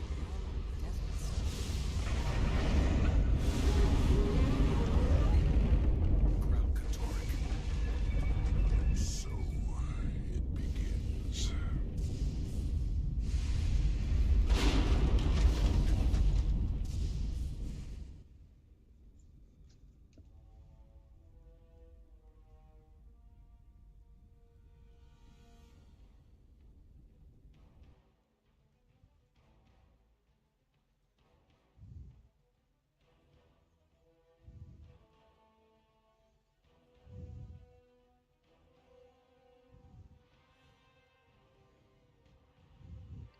So it's better just to warn everybody, eh?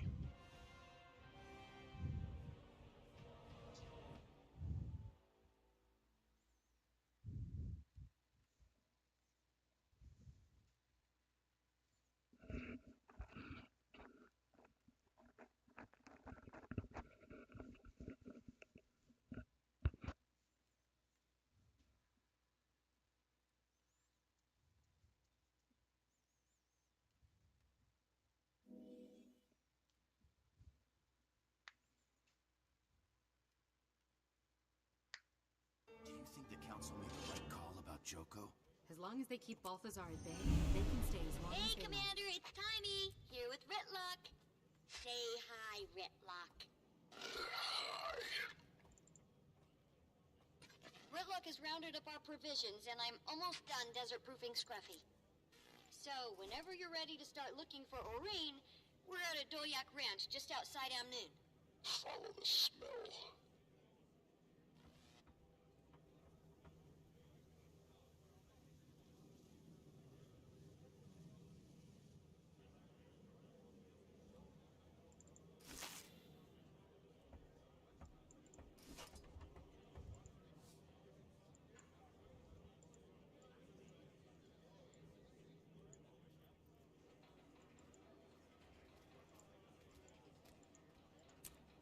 You can never have too much treasure.